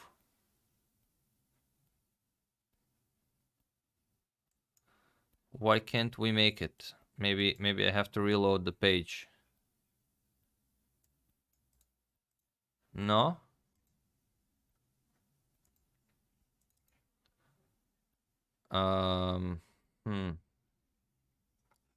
It's very interesting.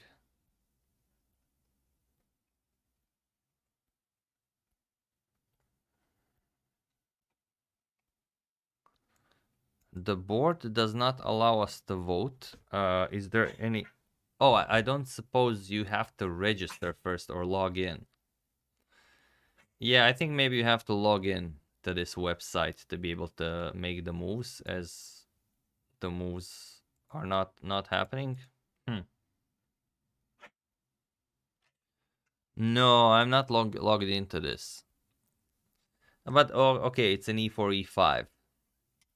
You can see below that there's a graph, and it says how many times the e5 moves was suggested. So 41% of times our c5 vote would not be all that impressive.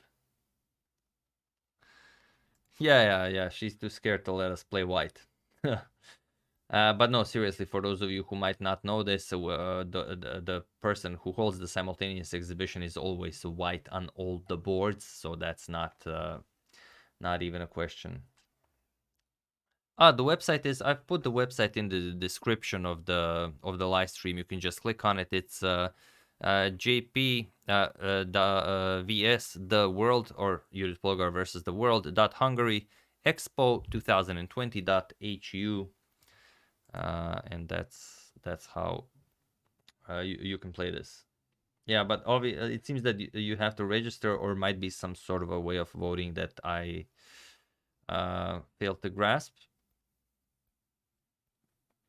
But yeah, let me just check if now we have Judit on the stream somewhere. No, we don't.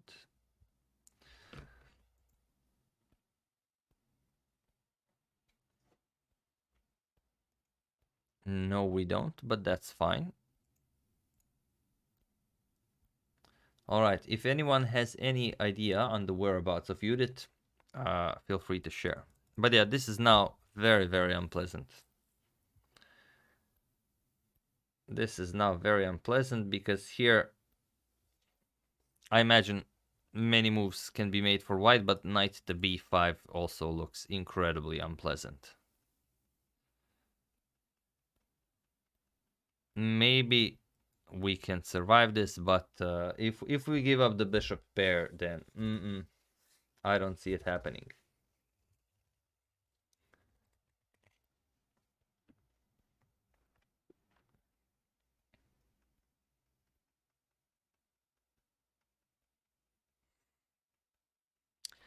Yeah, okay, rook d8, but if rook d8, rook f to d1, and then again you don't really get to play knight to d5. That's not happening.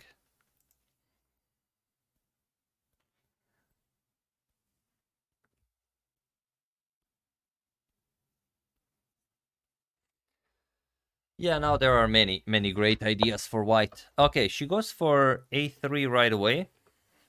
So forcing us to take that a6 square. Very interesting. I was expecting knight to b5 right away, but now, okay, you guys suggest what you want to do. But there aren't all that many squares that we can use, yeah?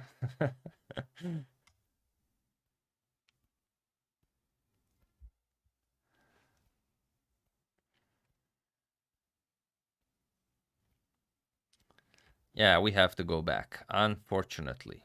Unfortunately, we have to go back.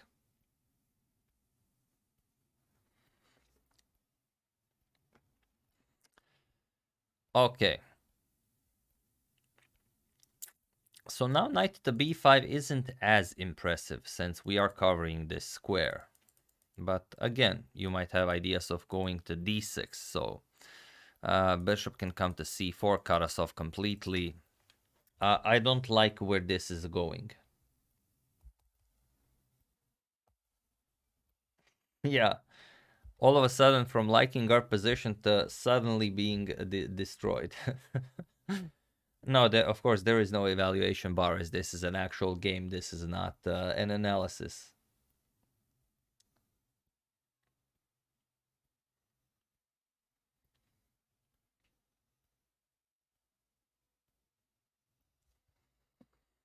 Okay, now if we can get the knight to c5, then we're talking.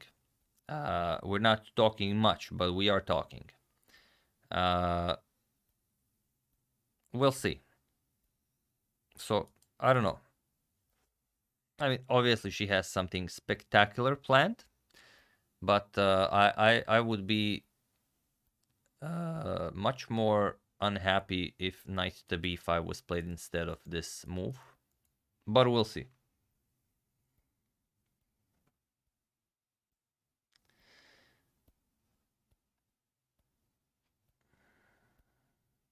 Yeah, b3, good outpost for the knight, definitely.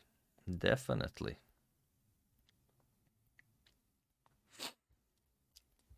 Well, no, because I don't know. We do not want to trade the bishop for bishop. We want to get our knight to the best possible square, and hopefully somehow provoke her into capturing. That's not really happening, as there's no reason for her to do this. But bishop c5 also doesn't look that that impressive.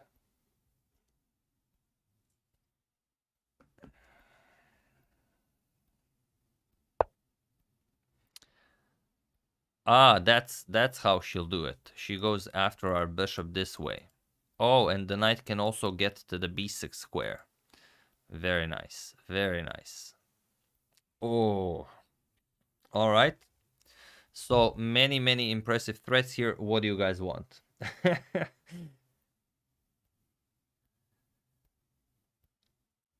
What do you guys want to see here? Ah, you wanna keep everything on the board with bishop to d8, and then what? Knight to b8 attacks the rook. Rook to b8. Oh, oh, that's brave. That's very brave. Yeah, I like your style. I like your style. Yeah, you also have to be careful.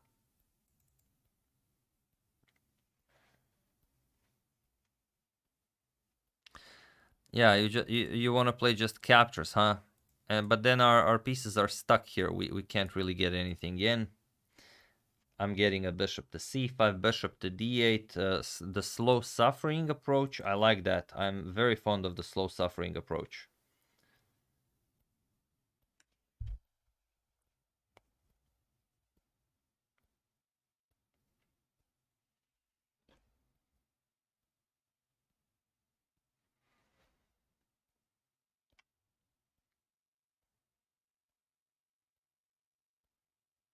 Okay, rook to d8, also very impressive. Okay, so that's how you want to play it. All right. Okay, so no slow suffering. Rook to d8 it is. Okay. All right. You have decided.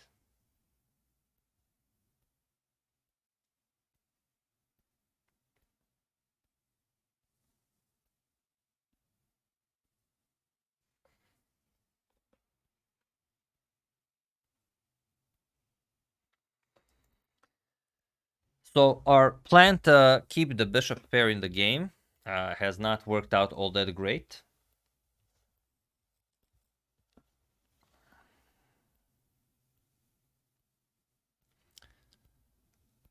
We'll see how this one goes. Let me just check what's happening here. 100% voted for Caro Khan. A few wanted the Caro on the board, but All right, so still.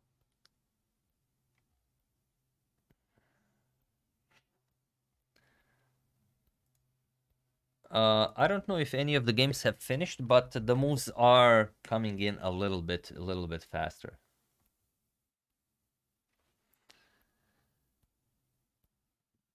Okay, but that's far from the worst thing that can happen to us.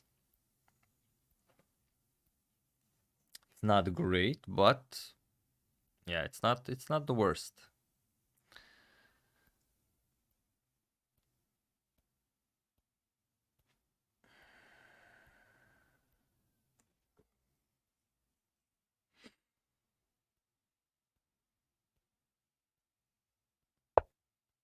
Okay, so she doubles up, as you guys probably expected.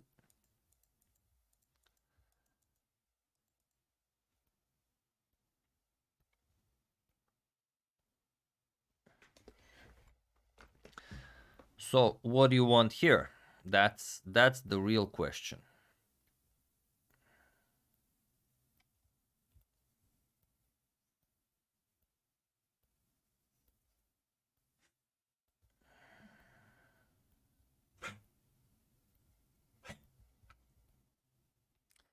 Yeah, okay, castling not really an option since our bishop would be hanging here, so we can't really play that.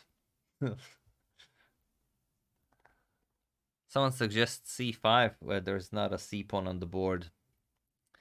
But yeah, this is definitely possible.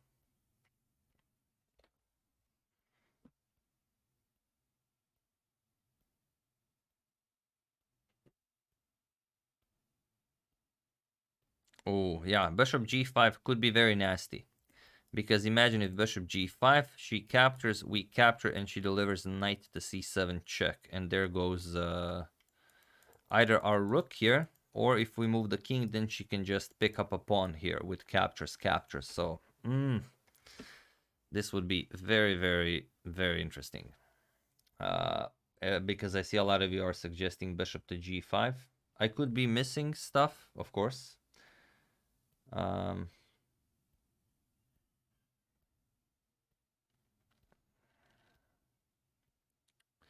King to f7 and just trade everything off, huh?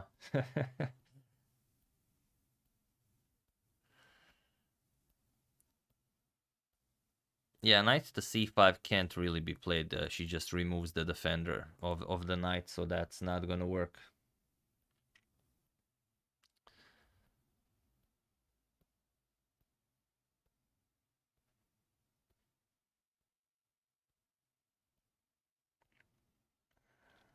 So many good options, yes.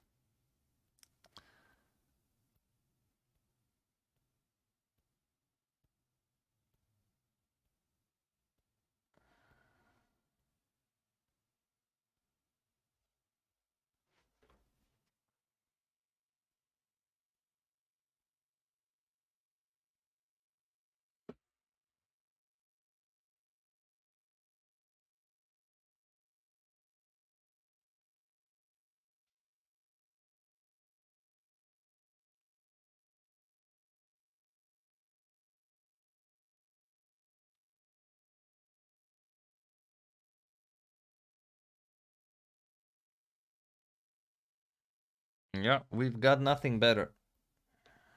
All right, you win. Rook captures knight. It's not great, but none of our options are.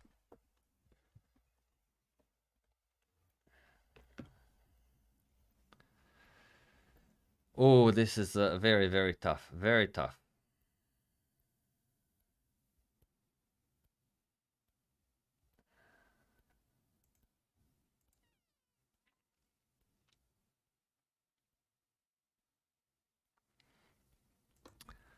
No, it was a good pawn sacrifice. I liked the idea, just not the follow-up. I think that knight move really cost us a lot. Maybe we should have just castled, or maybe went for a full aggressive approach with h5. Who knows? Who knows? But at least we really tried very hard. And we are still fighting.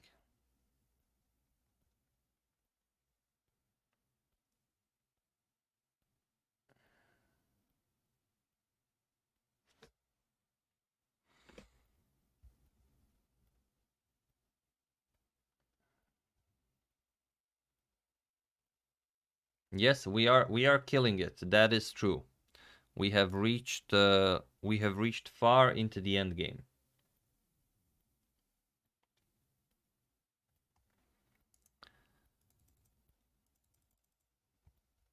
Oh no, this is still there's still so much to be done here.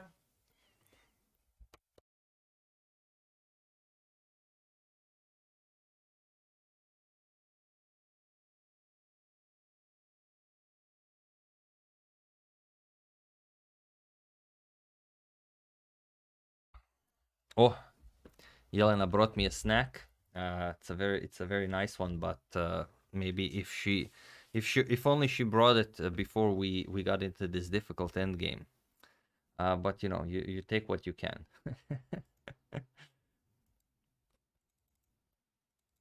All right.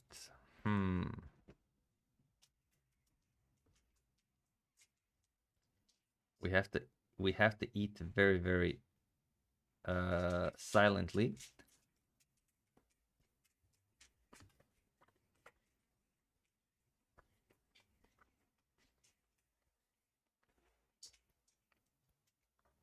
If Medo sees us eating, then we will not be able to get rid of him. All right, so still waiting. I think Judit might again be very impressed with our move. Or maybe she's just giving an interview. Let's quickly check on what's happening. Um, Sama is giving an interview, so I guess their game is over. Or maybe they're just having an interview mid-game. Could also be possible. Is castling an option now? Well, a lot of things are possible, but I imagine after rook captures, we have to recapture. Rook captures here. Again, she gains full control over the c5 square, so we're not getting our knight out of there. So we have to really pick our options carefully. Plus, this. Okay, so you guys, of course, choose the move, but as bishop captures d5 is the only move. That's what we have to play.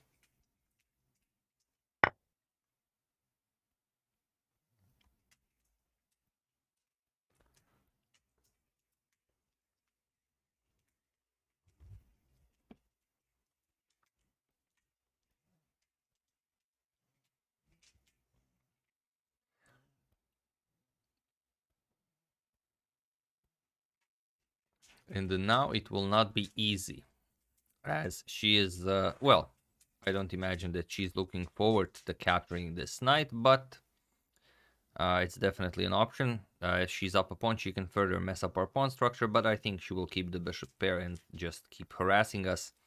Plus, the you know, just the matter of defending the e5 pawn remains.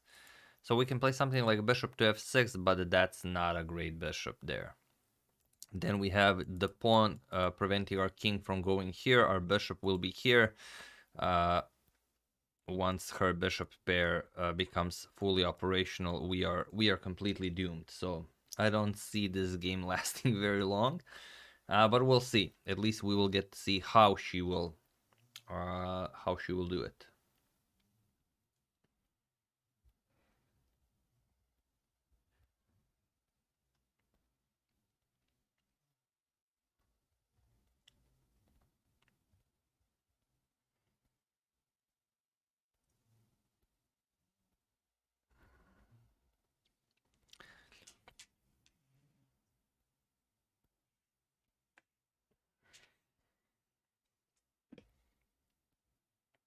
Yeah, 97 and castles are all good moves, but our pawn here will be hanging.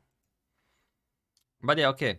After castles, if she captures the pawn, we could go bishop f6, kind of put pressure here. But there's just so much for the rook to do here. This is hanging, this is hanging, this is... I don't know. We'll see a move or two, and then I think we can call it a day.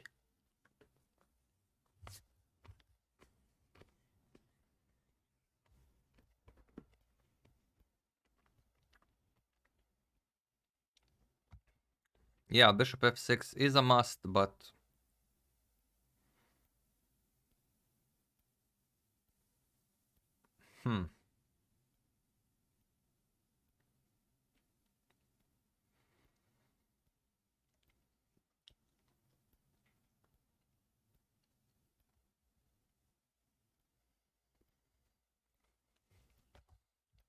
yeah, we have to get our lone rook involved somehow.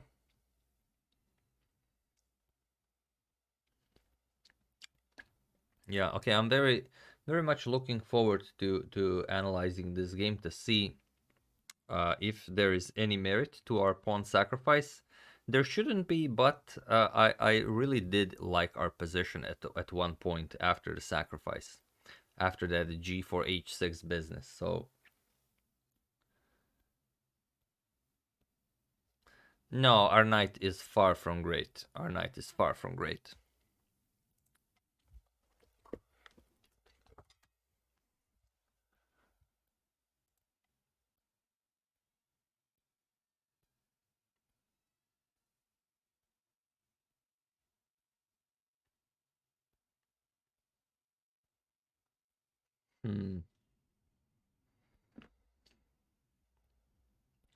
Just king to the 7th rank, no need to castle. Yeah, but it doesn't really change anything, and it allows rook to d7, so it could be. We can resign gracefully after rook captures on d5. Yeah, that's also That's also not out of the question. Yeah, resigning gracefully after rook captures on d5 is also not out of the question if there is no poison to explore, because this is just too big of a weakness. Both the pawns will be hanging.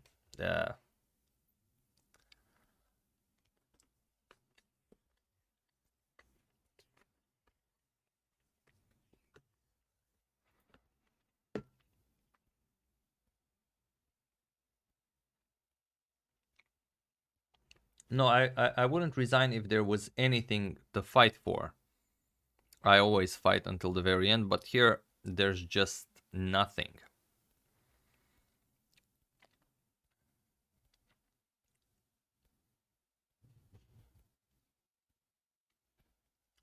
People don't like the idea of offering a draw. It would be too disrespectful. But yeah.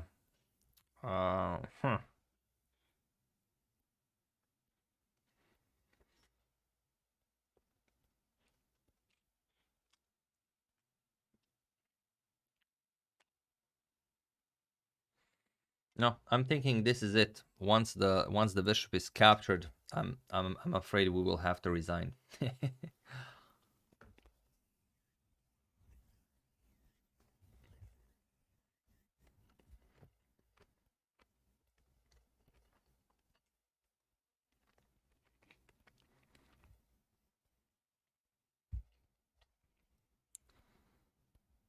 Okay, let me check just one more time if we are.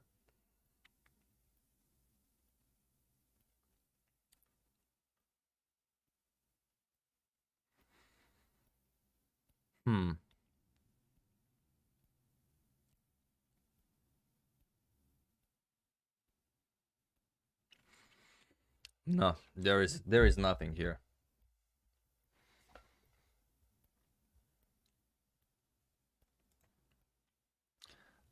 Let me check if photos of where you're playing from. Send us a share with us.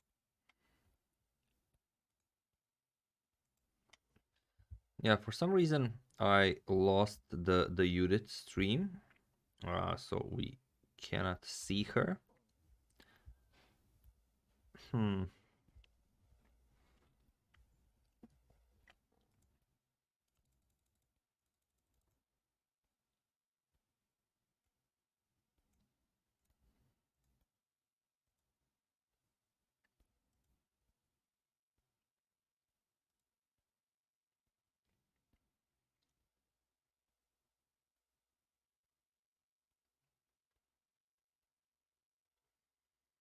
There is no Judit Polgar versus the World 2, but how is this game going? Let's check out how the World board is doing.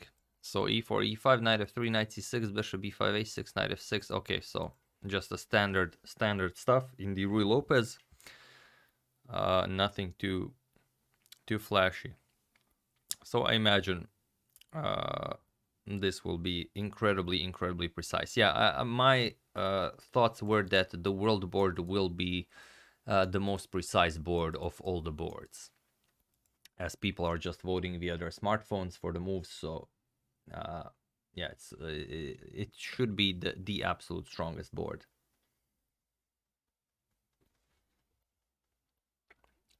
We could resign, or we could allow a checkmate in great style. But yeah, I mean, we are not far from getting checkmated here. For example, if rook captures bishop f6, we are very low on squares. Very unpleasant. Bishop b5 check, something like king f7, rook can come here. Yeah, it's not gonna be pleasant.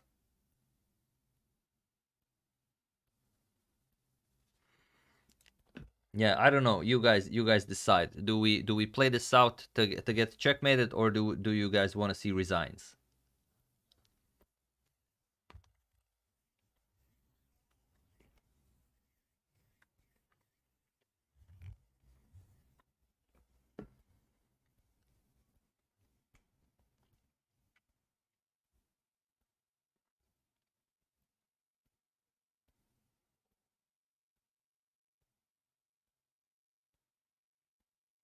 Wow, so many different opinions.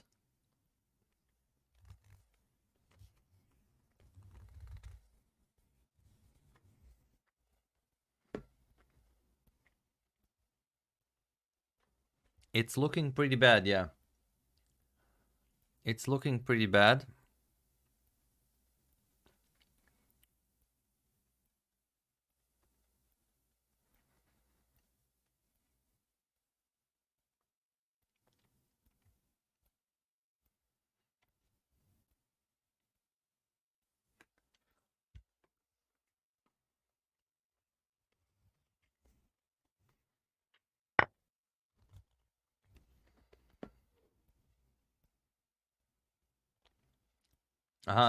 Judit did a TED talk saying it's always fun to give checkmate. So we should allow the checkmate. Okay. So what's the fastest way we allow this? Okay, so now for those of you who are just joining in, we've sacrificed a pawn. So Judit is not only up a pawn, but she has the bishop pair. She has a nicely placed rook on the e-file, and we are somewhat underdeveloped with both of our pawns hanging here. So not a great day for us. But yeah, what do you guys decided? Resigns or find the quickest way to checkmate? Okay, I'm seeing some mixed messages here, but I think resigns is the way to go. Yeah, as so many people voting cannot be wrong. So I say we gracefully resign this.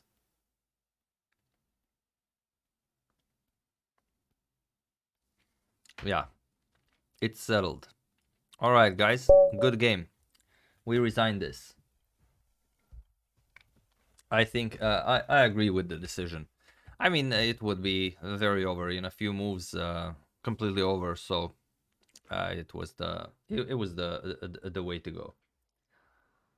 You don't like Sicilian. We should have played e5. Yeah, it was a good game. Yeah, we're gonna analyze it. I still have to make at least a few videos regarding the charity cup that is currently being played, but I think I will make a video on this game probably, if not today, tomorrow morning. But let me just check what is happening in the stream now.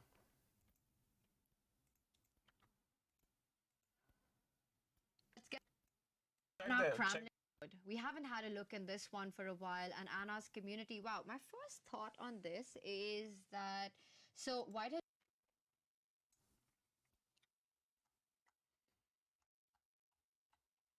All right, so let's check the world board.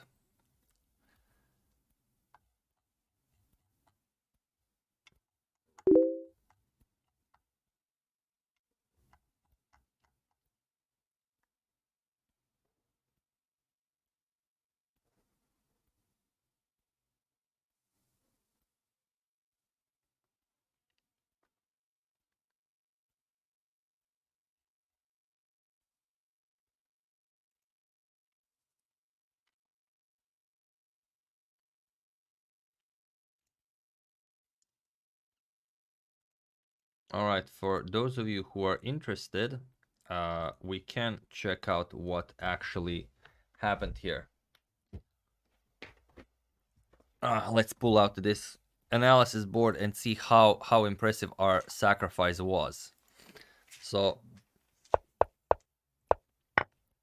all right, so this is all standard. E5 was played, knight b5, d6, c4, f5. Okay, the engine is not crazy about it, but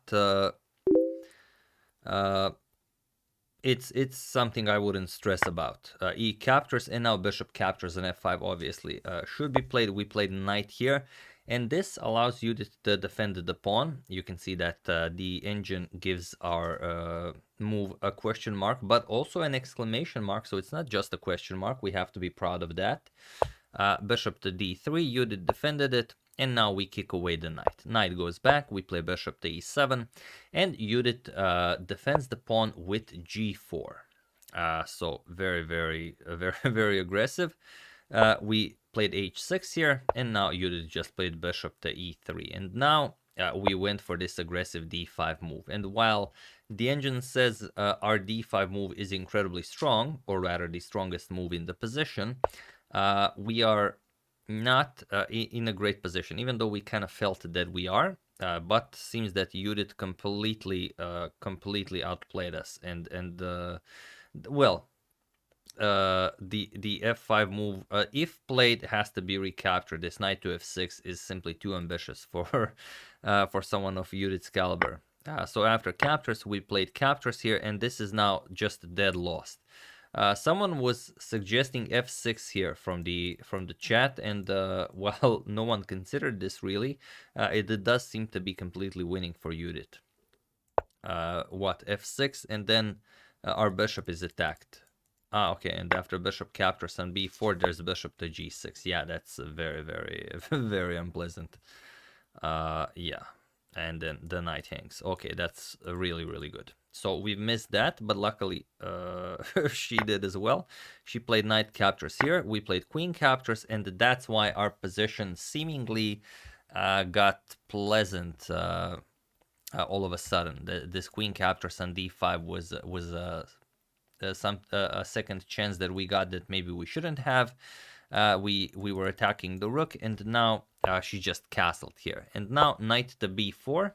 And interestingly, the engine gives this as a 0-0, so we've completely equalized now after white misses this f6 idea.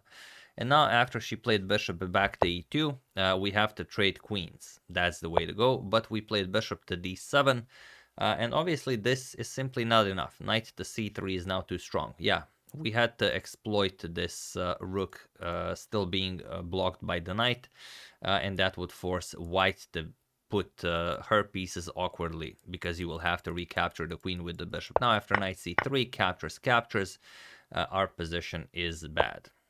Bishop to c6, which seemed like a good idea. Now rook d2. Yeah, it's the winning move. It's the one that Judit plays. Now this is the threat. Yeah, not fun. a6, making room for our knight. Just a3, knight a6, now knight here. And here we, after rook to e8, she doubled up on the e-file. We traded everything here and resigned the game. So really, really impressive stuff. But yeah, this is why it seemed like it shouldn't be possible. But yeah, and it wasn't. f6 here after knight captures is just crushing. So yeah, that was super fun. Yeah, but you can see how strong Judit Judit is, and how well she basically just crushed us without breaking a sweat. And she's playing against 10 other people as well. Plus the world board.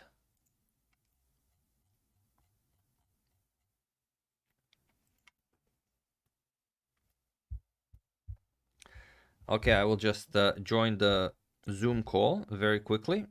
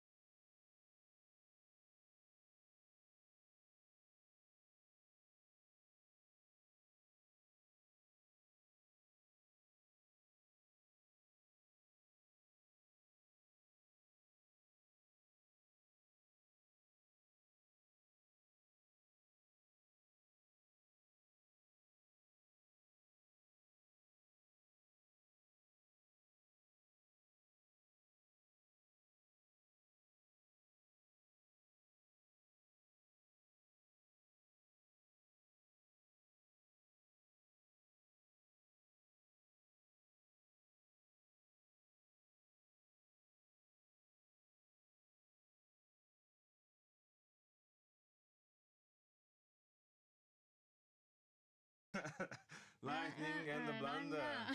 I had this in my head, and I thought this is going to be the perfect moment to jump in on it. You should see the faces of our camera guys. They are loving the show as well. I mean, I cannot prove it to you, but they definitely do. All right, so we are a technical blunder on look the at this, interview. look at this. I just pulled up chat and Ankush Verma is saying कि Samay is going to make a comeback.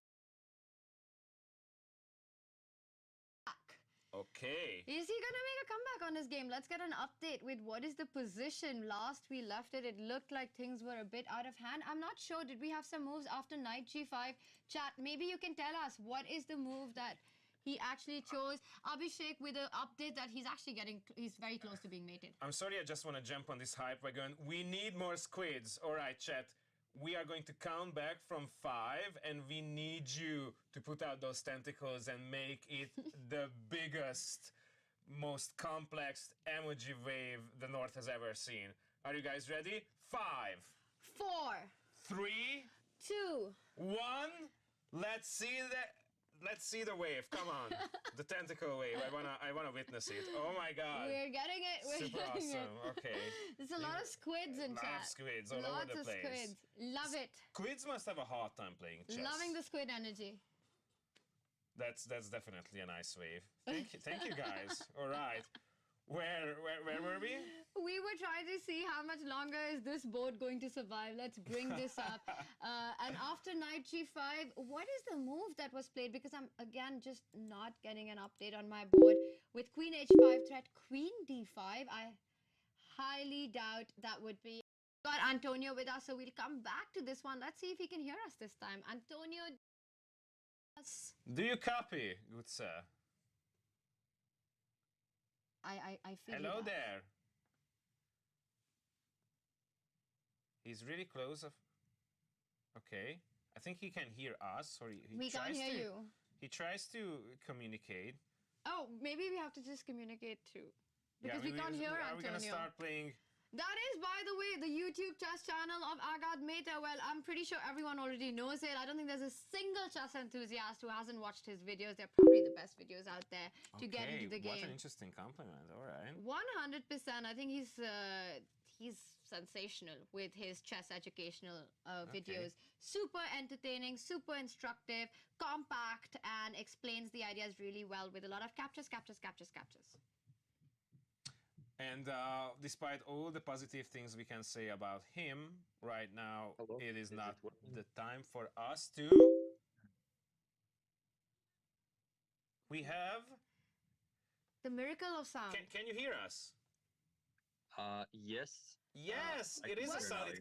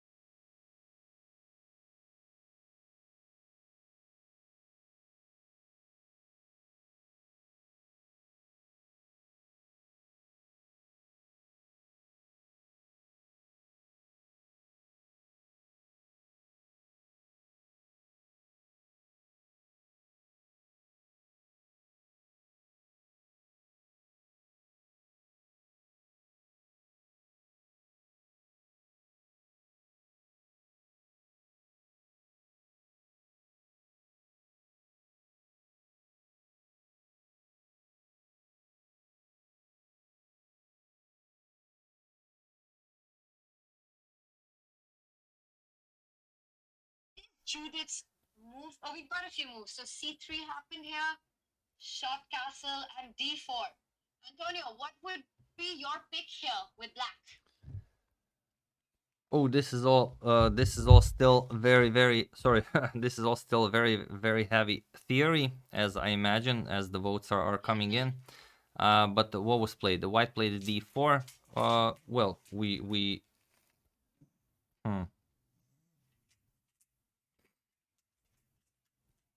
yeah, we capture with e captures on d4. E takes d4 is AGADMATOR's choice here. You know what? Let's go with that one. I think this is the one that the world has chosen, actually. We have gone for e takes d4, and now we're expecting her to recapture with the pawn. And if this happens, Antonio, do you just fall back with the bishop to b6 now? I think I've like analyzed this position so many times that it's I guess it's sort of still theory if the bishop can come to both b6 and a7 for some reason. So I guess people will choose b6. I would go for bishop b6 here as well. So this one's heating up. But Antonio, we'll come back to this. Just really quickly, going back to your board. Yes, after this, you got a chance to come back to the game, and then eventually Judith managed to win it. Tell us about the experience of playing against Judith and for your community to have the opportunity of this game. Yeah, I think we got the absolute best experience possible. We got to play a very sharp line against Judith, or rather, okay, there are some sharper Sicilians, but we kind of made it super sharp with that f5 move, which allowed her to you know, go for the full attack with the g4, and well, we are not disappointed. We tried. We saw what she can do, and she is still incredible as she ever was. So I find it as a... You shouldn't be disappointed, and Judith has a message for you, and we would like to play it now. Well done. That's GG from the woman herself. Antonio, you've made such amazing videos, and where you're analyzing all these great games that have been played. And a lot of them are of Judith's games as well that you've looked up and that you've produced videos on. Her style of play, of course, we all know, has always been aggressive. And do you think, after analyzing her game so intensively, that she will probably be the master of attacking chess for generations to come? Well, most definitely. I think if you allow her a position where attacking is possible, then no one is safe, and whoever faced her has experienced that without exceptions, I think. And that will not change. I think it will take quite some time for someone to even come close. I completely agree. And finally, before we let you go, are we going to see an AGADMATOR video on the game that just happened? Yes, of course. I will try to make it today, but if not, then tomorrow for sure. All right. We're looking forward to that. GG, congratulations, and really just the biggest round of applause to you and your entire community. Thank you so much, Antonio. We really hope that we'll see all of you from Antonio's community on our world board as well. Thank you. All right. Until next time. Cheers, man. Thank you. So,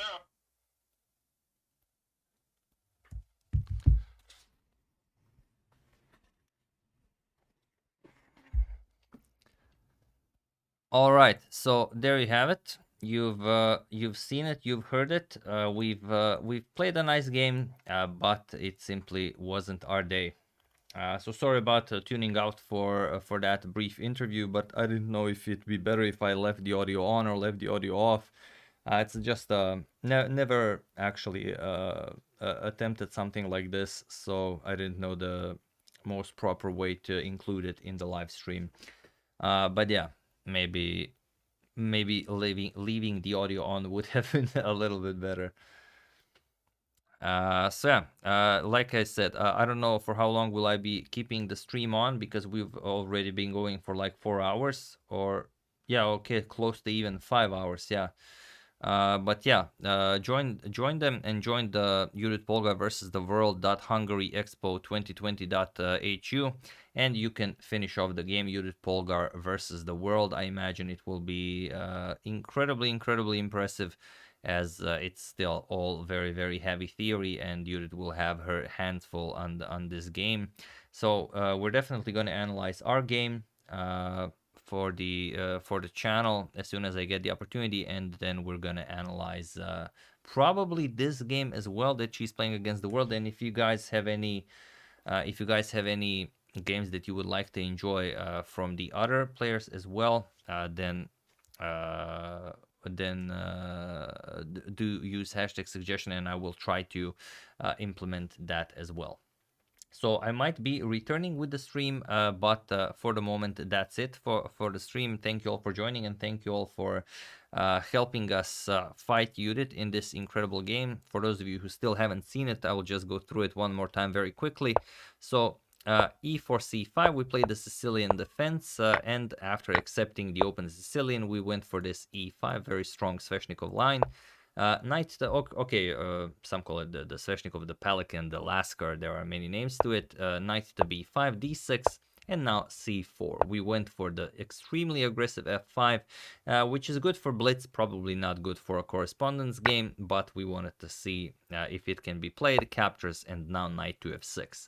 So a lot of you suggested we should capture back right away, but this seemed a lot more interesting, and after Judit defended the pawn, we played h3, kicked away the knight, knight goes back, bishop to e7, and now we are ready to castle, and then maybe some ideas can be thrown around, but Judit goes for the extremely aggressive g4, and now we played h6. There were some discussions about maybe h5, maybe who knows what, maybe we counter, but this kind of seemed like a good idea because well, she also has to decide what to do with her own king. And now after bishop to e3, we just play d5, which again is the strongest move recommended by the engine.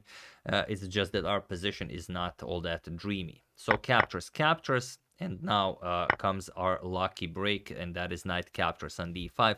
But Judit had this beautiful f6 move, which completely shatters our defenses. But we're gonna analyze this more deeply in the actual game.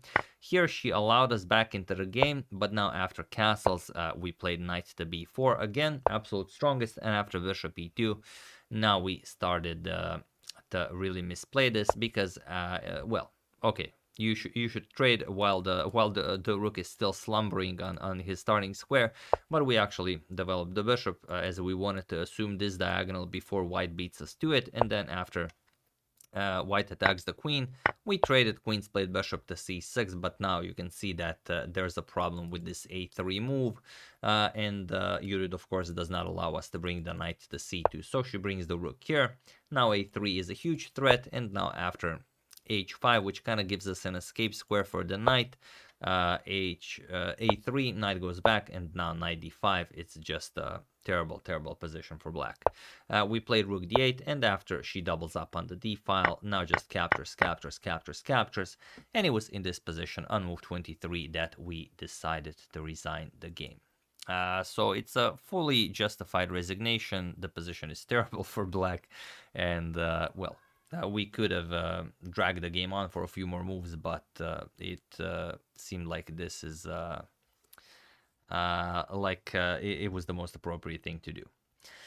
So yeah, Amir Gupta, thank you for the contribution to the channel, and also John Doe, thanks a lot for the contribution. Yeah, 23 moves, we are Patzers, but you defeated some very strong world-renowned grandmasters in 23 moves, so we shouldn't be all that sad. Okay, so expect a full analysis on this game. That's it for the stream. Well, see you guys soon.